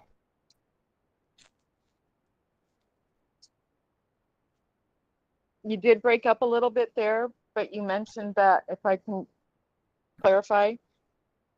So it's a digital radio signal currently going out of an electromechanical analog Yeah. meter? That's correct. Okay. All right. So is analog technology no longer being used by Ameren, Missouri? That is correct. Well, All our AMI meters are full solid state, 100% electronic meters. You really can't buy an analog meter anymore. No one manufactures one anymore. The whole industry has gone electronic. I see. So just so I can understand, even within Ameren, Missouri itself, the corporate headquarters or wherever you work in your service field, do they utilize digital telecommunications for their phone service? I don't work in the phone telecommunications area. I would imagine they are digital, but I don't know. Answer that question. Okay. What would be the benefits of having a digital signal with an AMI meter versus a digital signal with, for instance, the current electromechanical meter that I currently have? Yeah, I mentioned some of the benefits earlier of the AMI meter. One of the big benefits is it has two-way communication. The AMR meter is one way. It only talks from the meter to, it has to be in direct line of sight to a router, and it sends that usage information from the meter to that router to a head-end system. And that's how your current usage has been recorded using your AMR meter. The AMI meter, it can communicate. I thought you said the AMI meter is a two-way communicator with direct line of sight to a router and then to a head-in system. No, So it's a that's one-way. the AMR is only one way. Okay. It's one communication, one-way communication. So we can't ask it, hey, are you healthy? Are you, do you have power? Are you powered up? It can only go one way. We can't respond back to it. So that's a big step in technology between the AMR and the AMI.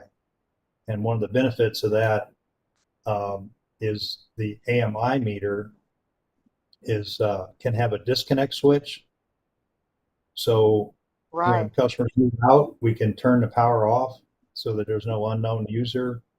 And then when they move in, we can actually remotely turn it back on. So it saves truck rolls, saves a lot of money in expense of people moving in and out, especially in college towns like Kirksville as an example. But Sure. the savings is there in that remote disconnect, reconnect, and also the better outage detection. It can detect when a meter is out, and when it's out, it sends a signal in and let us know. And we can actually, when we think power is restored, we can ping that meter, and it'll tell us if it's on or not. So we don't have to roll a truck out there to verify that the service is back on.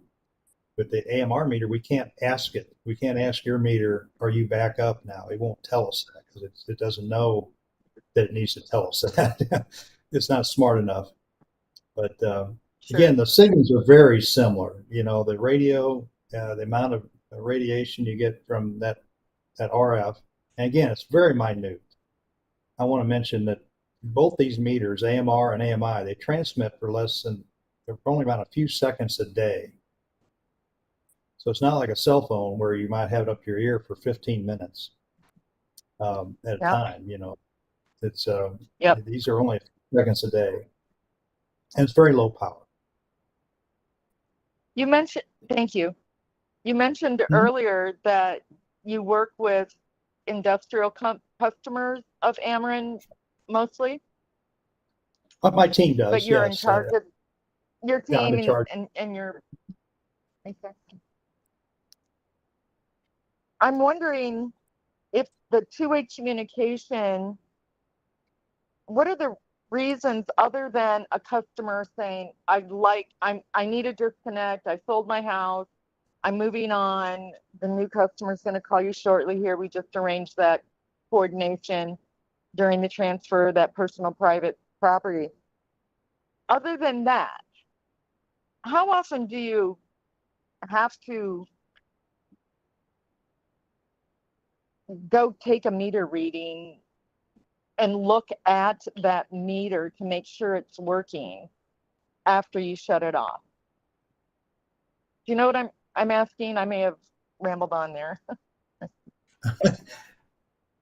Well, I mean, I guess there's various reasons why we may, need to, like if you would call in and say, hey, I'm concerned my bill is high this month, we can actually Okay. ping that meter and get a reading and see if it is valid, see if that reading was valid in our billing system.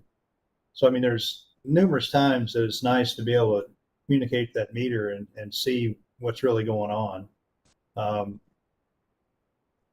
But I guess I don't know if I really answered your question or not. I don't know if I really understood your question, but I maybe know you could.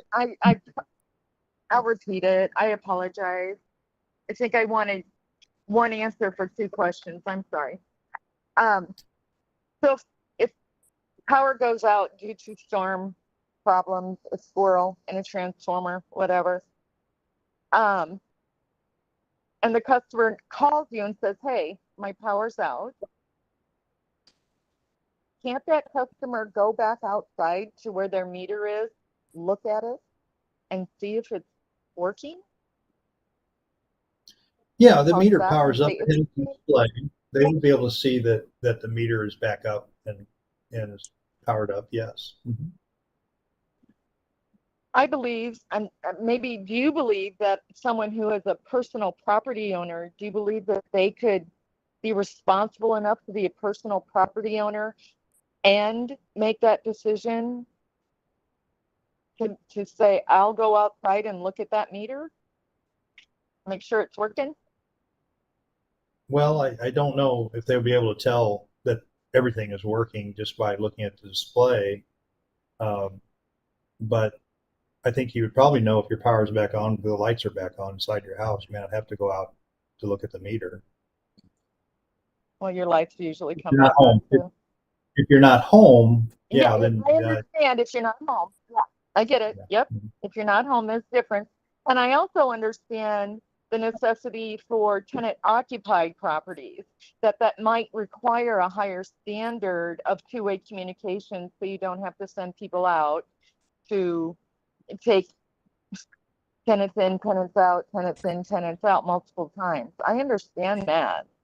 But for a personal property owner, someone who has invested their time, money, and effort to purchase a property, do you think that maybe the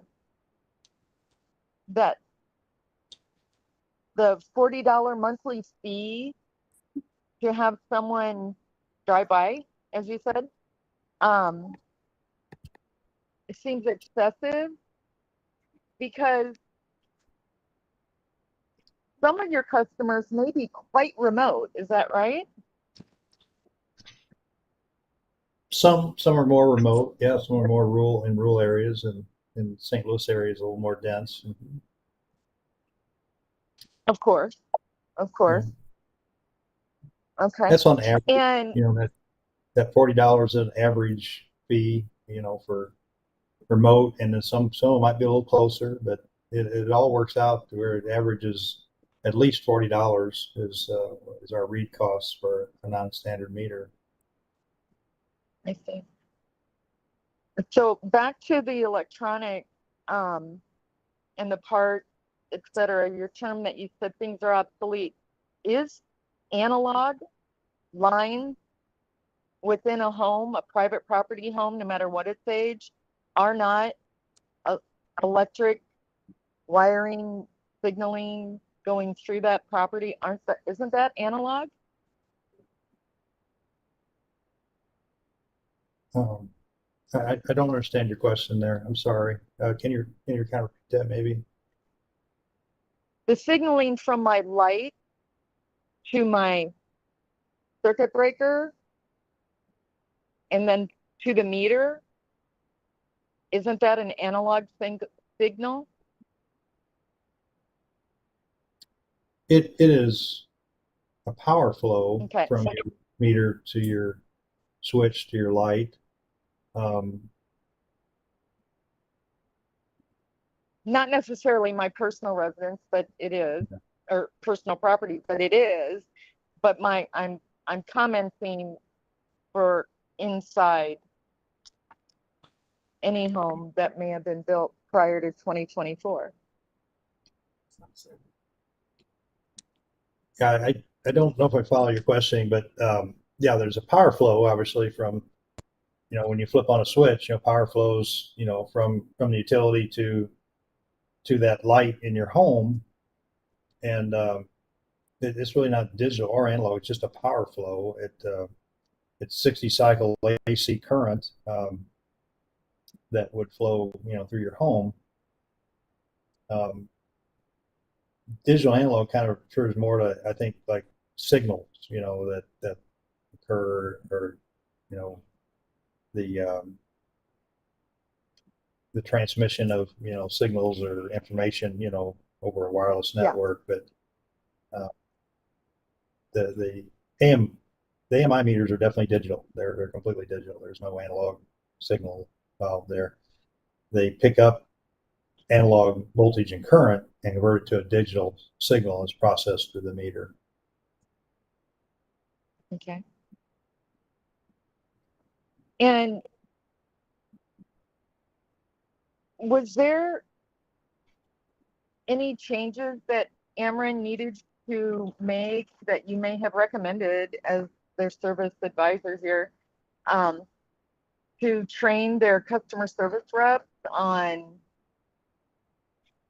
the new AMI meter technology, digital technology reporting mechanisms? Is there any internal changes that were done at Ameren for that? Oh yes, definitely. There was a very large change management program set up to train all our reps, all the call center reps, as we rolled out into the regional areas like Kirksville. We'd have big kickoff meetings where we would train everybody that was local in that area on the AMI meters and how the whole process would flow, and the advantages of the meters, and all the features and benefits of the meters. Yes, ma'am. We had a very big training program. Change management. Wonderful.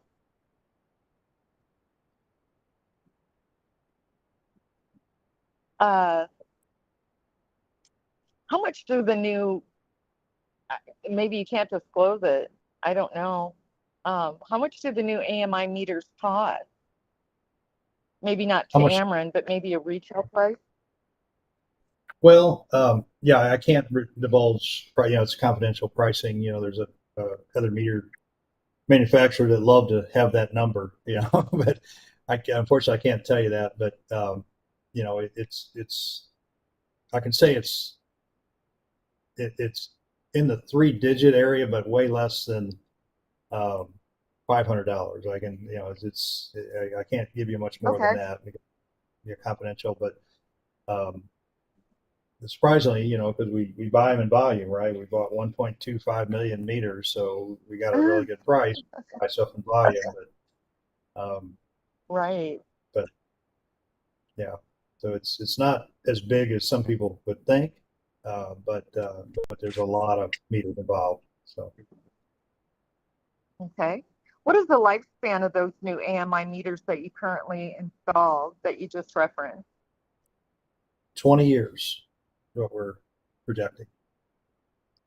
No one knows for sure, obviously. As you buy any new thing, a car, buy a new air conditioner, you hope that that the life expectancy is what they're claiming it to be. But so far, we've had very good results. Some of their meters we've had in over 4 years at this point, and our failure rate is very low on those meters. So we're pretty happy at this point. What the failure rate, did you say?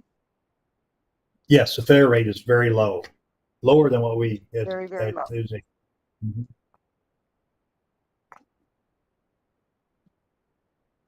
And you've been installing them since 2021 or 2020? I wasn't certain. July 1st of 2020, we started 2020. 2020.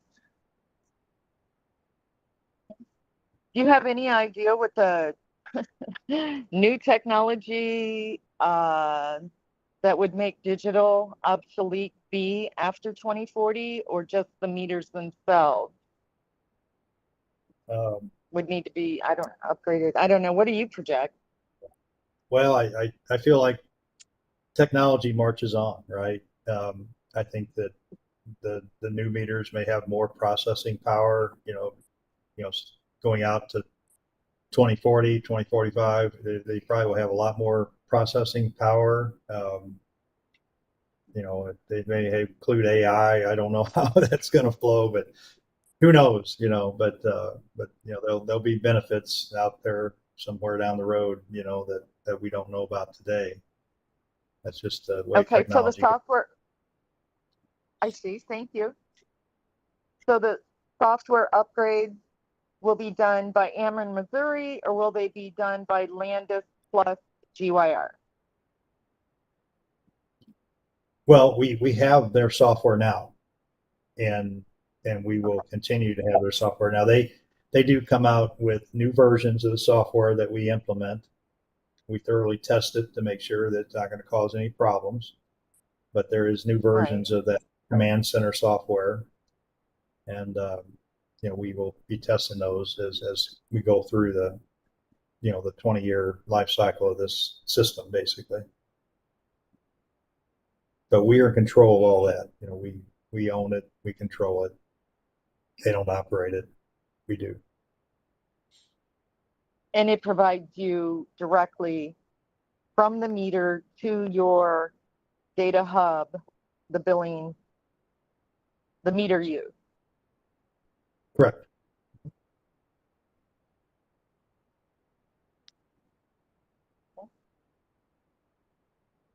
Okay. Can I just take one moment here, please? Go right ahead. You mentioned, and I just need to, it's been a long day, but you mentioned that you have been retiring the old meters. Have you set up a pension plan for them? That's luckily we don't. I'm sorry. I had to. Sorry. Good. I like your joke, though. I appreciate it. Okay, well, there you go. Now you get to tell the guys that one. Does that mean you're putting them directly into a waste disposal system? A waste? Are you stripping them? Can they be used in third? I don't know. If they're component wise, if they're still functioning, they're recycled. They're recycled? Yeah. For metal, for the electronics and so forth. There's silver in them. There's soldering. There's different components, that metal and so forth that can be recycled. Is that being done and supported by Ameren employees? No, it's done by a salvage company. Okay. Do you know if Ameren's being reimbursed for each AMI No, I'm gonna say it wrong again. Each AMI replaced meter with an electronic or an electromechanical meter. Is Ameren receiving any benefit from that? The AMR meters that are salvaged, we get the salvage value of the components that they're salvaging out of that. In other words, the copper, the metal, the silver, there's a certain intrinsic value. So we get paid, that value of that Okay. salvage material. It's small. It's not big, but it does help a little bit, helps. Okay. So Mr. Frey when call. you do replace, all right, thank you. So when you do replace these meters and you offer the new AMI meters to your customers, you do get an offset for the old meter. Recycling. We get a little bit. I mean, benefit. it's very small. I don't know if I can share that number. I don't even know if I know it totally, but we're less than $1 per meter. I can tell you that it's not. There's not a lot of recyclable. Value of the recyclable material is small on each meter, but it's we have over 1 million meters that we salvage. So even though it's small, it adds up to a little bit. It's too bad. Of course. I was going to joke back with you. It's too bad that meter engineers don't get to share in that, somehow or another, but we don't. We don't get much for our trade-in value on our phones either, so I get it. Yeah. Yeah. Okay, so really, I do want to make this point. Analog systems are still in place. It's not 100% obsolete. Any electronics that run with electricity are running on analog internal house, physical property, business, industrial complex. They are using a form of analog signaling.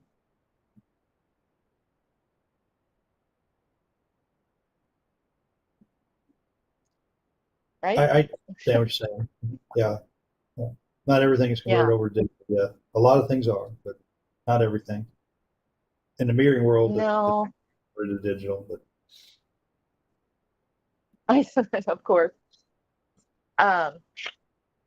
So when you hired these outside contractors to do the meter replacement program and notification processes, and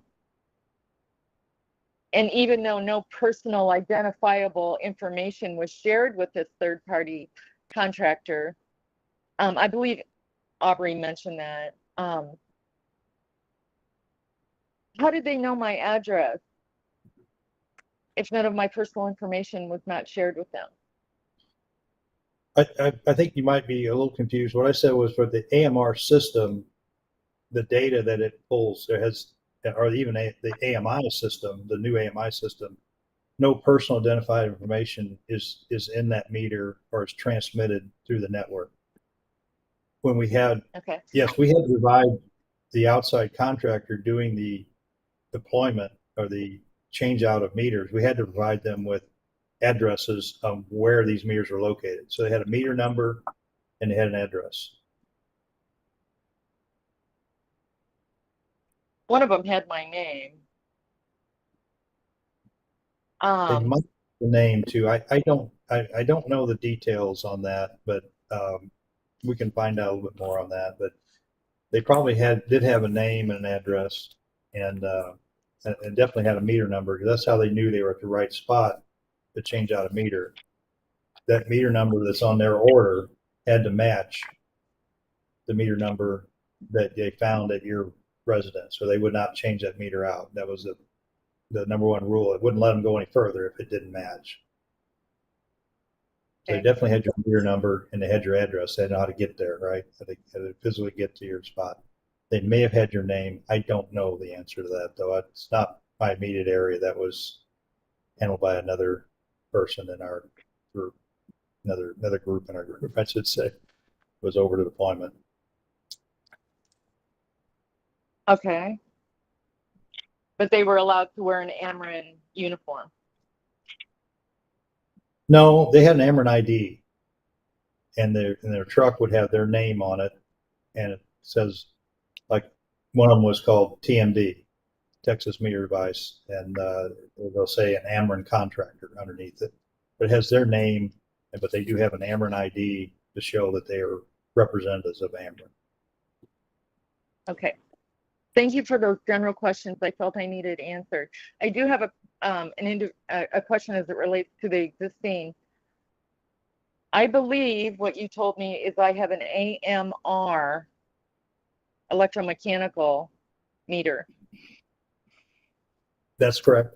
How often, okay, how often have you been out to make repairs on that since 2006 when it was installed? I don't think we've been out at all for your meter. I don't know for sure, but I don't think we've had any repair work done on that meter. So they actually are quite reliable in that respect. Compared to the AMI meters and new MI meters, they're not reliable. But compared to some things, they're still fairly reliable. I mean, you know, electronic device that you again, we bought this meter in 2004, so we're 20 years later.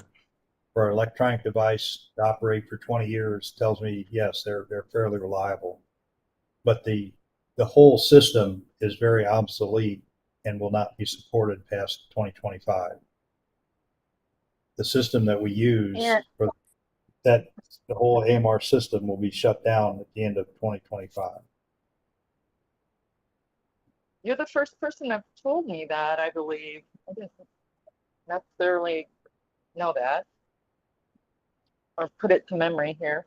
And how many years have you been maintaining the AMI meters? AMI meters started in July of 2020, so about a little over 4 years now. So we're comparing 4 years of service maintenance to like mine, 20 years with no meter maintenance required, right? Yes, but keep in mind, you've probably been fairly lucky to have no issues with your meter over the 20 years.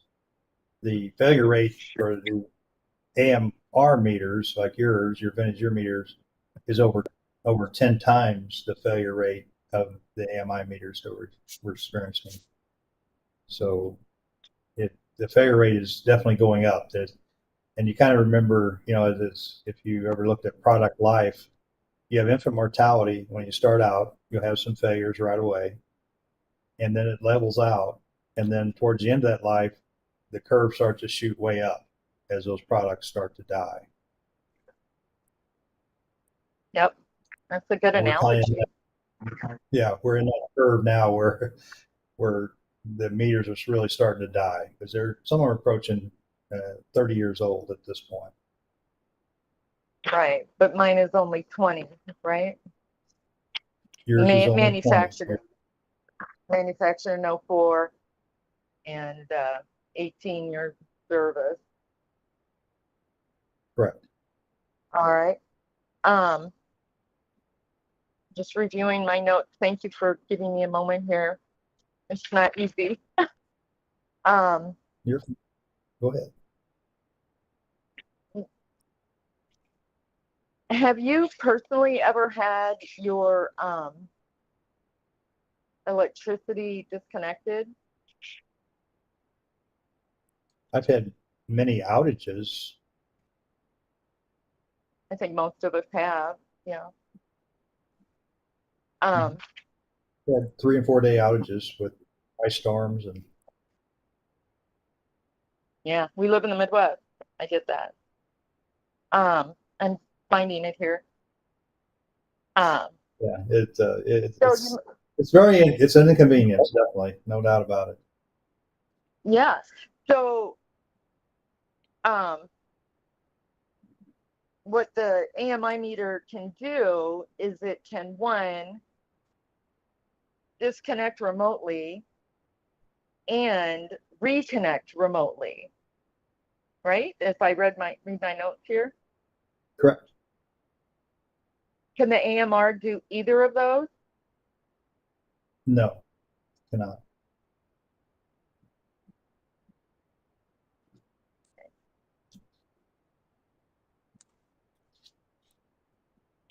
So we really don't want to have, and from your perspective, your professional experience in this, Ameren has really just chosen not to have the customer engage in their meter reading, but they can, through tariff, take a meter reading. Is that correct? That's probably getting outside of my area. I think just from an engineering point of view, I would prefer readings come in electronically versus being sent in, or being either come in electronically or come in through a person that reads meters as a professional living versus a customer providing readings. Just from an engineering point of view and accuracy point of view, I would prefer that. But I don't know too much about the second part of your question. The second part of my question had to do with it being an allowable method of meter reading for the homeowner to actually call in with the meter reading on an I think electronic. it would be similar to maybe you go to the grocery store and you're looking at you bring a basket of groceries up and say, oh, I think there's about $150 worth of groceries here. That's what I'm going to pay. I think that's kind of a similar analogy. I think we'd want to be more precise and exact in our, because that is the cash register of our company, these meters, when you think about it. Of course, of course.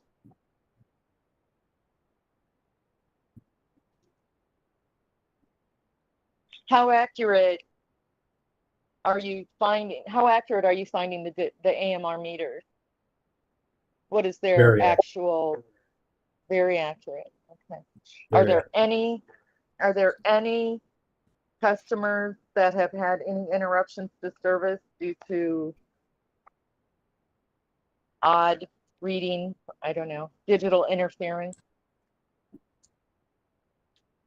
I would say that's very small. Our read success over the network is very, very high. Probably close to 100%, 99.8%, somewhere in that range. And we're still optimizing the network. You know, the network's still fairly new in some areas. So I think we're going to be able to climb from that a little bit even. You called that the rate of success? Yeah, the success rate, basically, how many out of the total meters, that's the percentage of times we get a good, accurate reading through the network. Thank you. I've taken enough of your time. I appreciate you coming here today. You answered a lot of my questions, and I really just can't thank you enough. I appreciate you taking the time to speak with me today. Thank you. You're very welcome. Very welcome. Are there any commission questions for this witness? I hear Not at none. this time, Judge. Thank you. Thank you, Commissioner Kolkmar. I've got a few questions for you. Does Ameren have a meter replacement program? Well, I guess this AMI program, we started in 2020 and we're going to finish up, first part of 2025. That is our meter replacement program for this, probably for these next couple of basically we're replacing 100% of our meters at this point. So is that what you were kind of asking, I guess, or? It is. But let's Okay. blame the question, and I'll ask it a little differently now. Prior to AMI meters, did you regularly replace meters on a schedule? No, only if they would fail that we replace them. In other words, we don't proactively go, okay, we think, this meter might fail next year. We really have a hard time determining that. Obviously, as I mentioned, we're getting at the end of the life of these AMR meters. That's why we want to replace them all with AMI meters, because they're getting old. We know that, we're going to run into trouble if we keep trying to use them. They're going to, we're going to get up that curve where you get a very high failure rate. But up to this point, failure rates were not low, but they weren't high, so that's one of the reasons why we're going to this AMI replacement programs. We knew that we're getting closer to the end of the life of these AMR meters. Now for the AMI meters, I guess I could turn around. Now for the AMI meters, do we have any planned replacement for AMI meters? No, they're all new. They should last, the vendors telling us here saying they should last 20 years. So unless we start to see high failure rates, we will not plan on replacing these meters until, 15, 18, 20 years from now, Prior to the AMR meters, what kind of meters was Ameren using? We were using basically prior to that, there was really only one type of meter, and that was the analog disc meter. And various vendors made them, and they were fine meters. They seemed to last a long time, but they would drift because they were analog meters. So we'd have to do a lot of sample testing to make sure that they were still accurate. And sometimes we would fail samples because they would fall outside of that accuracy level that was acceptable. And that's one of the reasons why we went to AMR meters, because the solid state meter was coming into play and we could get remote reads. So again, a big benefit that system was put in, and starting, I think, in 1995, was kind of state of the art. I think we were one of the first or second utilities to go with the AMR system. So prior to that, we had just regular electromechanical meters, with the disc and the dial. No communication, obviously, before AMR meters. All manual read. We had a fleet of 100 meter readers traveling around the whole system. It was kind of crazy back then. When you made the switch over to AMR meters, was it similar to this? Were they replaced 1 point something million over a short period of time, or did you wait for them to fail one by one and replace them with AMR meters? No, it was a mass deployment, very similar to what we're doing with AMI. Mm-hmm. It was done over about a 5-year period too, about the same 5.5 years, I believe, something like that. Maybe a little bit longer. But now, Ms. Hurd had asked you what the lifespan of an AMI meter is, and you said 20 years. What's the lifespan of an AMR meter? I would say at least 20 years. We've had the system in from 1995 to 2000. So, some of them are, 25 years old now. A good part of them are 25 years old. So we might have been on the tail end of their life. Might have waited a little too long because we did have some fairly high failure rates the last few years, but very similar there. And we don't know. I guess I'd back up and say one thing about the AMI meters. That's their projected life, 20 years. They may last longer. You just don't know. It's over the years, the technology keeps getting better. And does that mean it lasts longer? We don't know that yet. But they could last 25 years too. We don't know yet. Now, you said that the system would no longer support the AMR meters after 2025. Is that correct? That's correct.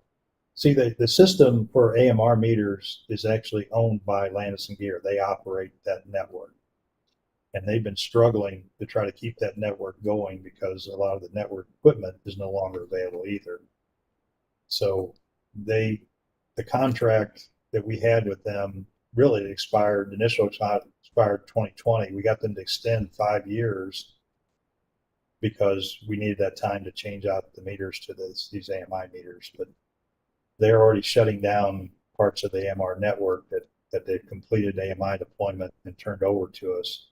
So they're already shutting down some of that AMR network. But by the end of 25, we no longer have a contract with them, and they plan to have it totally shut down. What are you going to do for opt-out customers after 2025? The same. We'll still have meters that are non-communicating meters that customers can decide to go to if they want to opt out. We really view them as just a choice for the customer. If they don't want a communicating meter, they can opt out, and that opt-out program will continue to go forward. Does Ameren, Missouri have a meter testing program? Yes, we do. We will be testing the AMI meters. I'm sorry. We'll be doing sample testing on the residential, small commercial, and we have periodic testing on all our larger C&I meters. And how frequent is that? It varies by the size of the customer. Very large customers are tested every year. These are, huge customers that, use a tremendous amount of energy and a tremendous amount of revenue. So I want to make sure those meters stay with a metering system too. They have things called current transformers, potential transformers that can fail in addition to the metering. So we want to make sure those systems are very accurate and functioning properly. Some customers are 8 years. Some customers are 16 years. That's the periodic tests. And then sample tests are done every year, but we go by the last year of the digit. The last digit of the year is installed. So like for the meters we installed in 2020, we'll be sample testing those in 2030. And so on. Now you indicated that when you're doing these meter readings, that they occur at a particular time in relation to the billing cycle. And I guess that's like a window in which you do the read. Is that correct? Yes, sir. That's correct. What happens if you miss that window? Then we have to estimate the bill. That's a bad thing. We don't like to estimate bills. Customers don't like it. We don't like it. It's not accurate. With me just a second. And there was some talk about, and I may have misunderstood this, about communication between a light and a fuse box and the meter. Does Ameren know what happens to the electricity once it passes the meter? No, we really, like what device is using electricity within a home or within a customer, industrial customer? Is that what you're asking? Yes. Like use of it? No, we really don't. No. We do offer a service. It's an outside organization that will analyze the signatures of different appliances, and they provide a rough approximation of what, this is for customers that want to know, like, how much is my refrigerator using? How much is my heat pump using? How much is my pool pump using? They will provide estimates of the different end uses in that home based on the signature of, that device. And it's kind of a little bit of a algorithm that they use to determine that. I don't think it's 100% accurate, but it gives them enough feel that the customer will know, like, okay, this is a big user in my home, this pool pump, or this is a big, I'm drying a lot of clothes, so my clothes dryer is using a lot of power. So it gives them, for folks that want to get that information, they can get it. But Ameren doesn't know. We don't have a feel for what what's being used and you know, based on the end use of the in the home or in the business. And just very briefly, just because I want to be sure these are on the record, and I believe AMR is in the staff reports, but I'm going to go ahead and ask you anyway. What does AMR stand for? It stands for automated meter reading. And And NSM? NSM stands for non-standard meter. And AMI? AMI stands for automated meter infrastructure. Automated versus, AMR's automated Okay, meter. I just want to be sure those were in the record. Mhm. Are there any cross-examining, or is there any further cross based upon my questions? Staff, No, thank you. public counsel, No, thank you. Ms. Hurt? Thank you, Judge. I have one question. Go right ahead. Thank you. It's a big topic, but I'm going to raise it. Are AMI meters more resistant to, say, something like a sun flare, etc.? Are they more resistant than an AMR meter or an NSM meter? Are they shielded more? Help me out with that question. Yeah, I don't. I'd like to say yes, they're shielded, but they're really not. Most electronic devices, if you get a big enough electromagnetic pulse, it's going to knock them out.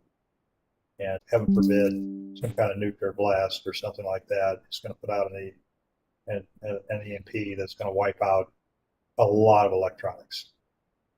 And then you'll be happy you have those analog, systems, the analog electrical systems in cars, like the points and condenser that you had in the 1967. Yes. You'll be happy you have that car because it's probably the only thing that's going to run, because all these new cars with all these electronic computers probably become worthless if you get a big electromagnetic pulse. So I think that have heard of folks. Yeah. So it's a good subject, but I think if that happens, probably Ameren included, the last thing we're worried about is your energy, energy usage at your home. There are a lot bigger things to worry about if that happens. Exactly. I never raised it before just now, but it was on my mind to get that, to help anyone who might have had that question, and you're the expert, so I trusted your answer. Thank you. That's all. Any redirect from Ameren, Missouri?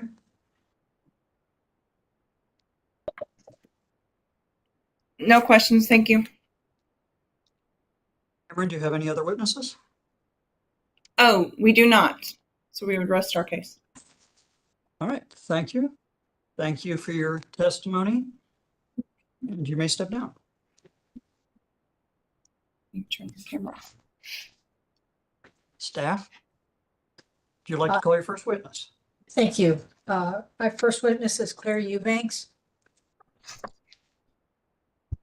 Ms. Eubanks, would you raise your right hand to be sworn? Do you solemnly swear or affirm that the testimony you're about to give at this evidentiary hearing is the truth? I do. Go ahead. Thank you. Good afternoon. Could you please state your name and spell it for the record? Claire Eubanks, CLAIREEUBANKS.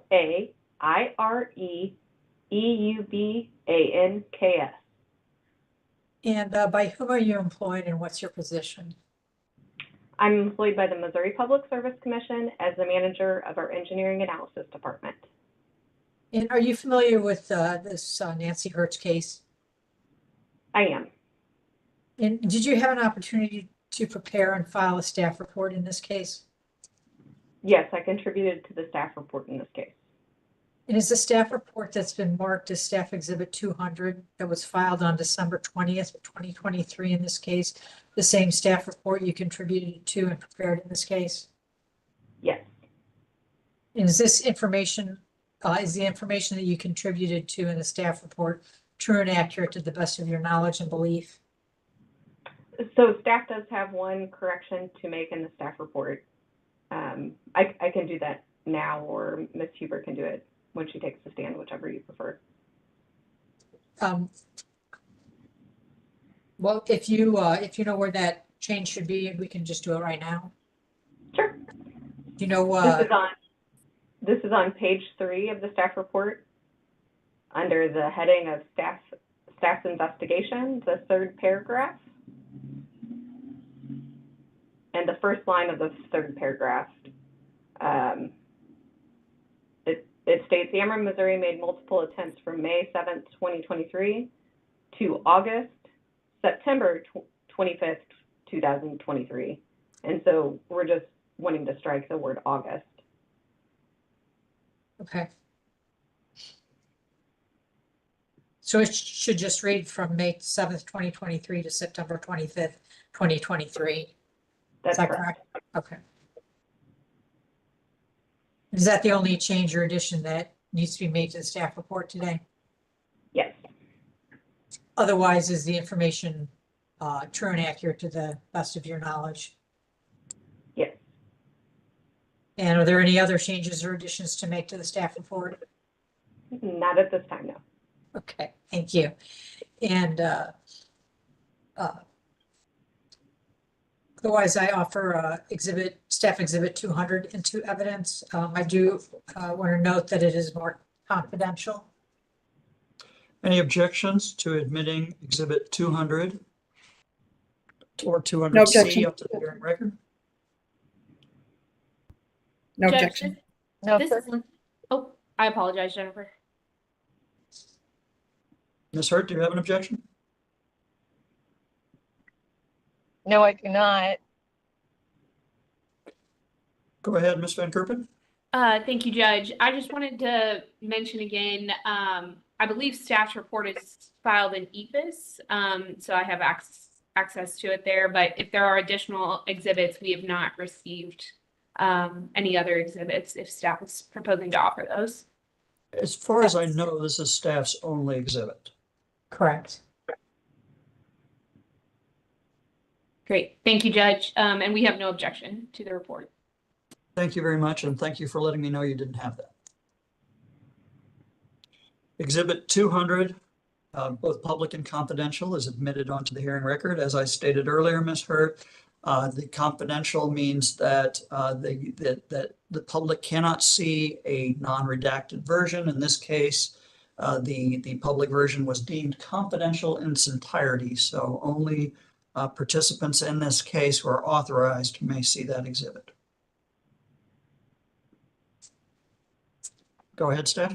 I tender the witness for cross.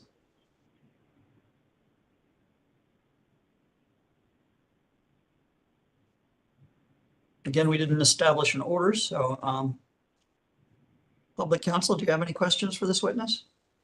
No, thank you, Judge. Ms. Hurt, do you have any questions for this witness? No, I don't have any questions, Your Honor, but I did want to clarify. I was not taking a journal of the actual dates, all these things that occurred to me in my original testimony. So I want the staff report date and the Ameren date to be true and accurate.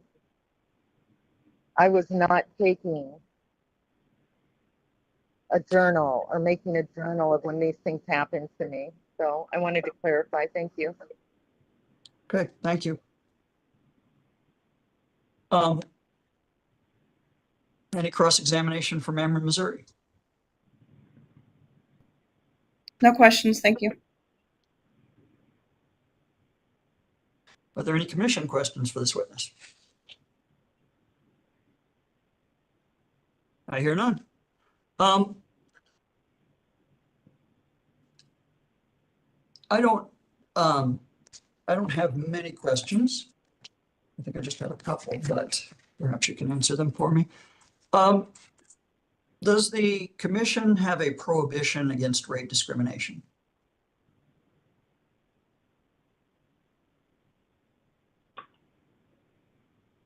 So my understanding as an engineer and not an attorney is that that is one of the, whether it's in statute or rule, I can't speak to that, but generally that's just something that's considered when we're setting rates, that they should be non-discriminatory. And you may not know the answer to this. If Ameren, Missouri were to let Ms. Hurt read her own meter and not pay the $40 fee and the $100 setup, would that fall under the discriminatory rate provisions, or do you know? So I think as you're phrasing the question, it would be that Ms. Hurt would be allowed to do that, but no other customer that would be opting out would be allowed to do it. Is that Essentially, or if you have a small group of customers who are opting out, who are not paying the fee, and another group of customers who are opting out and paying the fee. So I don't want to isolate it to just Ms. Hurt by herself. So I guess just for clarification, the existing AMR meter that is on her residence, my understanding from Ameren, Missouri is that it will still function. The part of it that will not function, as the Ameren witness who was just up testified to, is the communication piece of it, because the Landis and Gear contract, their services are not going to be provided after 2025. It doesn't mean that the meter won't physically work, and Ameren, Missouri could roll a truck out to read the meter, right? And so that is why there is that monthly fee associated with it. I understand. So generally, you know, I don't want to get too far out of, you know, my group's expertise, but, you know, staff would tend to want meter readings to be not necessarily, you know, and actually commission rules also prevent estimated reads for occurring for too long of a period. My recollection is that's 3 months. So I think there is, and again, Ms. Hurt's, you know, I'm sure she's quite trustworthy, but I do think there is some benefit to the company collecting meter readings, and you know, the customer has the ability to question it also. So I don't know if that quite answers your question. It does, actually. Now, in the company's tariff sheet 63, it indicates that there's a one-time setup charge of $100 and a non-standard meter charge per month of $40, and that's in the company's tariff. Would the company be violating its tariff if it charged her a different rate than that? In my opinion, yes.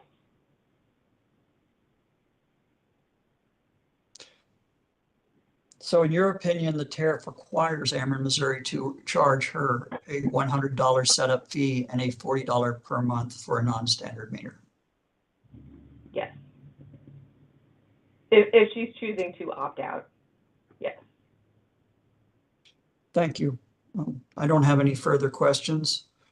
Is there any recross based upon my question? Staff?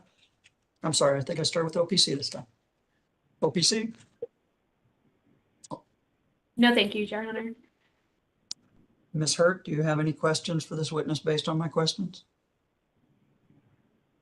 I do, since you raised the question of private property meter reading. I believe it is in the Missouri insurance and utility document I provided that any customer can take the meter reading, a photo, and notify Ameren at a certain date and time within that window. And that has been an ongoing and long process. I think that goes back, I'm not going to say exactly the year, but somewhere from 1998, I think I might have read that, but I can verify it. So why would it be arbitrarily 3 months is my question. So the 3 months is related to an estimated read. And like I said, that was my recollection. I do have Chapter 13 on my computer, but honestly, Ms. Huber is probably the best witness to talk about the details of Chapter 13 rules. So I might ask that we defer to her.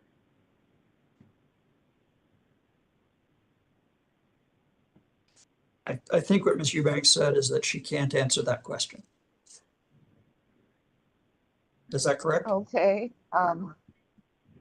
Ms. Eubanks, is that correct, or am I?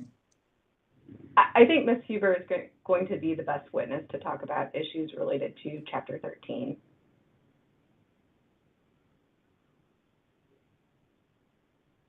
All right. Ms. Hurt, do you have other questions for this witness?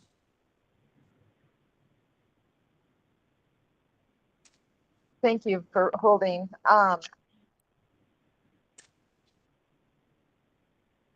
Who proposed the $40 monthly fee? Was it from Ameren, or was that is that arbitrary?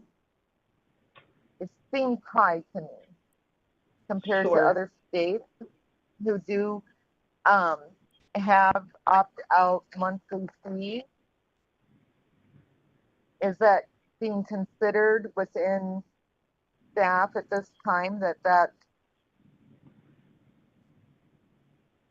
arbitrarily a high amount? I'm not sure if I'm saying that right, but it's a hefty monthly fee. I can provide a little bit of background to the AMI opt-out program generally. So it came about for Ameren, Missouri in a rate case in about the 2016 timeframe, and this was related to a number of customers in a staff report also on issues with customers not quite, not wanting the AMR meters or the AMI meters to be installed, and this was not an Ameren, Missouri only topic of conversation. So my recollection, and I think I might have put that in the staff report. A moment.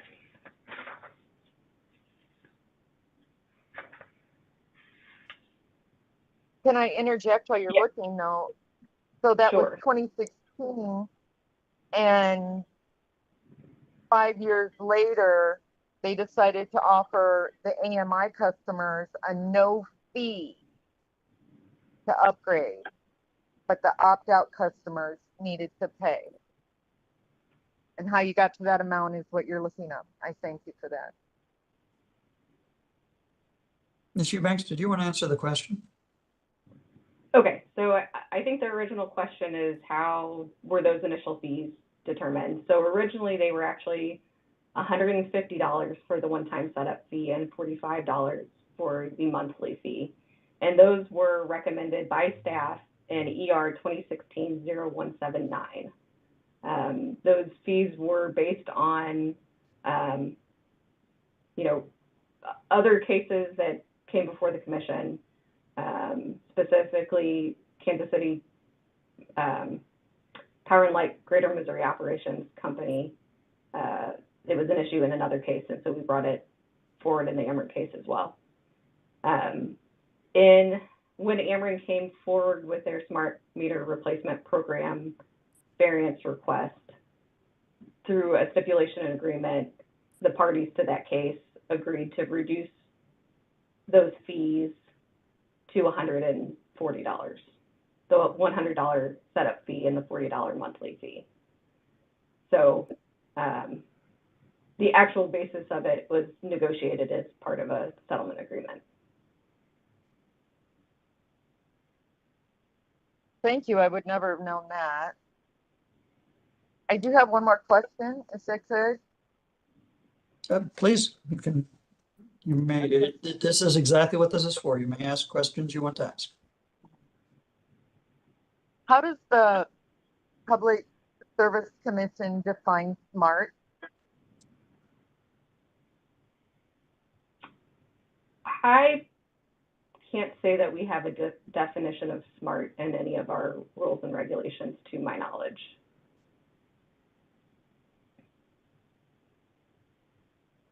Thank you. I prefer to refer to the meters as AMI meters or automated metering infrastructure, personally. Well, that raises another question, if I may. Thank you for that. Is there a regulation that allows Ameren to use the term SMART, since it's not a patented word? I don't know that I can answer that question. I'm sorry. Okay. So it's really, it's used as a generic term for something else.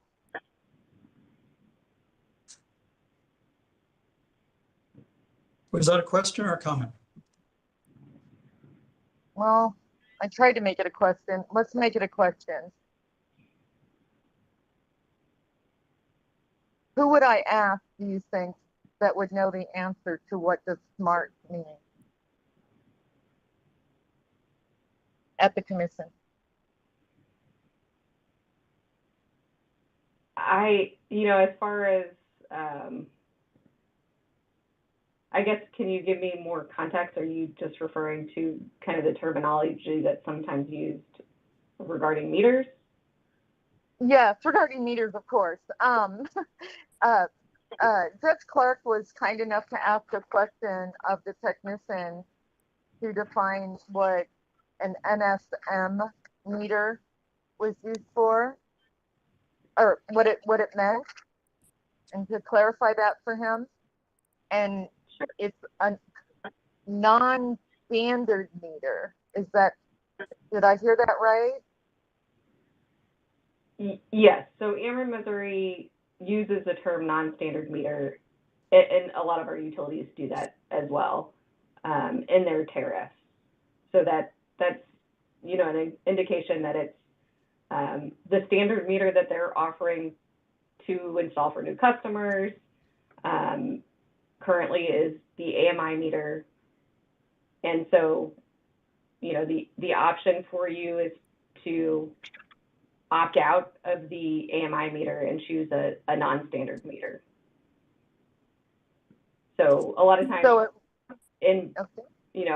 I think a lot of times you hear the word smart meter and it is referring to an AMI meter. Okay. So when the technician said to me, Ms. Hurt, this NSM on the meter means not a smart meter, he was incorrect. That was my testimony. That was my testimony earlier. So yes, I recall that part of your testimony. I would have to make assumptions about what was stamped on the meter to answer your question. I'd like to stop and clarify here, because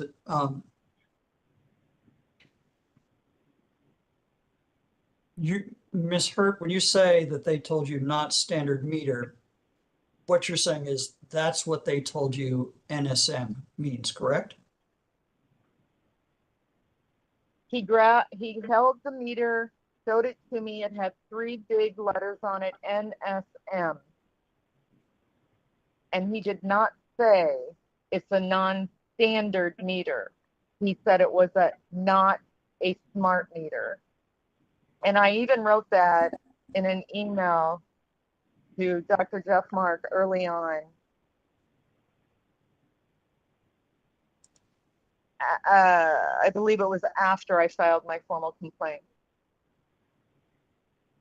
So the terminology here is extremely confusing and it's convoluted. And I think what the staff and what Claire has said that they're identifying in their report was that they're attempting to get more clarification on the common use of words to describe these meters and their purpose and their use and their functionality in their actual meaning and use and functionality. Because I'm less confused than I was before this hearing, but there's a lot of people who don't understand the difference. That's all. Thank you. Do you have any further questions, Ms. Hurt? Not at this time. Thank you. Any recross or from Ameren, Missouri? No questions, thank you.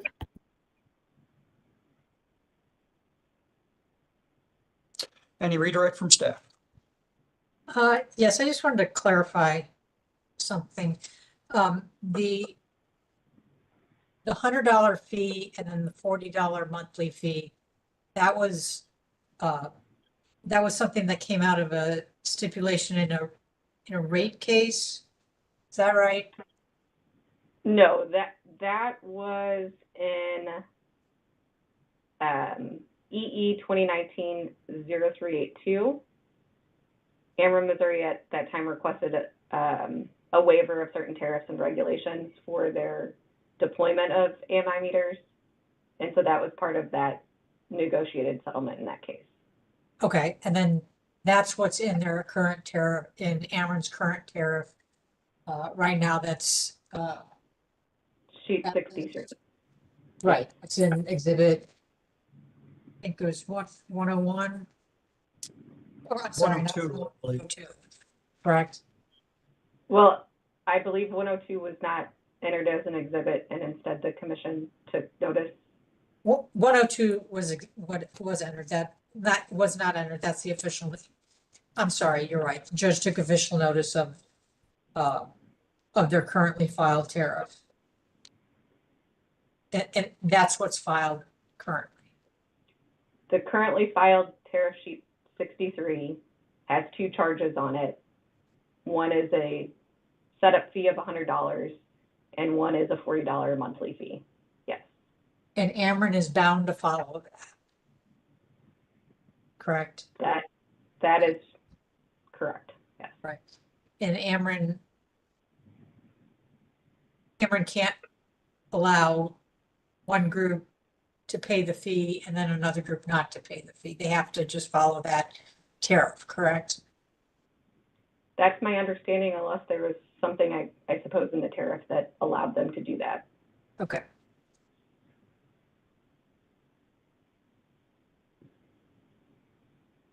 Okay, and Ms. Hertz's only choice is, according to their tariff, is to either allow the AMI meter to be installed or opt out and have a non-standard meter installed. Correct? That's correct. Okay, I don't have any other questions. Thank you. And just to clarify, based on the current tariff as worded, those are the fees and what the tariff says currently. Right. Okay. Thank you. Thank you. And Ms. Eubanks is correct. I did not admit Exhibit 102 onto the hearing record, but did take administrative notice of the 3 tariff sheets. Ms. Eubanks, you may step down. Thank you for your testimony. Staff, you may call your next witness. Okay, Tammy Huber. Ms. Huber, would you raise your right hand to be sworn?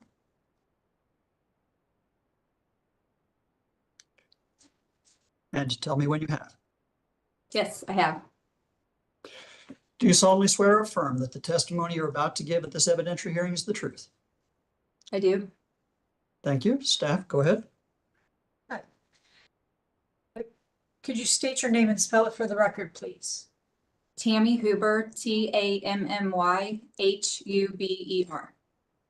And by whom are you employed and what's your position? The Missouri Public Service Commission and the Customer Experience Department. I'm a senior research and data analyst.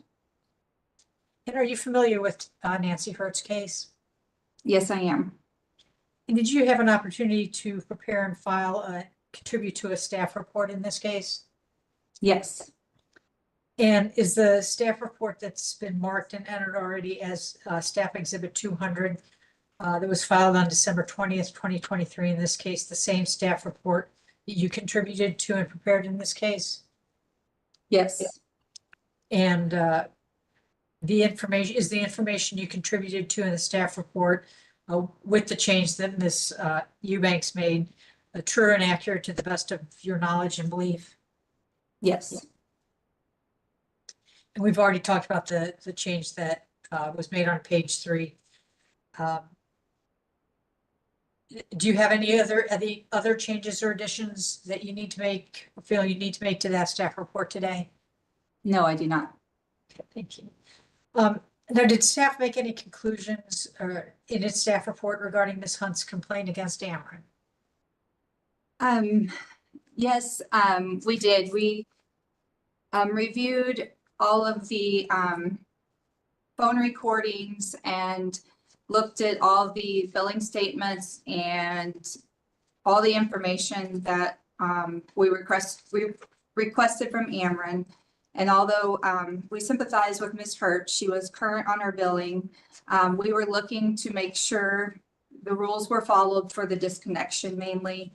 And they were followed according to 20 CSR 4240 13.035, with the exception of there were 2 items that Ameren discussed earlier in the hearing that were left off of that written notice. And they have since corrected that in their denial of service and their letters, and have made us aware of those, and we've verified that those have been corrected. And that was recommended in our staff report and been taken care of. And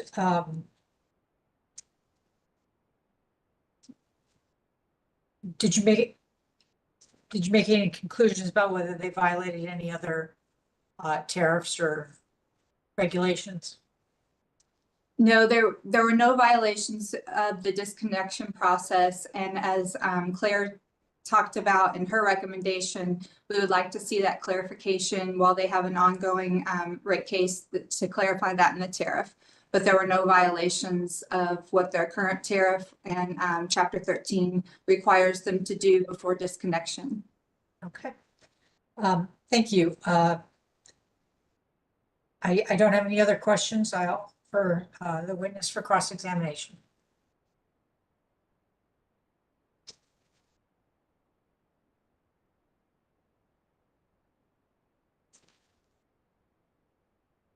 You were muted, Judge.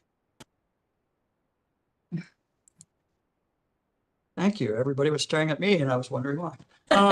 Is there any cross-examination questions from the Office of the Public Counsel? No, thank you, Judge. Ms. Hurt, do you have any questions for this witness you would like to ask? Yes, I do. Go right ahead. Thank you. Hi, Tammy. Hi, Ms. Hurt. The disconnect process that you mentioned just now, references are made to that under Chapter 13, correct, that you stated? That's correct. When was that Chapter 13 particular disconnect notice actually approved by the commission as it relates to the disconnect notice or disconnect process? Do you mean when when did Ameren send the disconnection notice that we relied on? Now, when did the commission approve that section of chapter 13 that discusses the disconnect process? I'm going to object. The witness isn't going to know. I mean, unless she looks at chapter 13 when the commission approved it, it's in the CSR. I mean, we can look at that and just, Yeah, you can see the date that it was in the CSR. Ms. Huber, did you have anything to do with the designing of this rule? No, I did not. Okay. Did you participate in the rulemaking enacting this rule? No.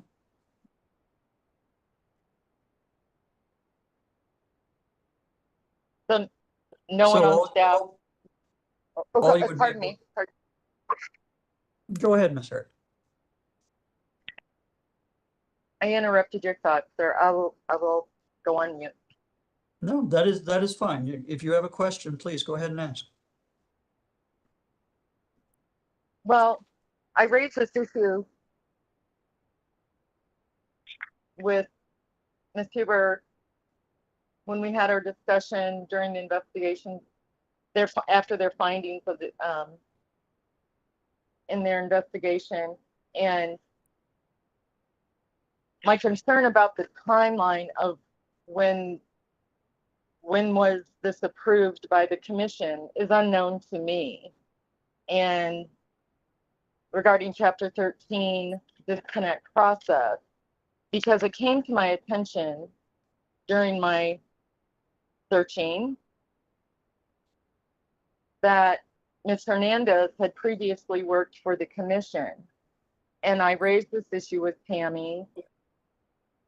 And Tammy, do you recall me asking you if this was a conflict of interest for Ms. Hernandez to now be representing Ameren, Missouri regarding my complaint? Do you recall that? Yes, I remember that conversation. And you said you looked into it, correct? From what I recall from that conversation is, I let you know that yes, she used to be an attorney, but it had nothing to do with the work I was doing in the investigation, that the attorneys weren't involved in the formal complaint investigations when she was employed here. And that was several years ago.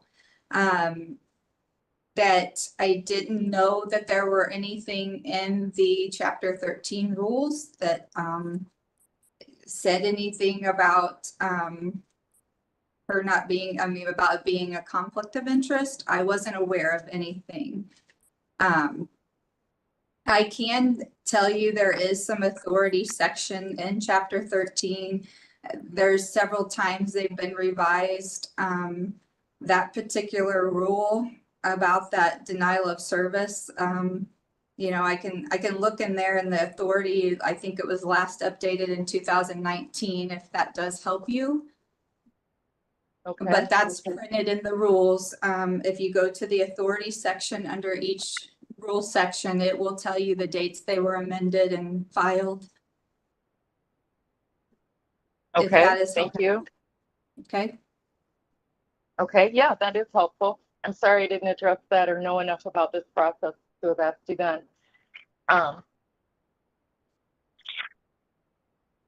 The disconnect process as it relates to Ameren, Missouri being able to utilize the new AMI meter to just shut off a meter.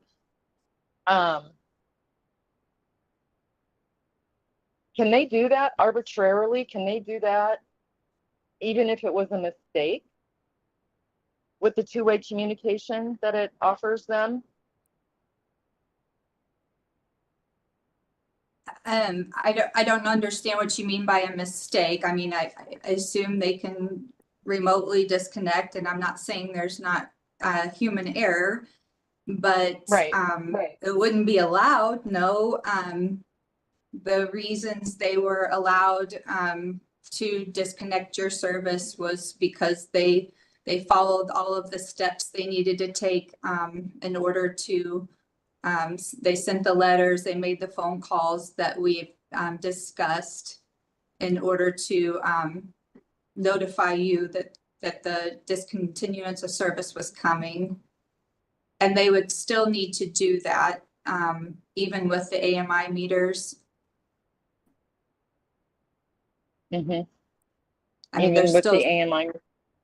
Yes, there are still steps they have to follow before they can discontinue service to any customer. So there's a separate opt-out disconnect process for an AMR meter customer, and there's a separate disconnect notification process for an AMI meter customer. They're not they're not different. It's just there are some variances that were approved because you know, they don't have to roll a truck. So we have a stipulation agreement that came out of the case. Claire talks about it in our report. And so there's just a few items that they no longer have to do, but we added steps where they have to make some additional phone calls. So there are more attempts to reach the customers. So we put safeguards in place so customers are for sure reached because there will no longer be like a door knock that used to occur. Okay, and what I think I'm hearing you stating is that there's validation from the customer that they acknowledge that their power is actually, electric power is actually going to be shut off within a 90-day period, not just a letter in the mail. Because people do travel, people do go out of town, mail does get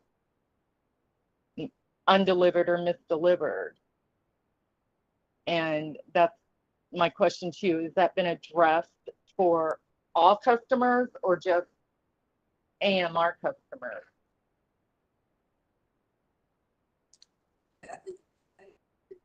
Can you repeat the question? I'm not sure I understand what you're asking. Well, you mentioned you had made adjustments to their notification process in your staff report. Is that right? There has been a different there has been a variance for not having to do the actual door knock because they are able to disconnect and reconnect with the AMI meters. But that's sort of a lot of that information is out of my realm. But I do know that we put extra safeguards in place and added an additional phone call so customers are having another chance to be notified. I see. But okay, so you're still I'm sorry, go ahead. All right, it's Nancy. All right, so you're adding another layer of notification in their disconnect process to AMR customers. To the AMI, but yes, that's correct.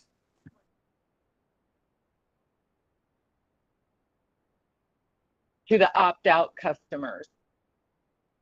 No, the opposite to the AMI. So if they're remote disconnect. Okay, I see. Thank you. I was confused on that. So how does that relate to this formal complaint that I filed? That does not relate to this. I was just trying to answer your question about the disconnection process. Okay, okay, thank you. And all right. And how does the changing of the wording, you said to me when we spoke last that you found that they were not compliant in sending a letter out in additional language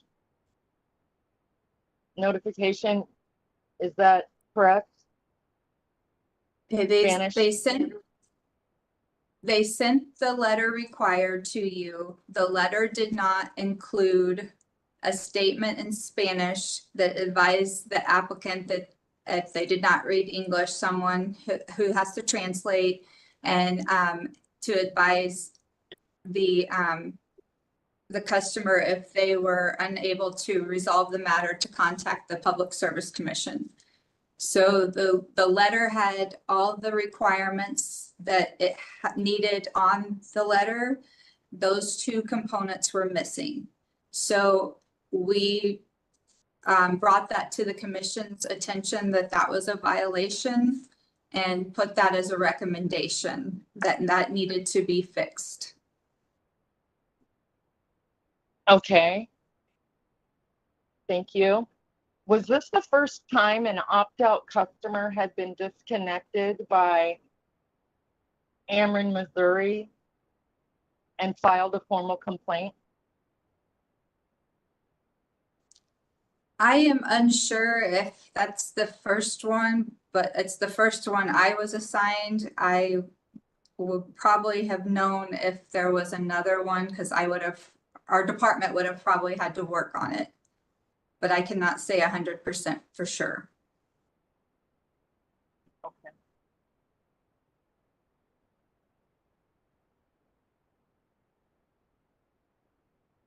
Do you have any other questions, sir? Well, I'm thinking as fast as I can here, Your Honor. Just late I'm in the not day. trying to rush you. Please take your time. Thank you.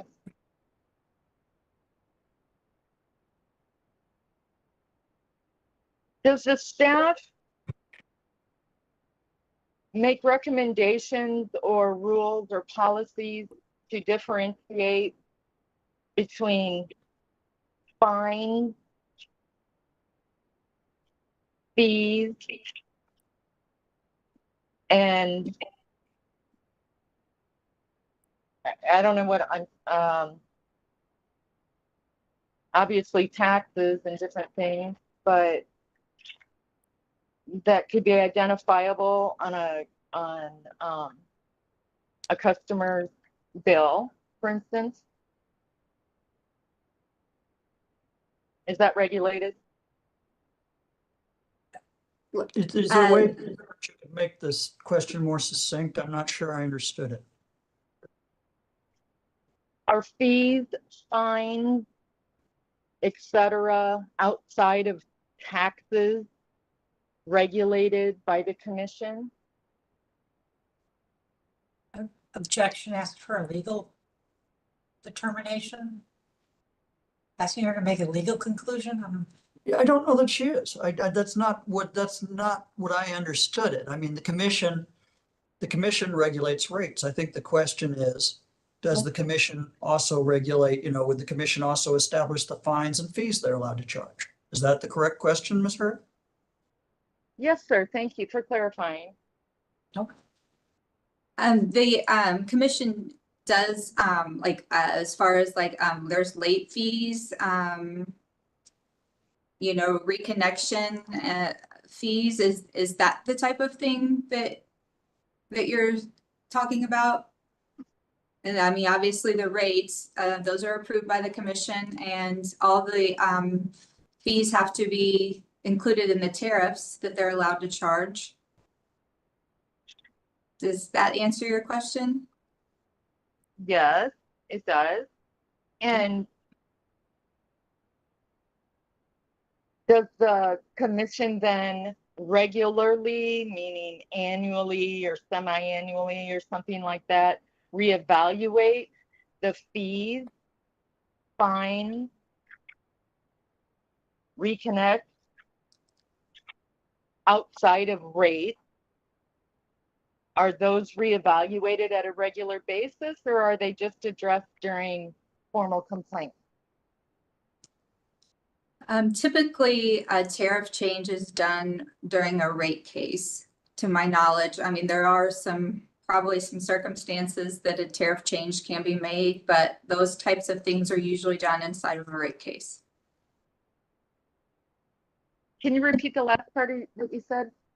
Those types of changes are usually done inside of a rate case. Inside of a rate change? I'm sorry, during a rate case proceeding. During a rate, okay. Thank you for clarifying for me. I was unsure. Does the commission have on its agenda that you're aware of as staff who does these expert reviews? Are you aware of any upcoming tariff changes that might be reevaluated for fines and fees on any opt-out customer?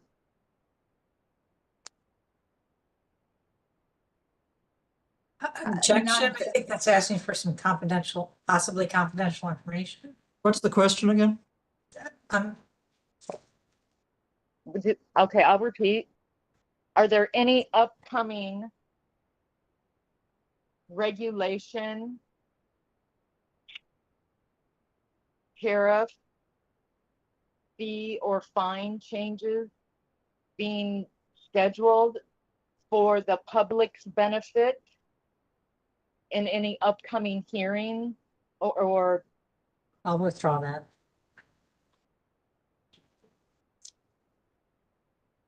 Potentially in a rate case, but my department's not involved in anything like that right now. Ameren is in for a rate case currently. That's all I can tell you that I know.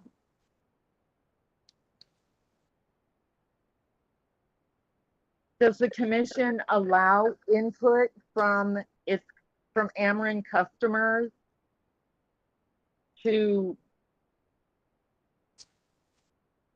have any input when those fees, fines are addressed by the commission, to your knowledge?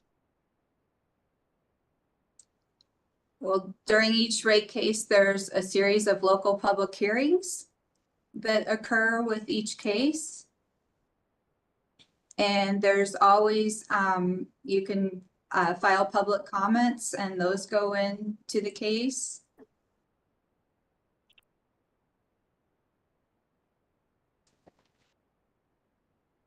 Well, my point, I guess, is to ask you,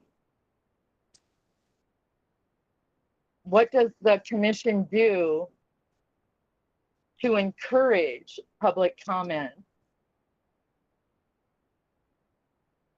today? What do they do today? Well, no, the notices are sent out through every rate case when a company or utility is in for a rate case, and they encourage customers to attend those local public hearings. And if you want to testify in those, you're welcome to do so. And if you're not comfortable testifying in person, we have forms there, or you can, make your comments and we submit them to the case for the commission to review.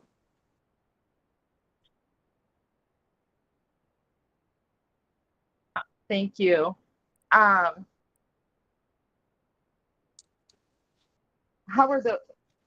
In what way do you make the notices? Is that done in a newspaper? Is it done on your webpage? Do you do direct mailing? How do you notify? What is your method of, when you said notices are sent?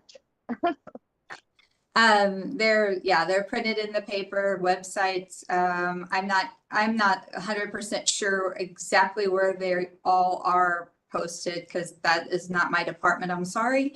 But I just don't know about the actual mailing anymore with everything being so electronic.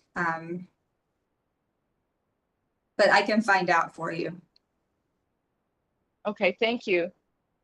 I noticed on the Missouri Utility Commission YouTube channel that on a particular hearing that I viewed, I think it was held in June or July of 2024, that there were 500 views.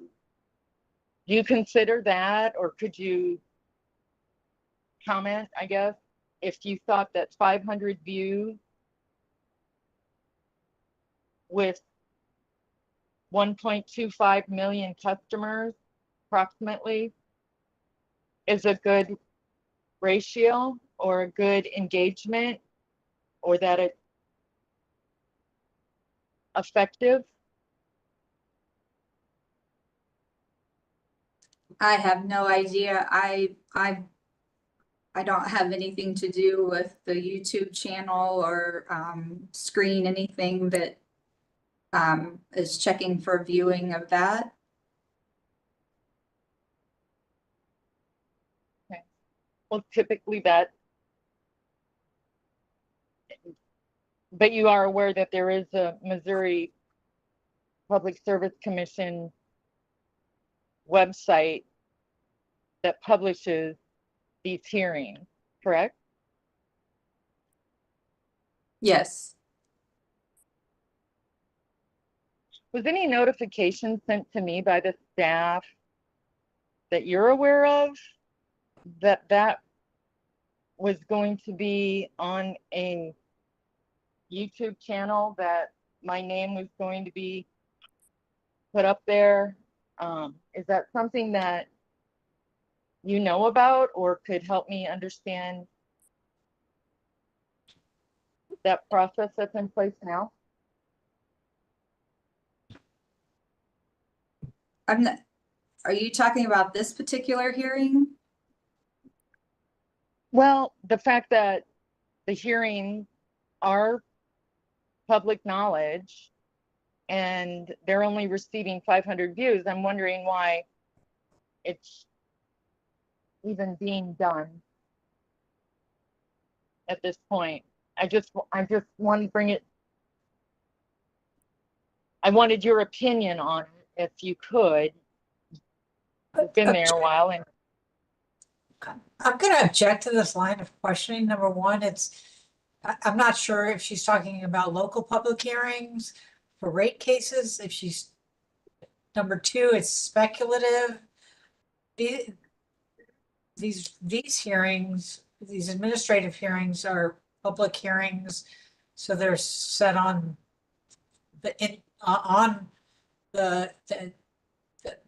our internet.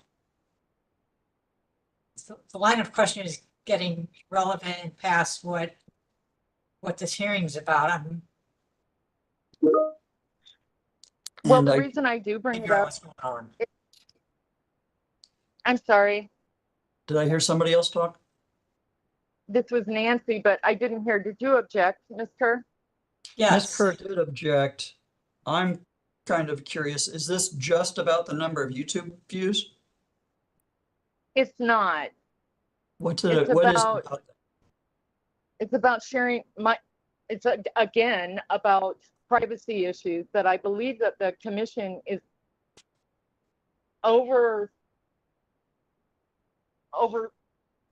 over bound with this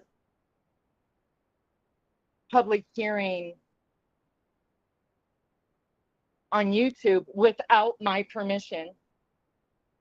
Did I waive my right to this, or was I made aware of this by the commission? Is that something I overlooked? I didn't know, and I thought Tammy might know the answer. You mean in terms of, is today's hearing going to be viewable by others? Is that the question? Well, my understanding is it is. That's correct. However, That is I why do at the not believe. beginning I talked about confidential information. I agree. I agree. I understand. And I believe there's a requirement that the commission's hearings be open to the public. And I think that's a good thing. My concern, thought Tammy might how long has this been going on? I guess that you've had this YouTube channel, because their 500 views is not a good return for 1.25 million customers. I'm concerned that the public is not made aware of Okay, this I'm going to as an sustain Ms. Kerr's objection. I don't see this line of questioning going anywhere related to any violation by Ameren, Missouri. So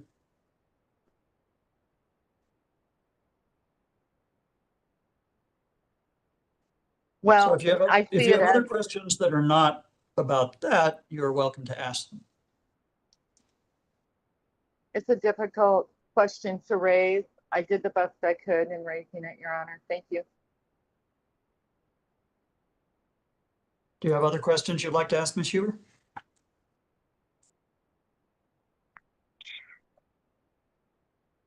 At this time, I need to review a note.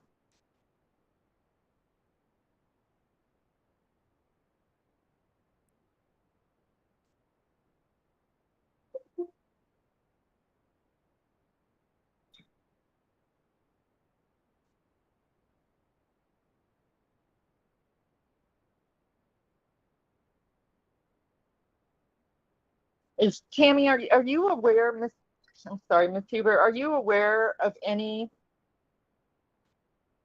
variant other than no actual door knock to notify customers? Are there ever any variants ever offered to Ameren customers, Ameren, Missouri customers, that I might not know about? I'm not sure the question on that one, because Ameren can request a variance from the commission. I'm not aware of customer initiated variances or of a customer requesting a variance. So if you could define further what you mean by a variance to benefit customers. Well, I was just taking notes when she was speaking, and I wrote down a variant, no actual door knock.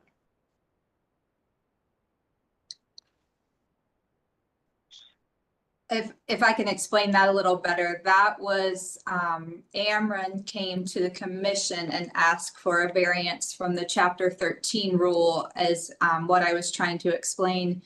So they didn't have to roll a truck to go knock on the door, because that was a requirement of the rule.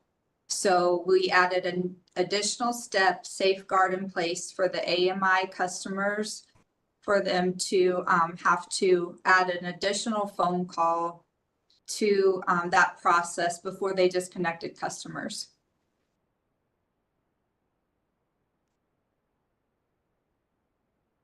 Okay.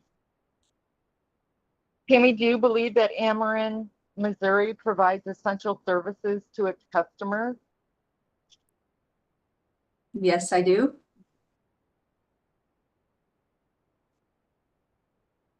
Does the commission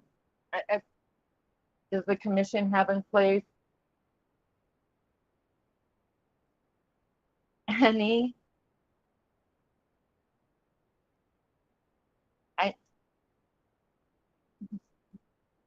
just a second. How is a customer who's, in my case, where the power's been disconnected,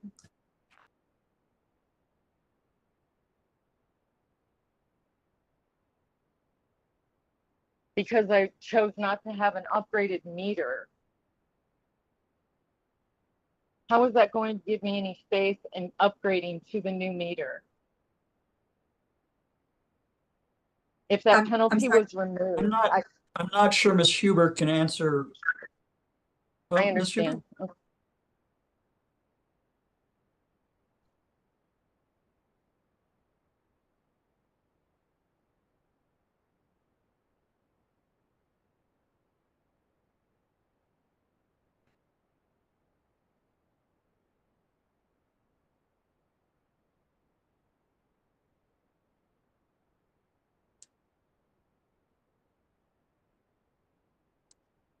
Ms. Hurt, do you have other questions for Ms. Huber while she's testifying? I'm sorry, I didn't hear her response to my question regarding essential services being differentiated between an opt-out customer and an opt-in customer, when an opt-in customer doesn't have to pay to be to have a new meter installed in their property. It seems antithetical to me, and I just wanted her opinion. I didn't hear a question. I'm sorry. It must have cut out. I didn't hear a question at all. Okay, can you hear me okay? I can now. Okay, I'll speak slowly. How does an essential services need coincide with a pay per month program versus a non-pay per month program? How does that balance for providing essential services to customers?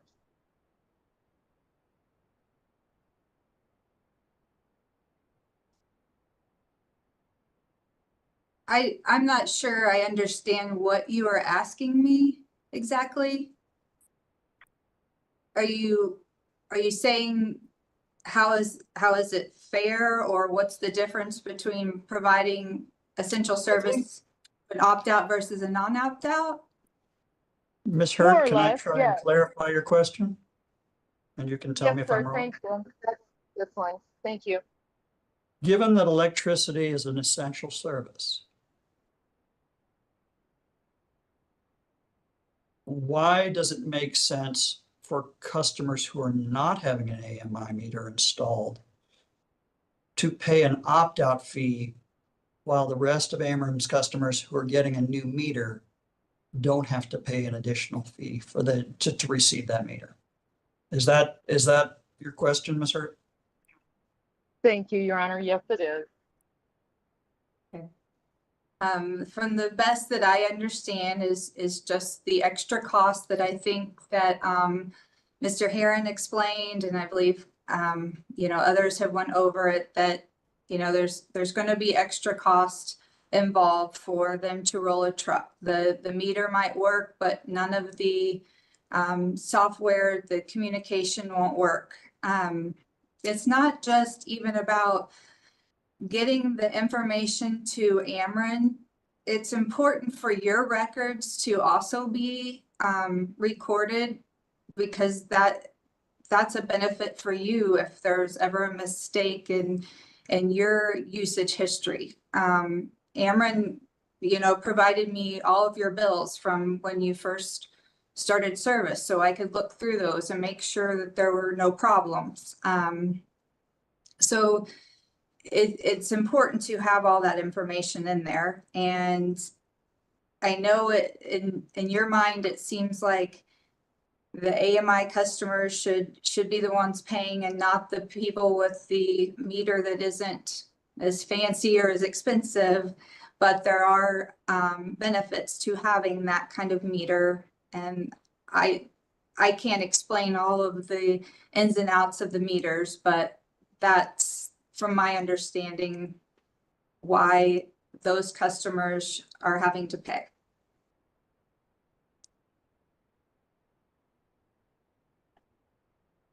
Okay. And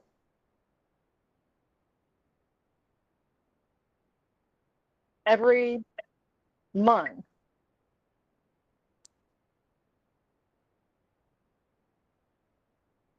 do you think it's a fair amount, the $40 per month additional fee to be placed on a customer who's fully capable of taking a meter reading and looking at it and taking a photo for validation purposes, so it takes in the meter number and the usage amount from month to month,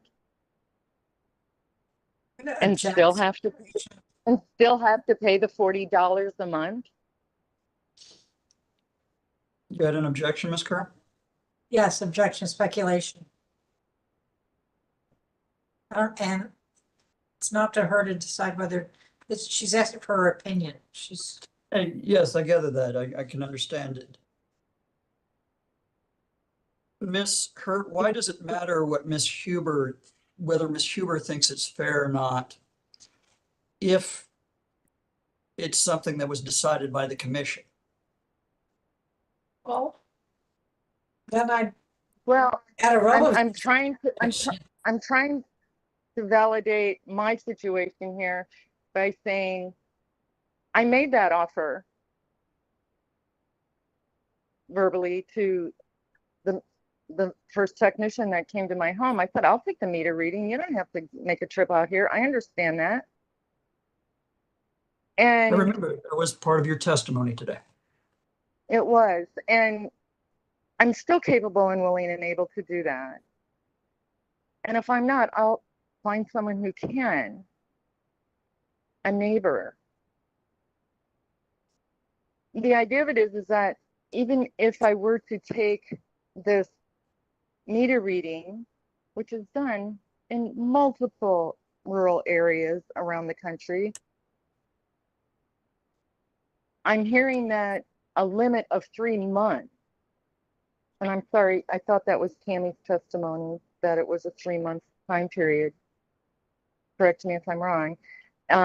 Would be the only allowed amount of time. And I'm avoiding any settlement questions, but I'm concerned why it can't be agreed upon. I will write something in agreement that I'm capable of doing this, and I will do this, and I have the capability to function with. I think you're conflating two witnesses' testimony in this regard. Okay. The technician from Ameren, John, I can't remember his last name right off. Curran, is that correct? He had indicated if they couldn't take a reading, then they would estimate it, but they could only estimate for 3 months. That was my understanding. That I do not know. I do not know the answer as to whether if someone took their own reading, if that would count as an estimated reading. So I don't know the answer to that, but I think that you're putting those two together. I'm not saying that they couldn't go together, but I'm not sure that they do. Well, I do know that it is allowed in Chapter 13 to be able to take your own meter reading. I was not aware that it was for a 3-month long period until this came up. But since I have never personally questioned of Ameren my meter reading, I'm giving them my, I have faith in them that they're going to do that correctly.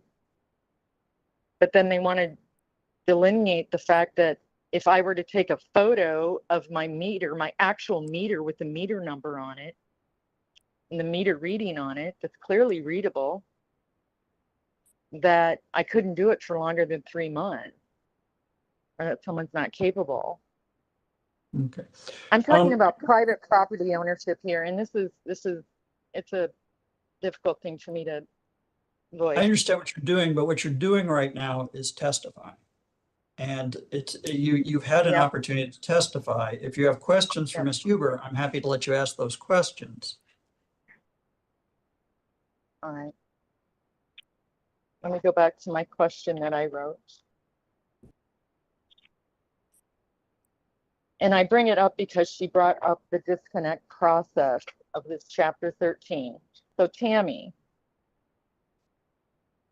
are you aware, after reviewing my meter billings, my billing from Ameren since October, I guess it would have been, of 2022, has there been any estimated meter readings or anything that designated that, or any failure on my meter?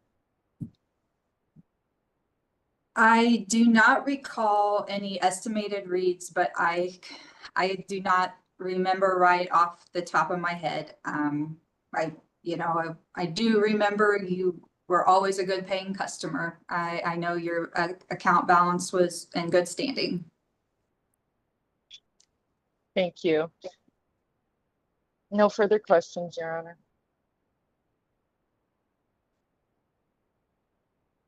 Any cross-examination from Ameren, Missouri?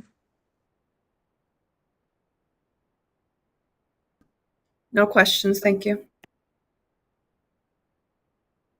Any commission questions for this witness? I hear none. I've got just a very few questions, and I'll try and keep them brief.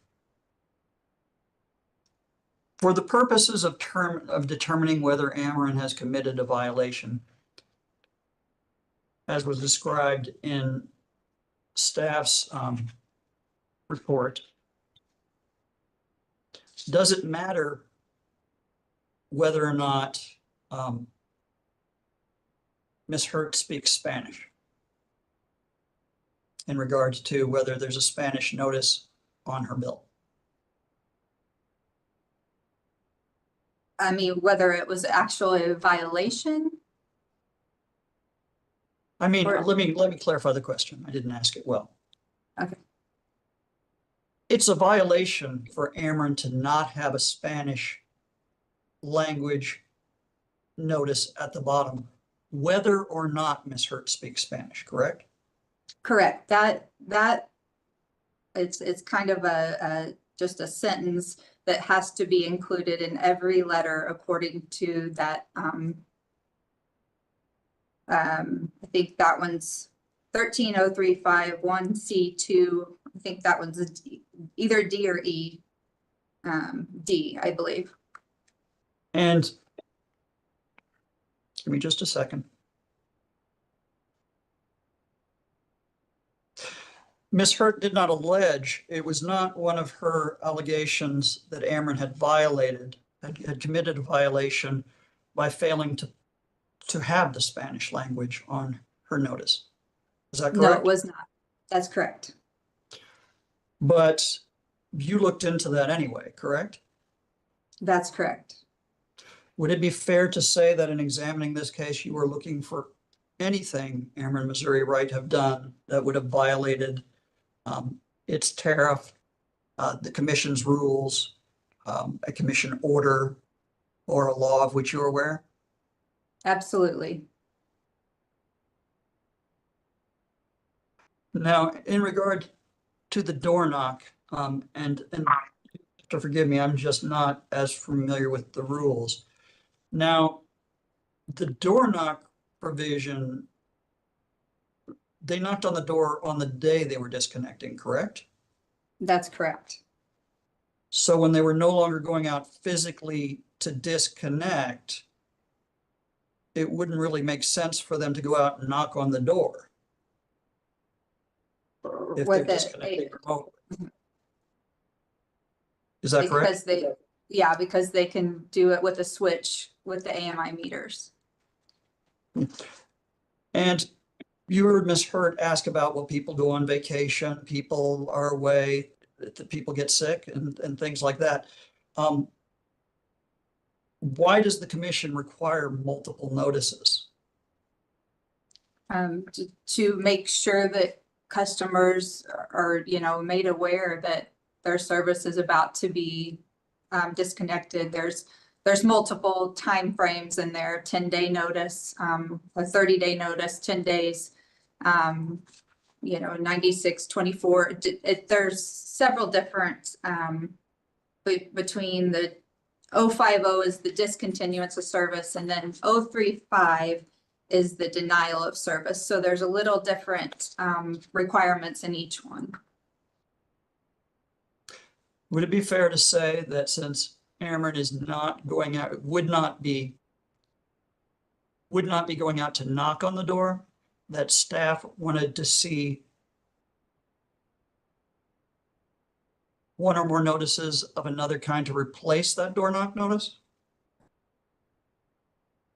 I'm sorry, can you repeat that? Yeah, that was not well worded. I apologize. I'm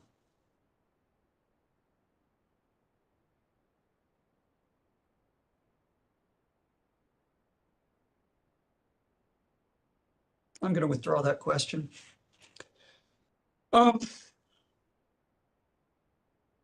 Any recross based upon my questions? Public counsel? No, thank you, Your Honor. Ms. Hurd, do you have any questions for Ms. Huber based on the questions I just asked her? Well, I do have a question. I believe you asked Ms. Huber if she determined if there was a violation found. And she stated earlier she's not an attorney, and it's her testimony here. And she would have to defer to any attorneys on staff. Is that correct? For any actual violations or legalities? I need that differentiation here. Can you explain, Ms. Huber? I don't recall that I don't recall when I said that I was not an attorney, but the commission ultimately makes the decision, whether it was a violation or not. I just make recommendations that, this is my findings and these staff reports, and then it's the commission's ultimate decision. Thank you. That's all.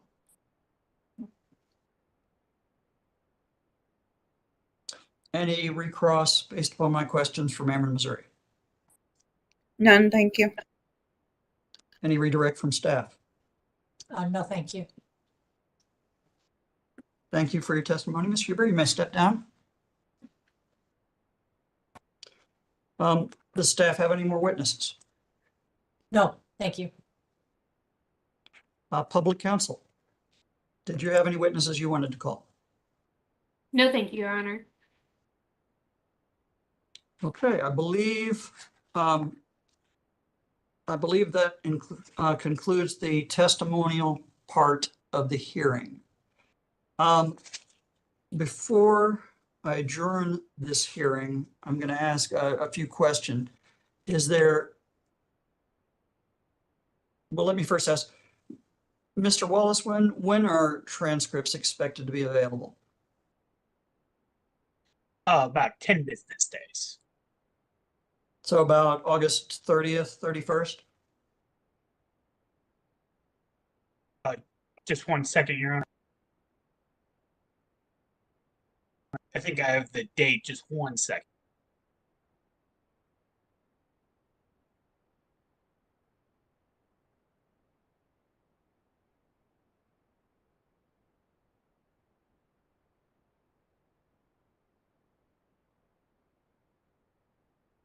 Oh, it looks like about August 30th. Okay, thank you very much, Mr. Wallace.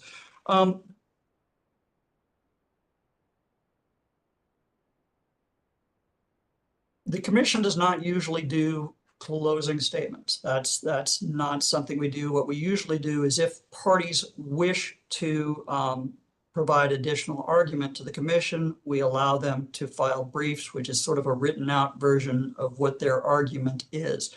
And I'm saying that, Ms. Hurt, for your benefit before I ask everybody. Is there any party that wanted to do briefs? Ameren, Missouri?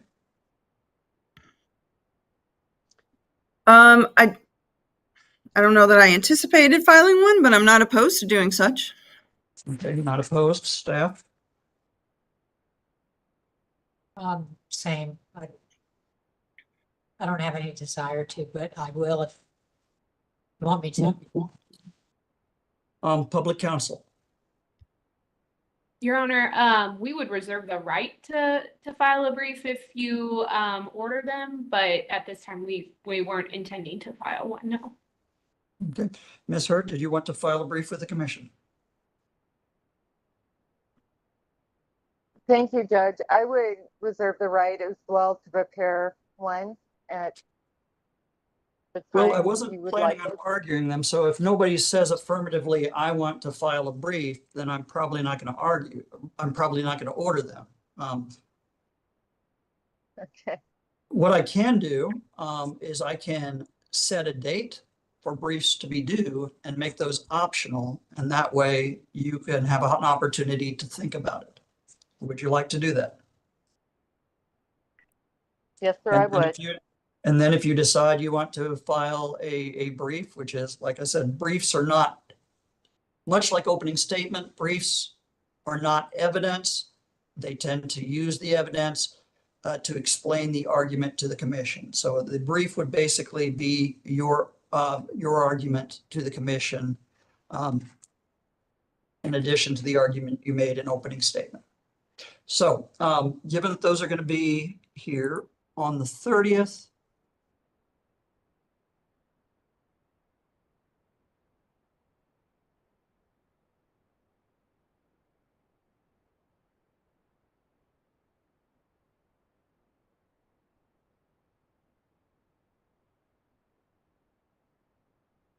if I set a due date for briefs, for optional briefs of September the 13th, would that give you enough time, Mr. Hurt?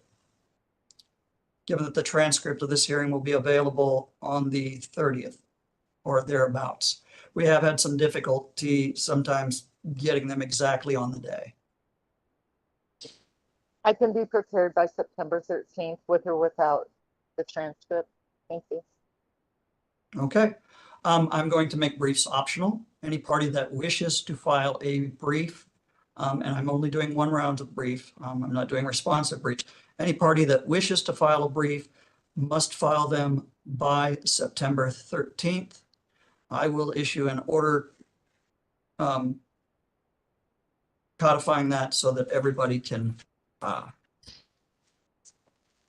reference that. Are there any other matters that need to be addressed by the commission today before we adjourn this hearing? I don't think so. I hear none. I would like to thank everybody for your time and patience today. I appreciate everybody's testimony, and I will adjourn this hearing.